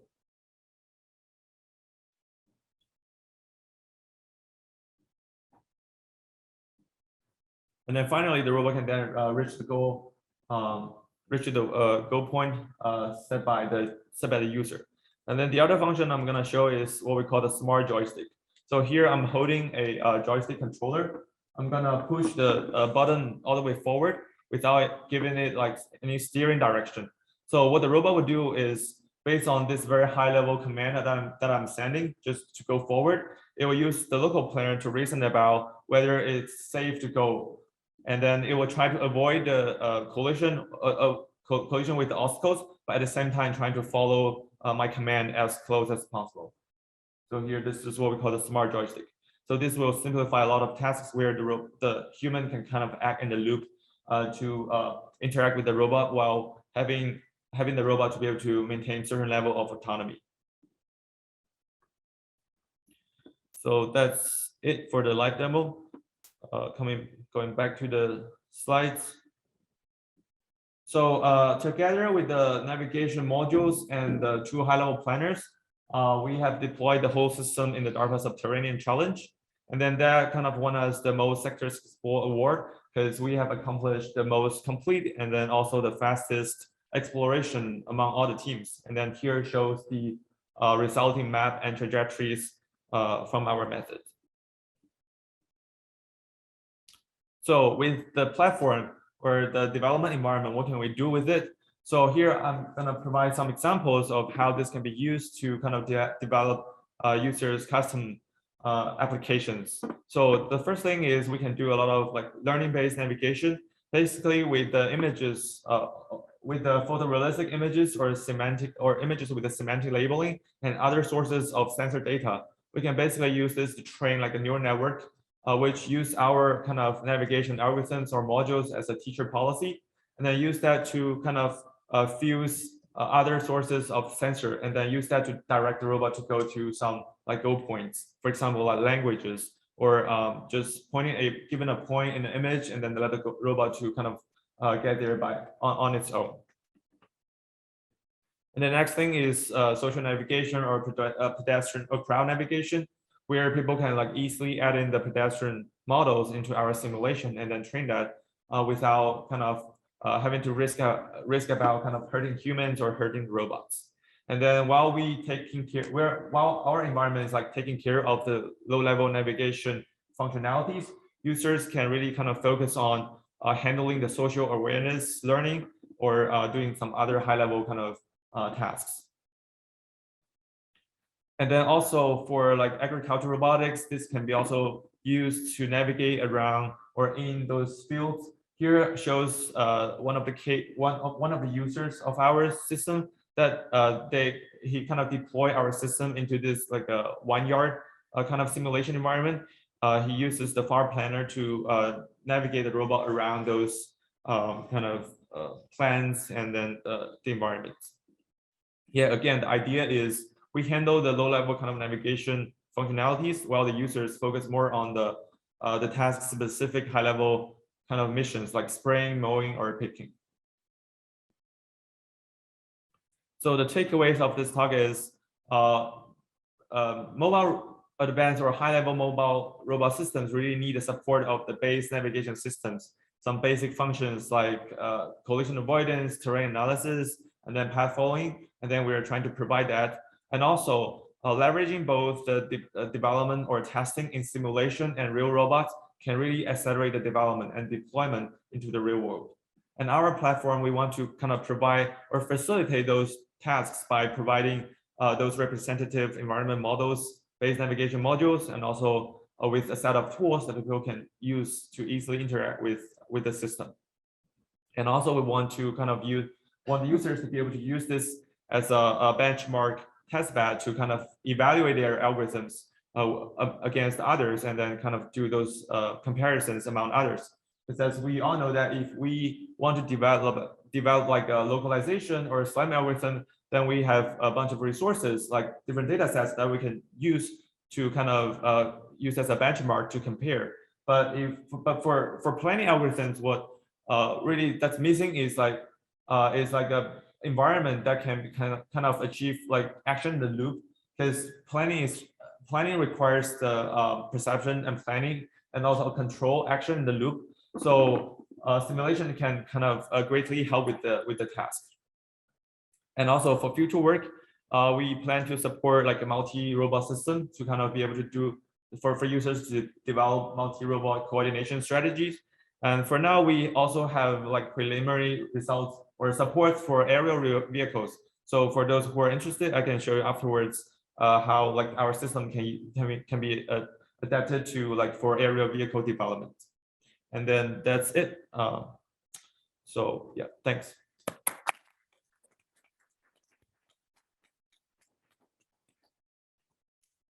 I think we have time for questions.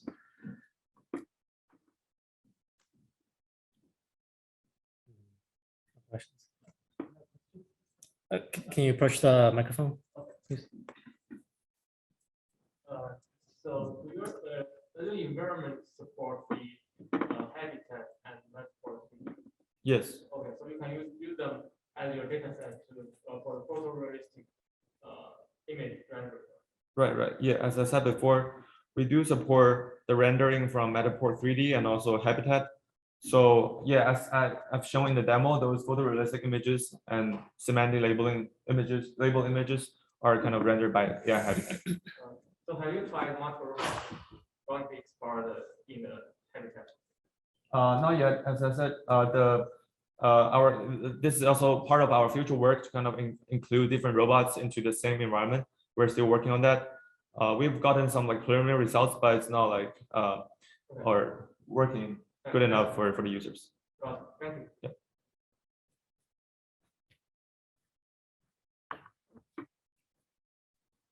Thanks for the talk. That was really good. I was very curious in your group planning live demo there. Yeah. If you gave it a point outside of the environment that was impossible to get to, would it just try and wander around the environment continuously, or would it reach a point where it just stops? Yeah. Oh, well, that's a good question. So when I give it a point it cannot reach, no matter what, it will keep kind of exploring, trying to find the shortest path towards it. And then it will stop once it has explored all the options or the entire map. And then they will kind of report fail to find a map or find a route, and then it will stop. Yeah, basically that will become like a sort of exploration behavior. Thank you. Yep.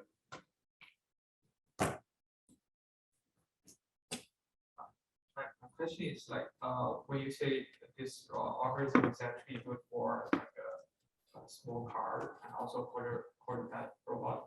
Yes. Why is not good for their kind of like cars? Yes. For this, like with the bicycle model or the car-like platforms, because our work is or our system supports like differential drive kind of model where it requires the robot to be able to like turn in place. If you want to like follow a curve, it will need the robot to kind of turning and then moving forward at the same time or something. And then that can be done with the car-like robot. But then what it really cannot be done is, so for example, if you're like doing some like parallel parking, you need to do this like 3-point turning. That's not supported by the motion primitive in our local planner. But that can be like, should be able to adapt to include this behavior, which there are also some groups in our university that's like kind of they have modified the local planner to work for our local planner to be working with some like RC car or something. Yeah. Yeah. So with a little bit more work or modification, this can be done. Yeah. Previously I've done projects like this. So if I go into the boundary, the almost hit the obstacle, I'll simply back up and then try to reclaim a little bit. Yeah, that kind of behavior currently is not supported, but can be done. Thank you. All right, thank you, Chao. That was a very interesting presentation. Yeah, thanks. Our next speaker is actually Pengyin, who will be speaking or filling in for Sebastian Scherer. He will be presenting on activities that are going on in the AirLab, specifically MetaSLAM.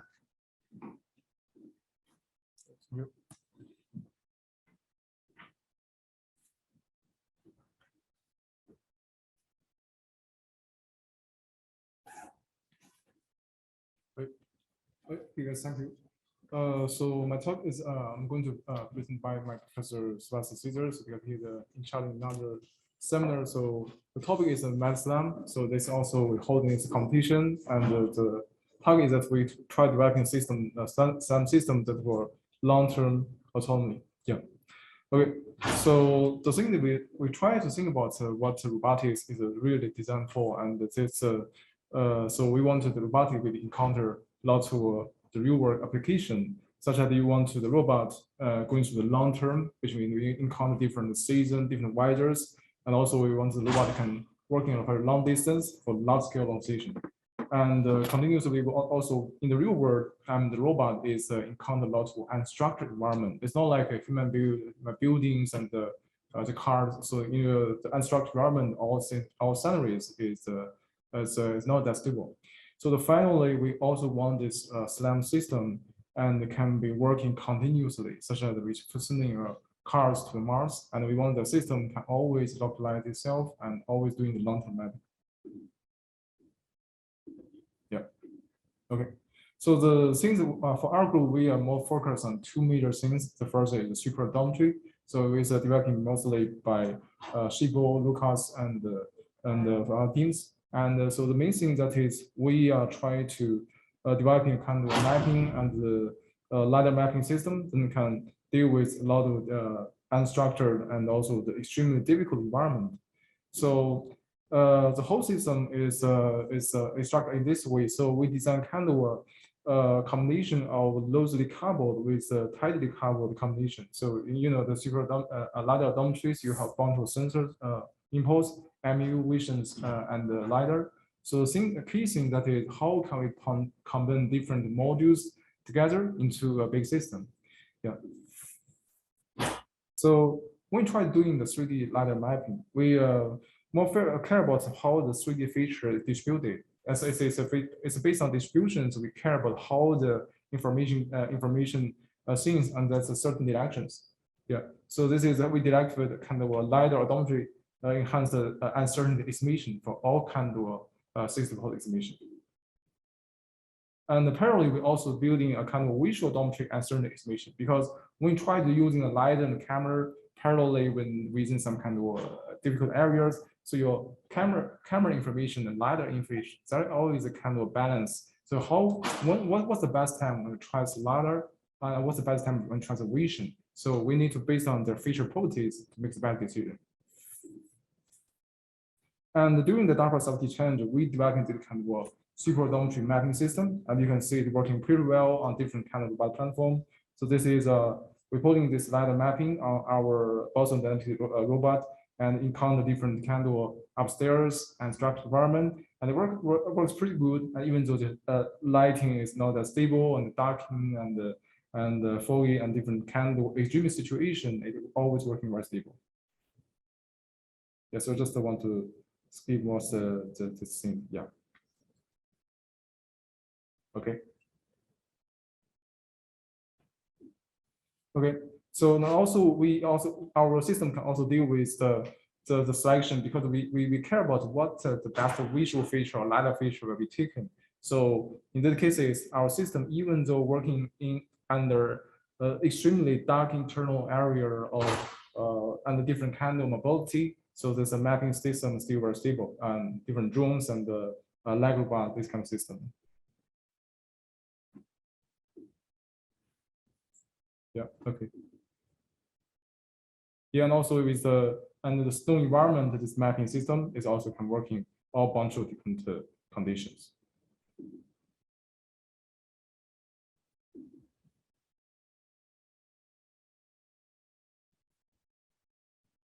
Okay.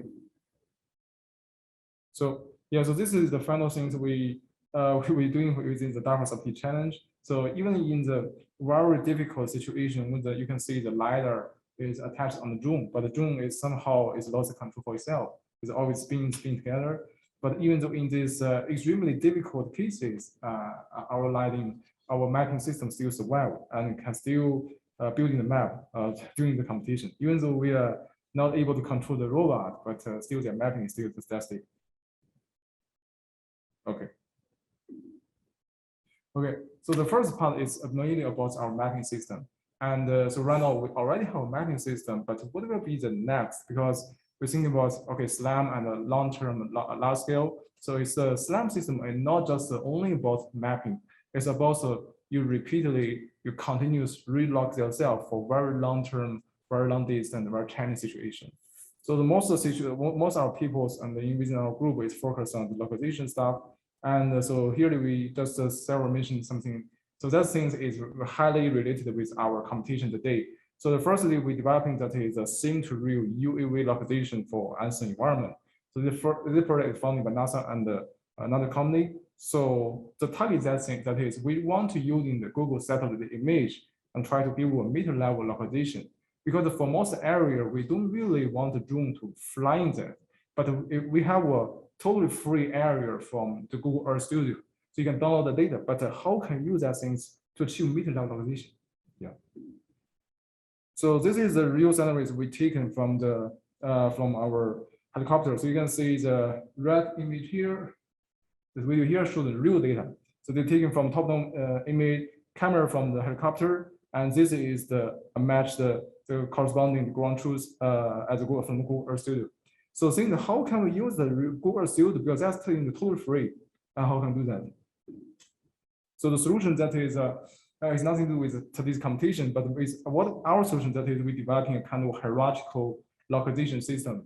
So that system that is we taking the exactly same import the image data, and we design kind of hierarchical localization. So from the cost level, we're using the cost features, doing very maybe 100 meters level roughly localization. And then when we're shrinking the circle, we are doing it hierarchically, and then we're doing a meter level relocalization. So in that case, even though you have a lot of big uncertain searching area, but our system can still very efficiently relocalize within this area. So this is what we achieve for this UV localization, and 4 kilometers, and our system can achieve meter level localization from the starting point to ending. And this area is an example for 4 kilometers. So the red curve here just showing the pure odometry. And so what if we just using odometry to check everything? So that will be existing kind of drift. Yeah. And so the actually the another color is orange. So there's a ground truth that is taken from GPS. And we also have the blue one that is the localization from our localization system.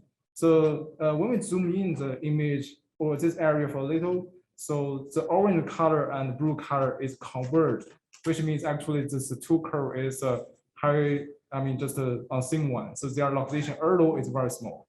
So you can see the error diffusion for, I think this is counting something, but this one is the duration from the GT. So the most area is within meters level localization. So even though very long distance, large scale, our systems can still survive. Yeah. So the second thing we try to think about that is this idea also comes from Docker. So we try to think about, okay, within the Docker software chain, we have a bunch of robots, leg robots, and drone robot, whatever system. But when you're robot doing the calibration, yeah, definitely you can select the Charles talks. So if you will have a bunch of agents, you can doing better exploration, mapping, and decision making, whatever things. But the problem is that under GPS denied environment, how can you have your robot doing the cooperative localization? So this is the true system we're developing. So this is our mobile robots, our drone, our leg robot, and wheel robots. And this is exactly the situation we encounter. And this is a bunch of confined environment, bunch of difficult area, you cannot encounter that thing. So since how can we do the multi-agent call localization? Okay, so to achieve that thing, is we're doing a data collection. That is exactly our UGV city-like localization. So this including the 50 trajectories within Pittsburgh, and the total distance is around 200 kilograms, kilometers. And so you can see that the whole trajectory is segmented into different small modules, and the whole area is covered from these things. So the question that is, how can we convert from the left to the right? And this thing does show that how difficult it is at. And it will be encounter different kind of open street area and different kind of terrain area, because it's within Pittsburgh, there's a lot of parking areas, and also including bunch of recycle areas. Okay, so to achieve that thing, the first thing we need to do that is how can we learn a descriptor? I think this from this morning's talk, I think lots of competitors, winners, they're using point-based or LiDAR-based. This is totally fine, but in the real world, we always encounter the situation that is the trajectories we encounter maybe not exactly at the same perspective. Maybe their perspective is under the same directions or the reverse directions, or maybe certain orientation differences. So in that case, the first case is how can you developing a descriptor that's invariant to both orientation and translation. So our solution that is we combine two different networks. The first layer is a separable convolution. So that means it doesn't matter how your perspective is changing. You can always learn exactly the same descriptor once you are on the same position. And also, we also leverage the point-based descriptors. That things can help you to locally translation environment because the point pattern is exactly the same one. So based on the two successful modules, we design a kind of attention enhancement feature fusions. Actually, it's a kind of feature selections. It will be taking the best advantage for different features and making the best modules and for the final basic field descriptors.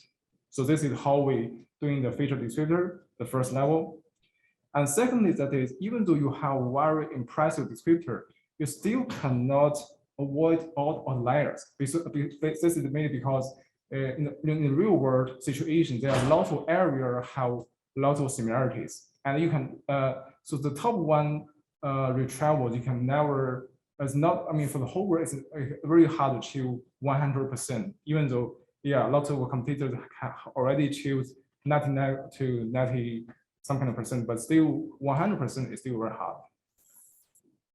So the second thing that is, we based on the sequence matching. So this is developed by Professor Milford. So actually, it's our famous work. So what we do is that we developing all the potential matches, and then we only selected the best matches that can make your system consistent. And that consistent, so we collect the features, and that feature can tell exactly how your two trajectories, their matching properties. Okay, so from this here, they show that at a very early stage, at the very beginning, so we have a bunch of agents. Maybe that's 20 trajectory or 50 trajectories. And it's very hard to tell what is their inner connections. So our system there, we're using a kind of a spectral clustering. That is, you can build in a kind of information graph between different agents, different segments. Let's say at a very early stage, you have 10 segments, 10 trajectories, and different trajectory. Between each trajectory, they have their own connections. So we can build in their connection information, something like 0.98 to 0.11. So the thing that is, we want to segment them into two different individual graphs. And so how to making their within different graph, how can we making their very consistent, very stable? That is, we cutting the middle layers, because that things is only have very weak connections. And cutting two middle layers, and what we can achieve that we can segment, we can graph the whole original graph into two separate graphs, and within each graph they are stable. Yeah, but the problem that is when the multi-agent merging, multi-agent mapping, your agent is always your observation of the changing is incremental updated. So the thing that is when you have new observation, let's say you have the 11 trajectory, and that one have the connection with 5 and 8. So and also they have their information again here. So the thing that within the new connections, you need to updating the original graph. And also maybe your previous existing graph connections is changing from 0.11 to 0.81. So which means you have even more higher strong connections. And in this case, you can updating the original graph in a new graph. And it turns out we can convert the map into a big one. So this is the final result we achieve with the Pittsburgh 50 trajectory, exactly for the competition. So the whole map is around 120 kilometers. And so there's no GPS, nothing. We just convert all the map into a big one.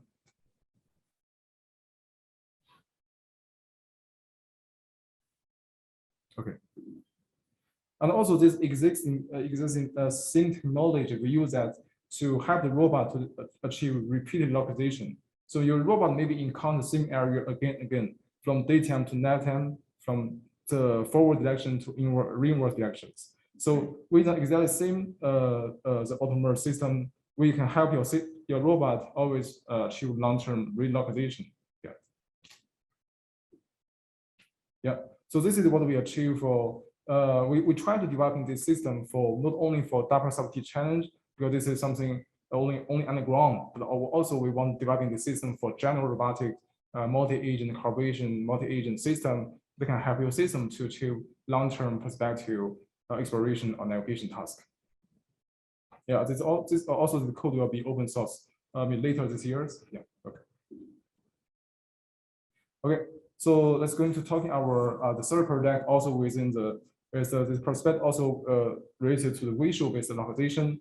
So that is we try to think about, okay, we have the UGV or UEV, we can have a long-term complicated localizations, but for the real world, the most sensor we encounter is just a camera. So the question is how can we achieve the visual-based long-term or lifelong localization? So to answer that question, I think maybe if you're familiar with visual place visualization, we always encounter one situation that is the lighting and the season, the kind of suddenly it's always changing. So to achieve a very reliable visual-based relocalization, what we try to do that is we developing a kind of network structure, and that things, let's say you have the camera image ZK, we try to develop kind of a network structure that can extract out two kind of feature. So one is a purely geometric feature, let's say the G here, and another is the conditional feature, CK here. So that is every image is a combination of geometric feature and the corresponding conditional feature. And but what we really used to doing the relocalization is that we're using the stable geometric feature. So in that case, it doesn't matter how your lighting style is changing, how your weather is changing, how the season is changing. It's just a kind of a texture on your 3D geometry. And we extract out the feature, geometric feature out and use that in doing your long-term lifelong circle localization. And to evaluate that things, we also from Simu, we also collected a bunch of data set within either indoors and outdoors and at daytime, nighttime, different directions. So this is the platform we developing, so which only have a single 360 camera. And so the LiDAR here just for the ground truth generation, because we need something under indoor environment as a ground truth to see whether or not is really localizable. So here's a video show that on the exactly same indoor trajectories within the indoor environment, we're doing the relocalization and the daytime, nighttime. You can see the visual input, the lighting, the feature, the texture is always changing, but it really doesn't matter for your final relocalization because we're only keeping the pure geometric features outside, aside with the conditional features. And also the same technology we use that same for human beings relocalization. So in some area, maybe we are sending some robot as a kind of a lower platform and generate kind of a previous trajectories or history maps or something. And what we can do is that we're using the exactly same device or one single cameras, but the altitude is changing a little. So the mobile robot may be fly working for 0.5 meters, and human beings will be working for 2 meters. And our system can still help you the human beings achieve the long-term relocalization. Yeah. So this video does show that we have a mobile robot and collect long-term distance trajectories, and using the human beings as the main players, and can still achieve long-term relocalization.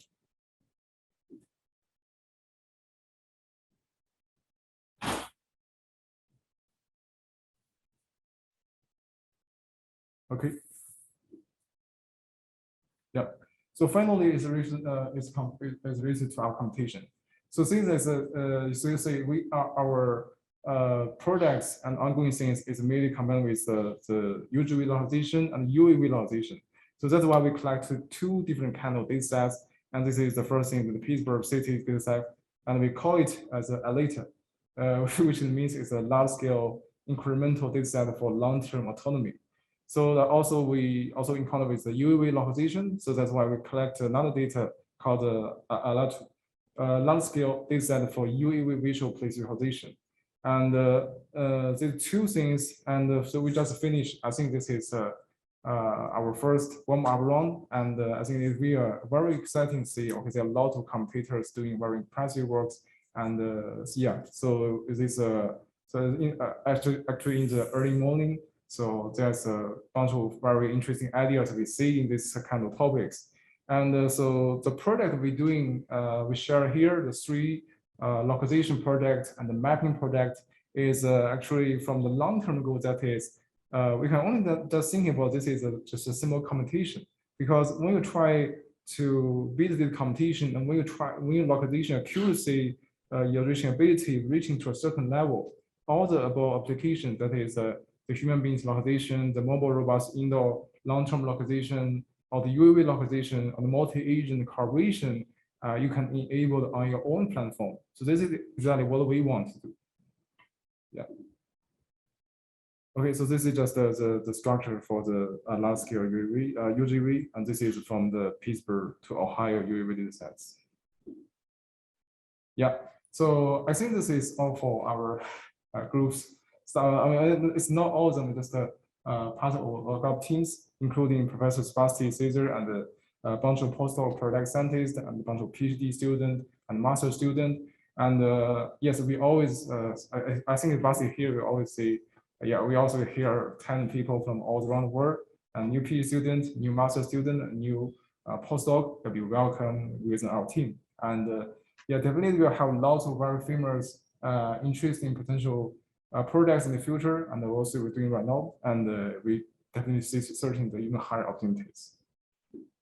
Okay, and I think this is also today is our ending of first round, and in the second round warm up. Second round also is a major competition round. We will updating all the data set for the UGV and UV set. So because right now we only released maybe 10% around the UV data set. For the round 2, that UV competition will be even more challenging, and we definitely want to see something even more impressive within this area.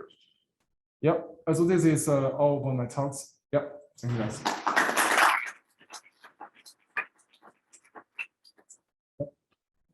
Oh, is there any questions?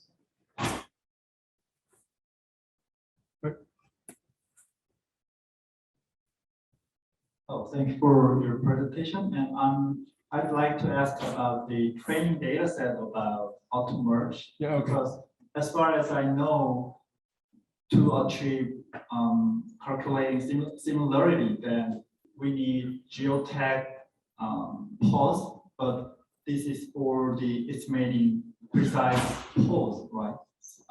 Yeah. So I think it seems like chicken and egg. So yeah, I think yeah. I got your point. Yeah. Do you use just single session pauses to train the model, or okay? So I can think this way. So actually, most of the place recognition, the learning framework using the attribute loss, if you're familiar with that things, and so that things you don't really need very accurate pauses from your whole trajectory. So most of our data set is processing within the purely visual odometry or lidar odometry. So even though you don't have GPS or ground truth position, that kind of odometry still can help you for training for triple loss, or maybe I think the early beginning is some other people say it's a double triple loss. Okay, yeah. So in case that it actually it's not like a chicken egg problem. It's more like so you don't. So for place realization or relocalization training things, we don't really need a very accurate, like let's say very sensitive accuracy ground truth. So that's the answer. Oh, that makes it clear. Thank you. Okay, thank you. Okay, is that? Yeah, thank you. Yeah, I see. For most of the method, like legal models, so they have IMU actually combined with the method, so that this method support IMU can combine with the current setup. Oh, yeah, that's a good point. So actually, so our whole system here is just a kind of a, so it doesn't matter how your system is coming with a visual odometry or visual lidar odometry, whatever things. I mean, this is how you generate data. But for our things, and we only care about the relocalization. So in that case, is a kind of impressive backwards. So in that case, we can commit all kinds of setup, either with MU or without MU, with vision or without vision. Yeah, so just a kind of backwards system. And after you have your own trajectory, you have own features, and our system can help you doing all the map merging and global consistent building, that kind of stuff. Other questions also about the competitions. Okay, great. If we didn't attend the first round, can we still attend? Oh, definitely you can do in the second round, because there's no limitation, no restriction at all. So we just want to make sure this whole area is very active, because there's a lot of famous people working within an area, and for long-term goal, we also want to making the system very stable. And in that case, all the robotic system can be very I mean, I can really achieve that. This is the mission is for a long-term, large-scale, unstructured, and real world. Yeah, thank you. Yeah.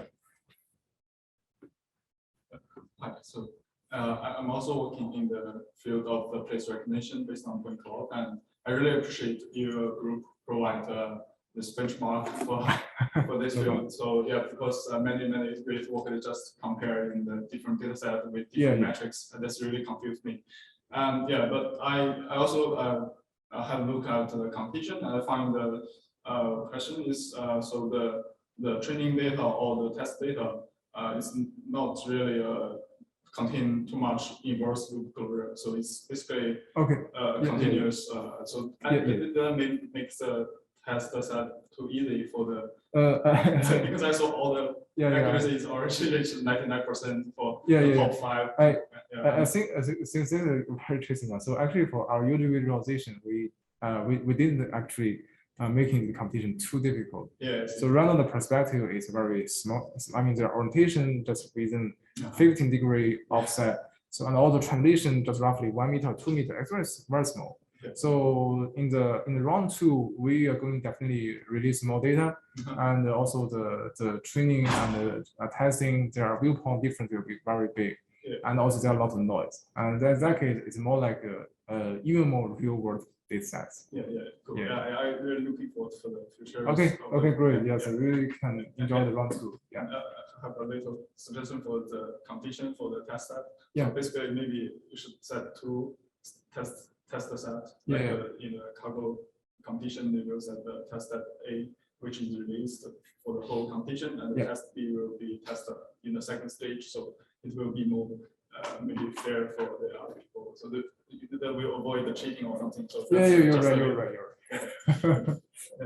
Okay, thank you. Okay, is there any question? Okay, I think it's all for today's competition seminars, and I really have thank you guys and coming here, and thank you so much. Okay, I think this is evening for our today's presentation. Okay, thank you guys. Enjoy your work here.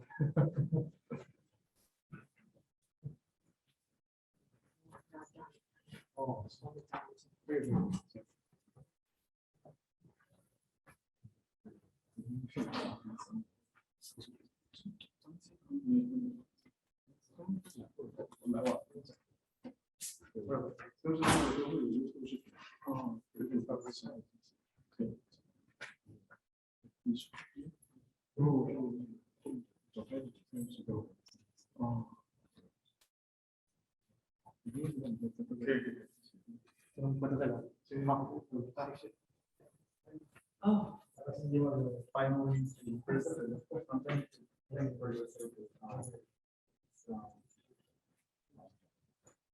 fact, by your presentation, very interesting.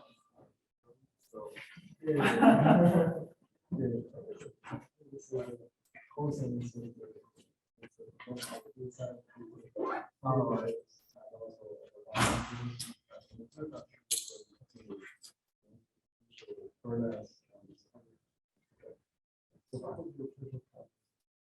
I'm not sure, but I want to ask your next destination because you were in film Albert.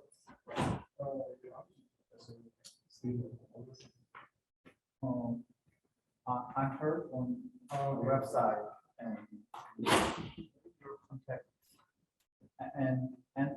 and point of contact.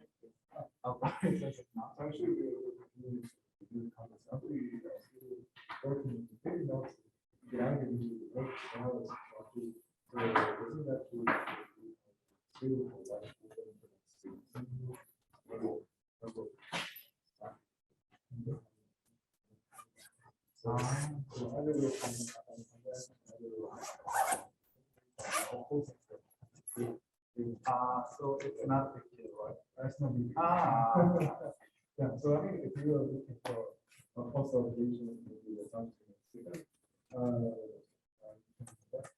we have probably the background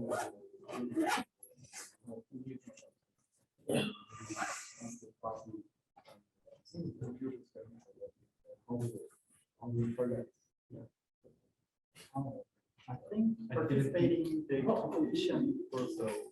Yeah. I think the other thing that is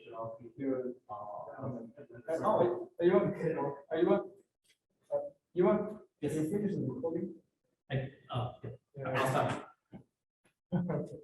Yeah, so actually this I think actually the technical benefits of the competition and from passing value our experience and there's actually two things for the competition one two. Either you can get money feedback